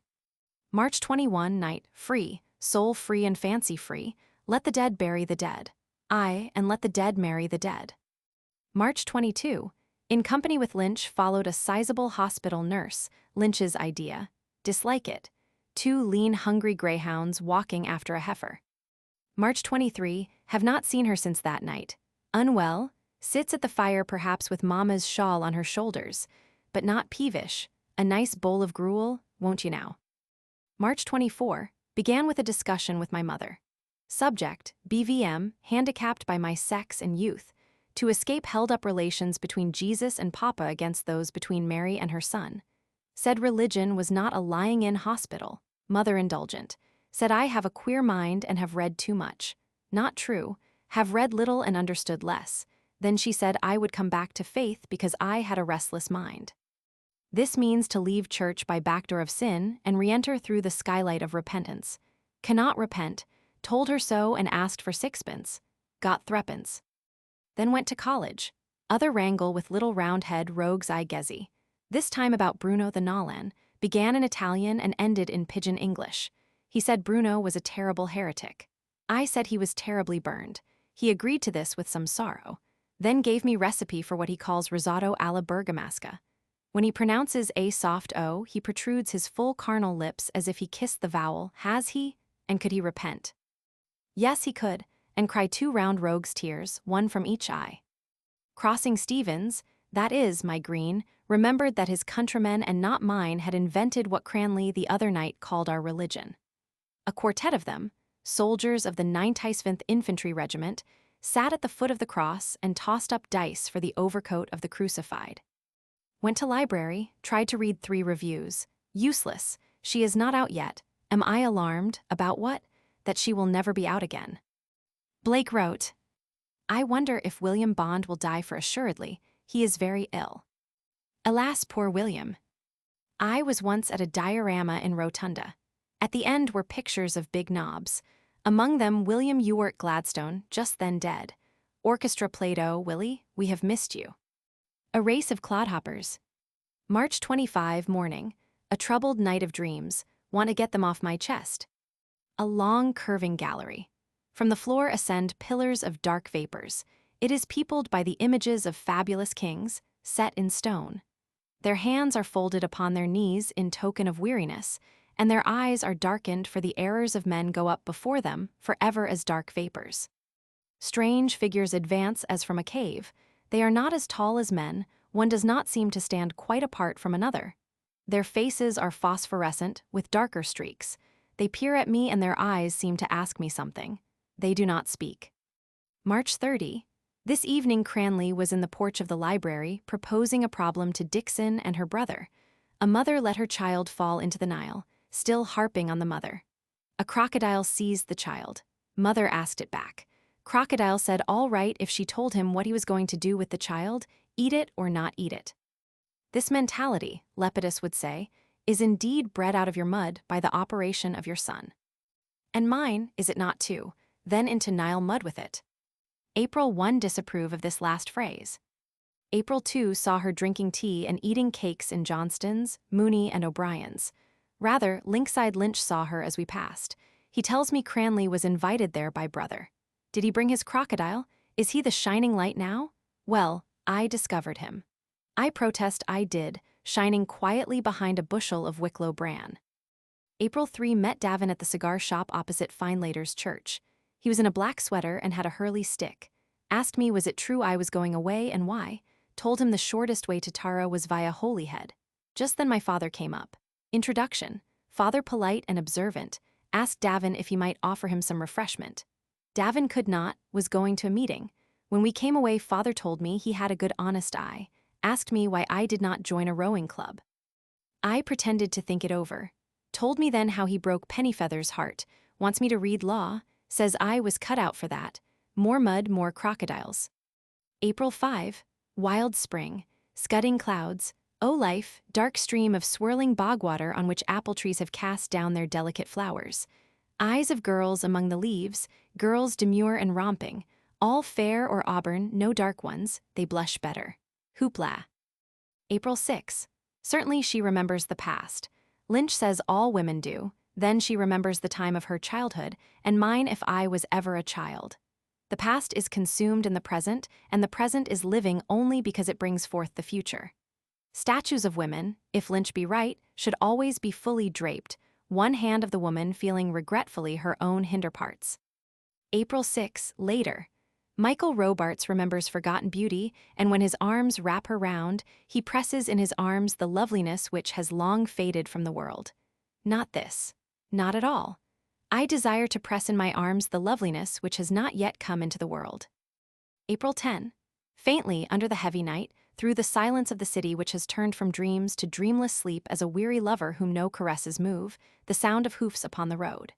Not so faintly now as they come near the bridge, and in a moment, as they pass the darkened windows, the silence is cloven by alarm as by an arrow. They are heard now far away, hoofs that shine amid the heavy night as gems, hurrying beyond the sleeping fields to what journey's end, what heart, bearing what tidings. April 11. Read what I wrote last night. Vague words for a vague emotion. Would she like it? I think so. Then I should have to like it also. April 13. That tundish has been on my mind for a long time. I looked it up and find it English and good old blunt English too. Damn the Dean of Studies and his funnel. What did he come here for, to teach us his own language or to learn it from us? Damn him one way or the other. April 14. John Alphonsus Mulrennan has just returned from the west of Ireland. European and Asiatic papers please copy. He told us he met an old man there in a mountain cabin. Old man had red eyes and short pipe. Old man spoke Irish. Mulrennan spoke Irish. Then old man and Mulrennan spoke English. Mulrennan spoke to him about universe and stars. Old man sat, listened, smoked, spat, then said, "Ah, there must be terrible queer creatures at the latter end of the world. I fear him, I fear his ray-rimmed horny eyes. It is with him I must struggle all through this night till day come, till he or I lie dead, gripping him by the sinewy throat till what? Till he yield to me. No, I mean no harm." April 15. Met her today point blank in Grafton Street. The crowd brought us together. We both stopped. She asked me why I never came, said she had heard all sorts of stories about me. This was only to gain time. Asked me was I writing poems? About whom? I asked her. This confused her more and I felt sorry and mean. Turned off that valve at once and opened the spiritual heroic refrigerating apparatus, invented and patented in all countries by Dante Alighieri. Talked rapidly of myself and my plans. In the midst of it, unluckily, I made a sudden gesture of a revolutionary nature. I must have looked like a fellow throwing a handful of peas into the air. People began to look at us. She shook hands a moment after, and in going away, said she hoped I would do what I said. Now I call that friendly, don't you? Yes, I liked her today. A little or much, don't know. I liked her and it seems a new feeling to me. Then, in that case, all the rest, all that I thought, and all that I felt, all the rest before now, in fact. Oh, give it up, old chap, sleep it off. April 16, away, away. The spell of arms and voices. The white arms of roads, their promise of close embraces, and the black arms of tall ships that stand against the moon, their tale of distant nations. They are held out to say, "We are alone, come." And the voices say with them, "We are your kinsmen." And the air is thick with their company as they call to me, their kinsmen, making ready to go, shaking the wings of their exultant and terrible youth. April 26. Mother is putting my new second-hand clothes in order. She prays now, she says, that I may learn in my own life and away from home and friends what the heart is and what it feels. Amen. So be it. Welcome, O life. I go to encounter for the millionth time the reality of experience and to forge in the smithy of my soul the uncreated conscience of my race. April 27. Old father, old artificer, stand me now and ever in good stead. Dublin, 1904. Trist, 1914.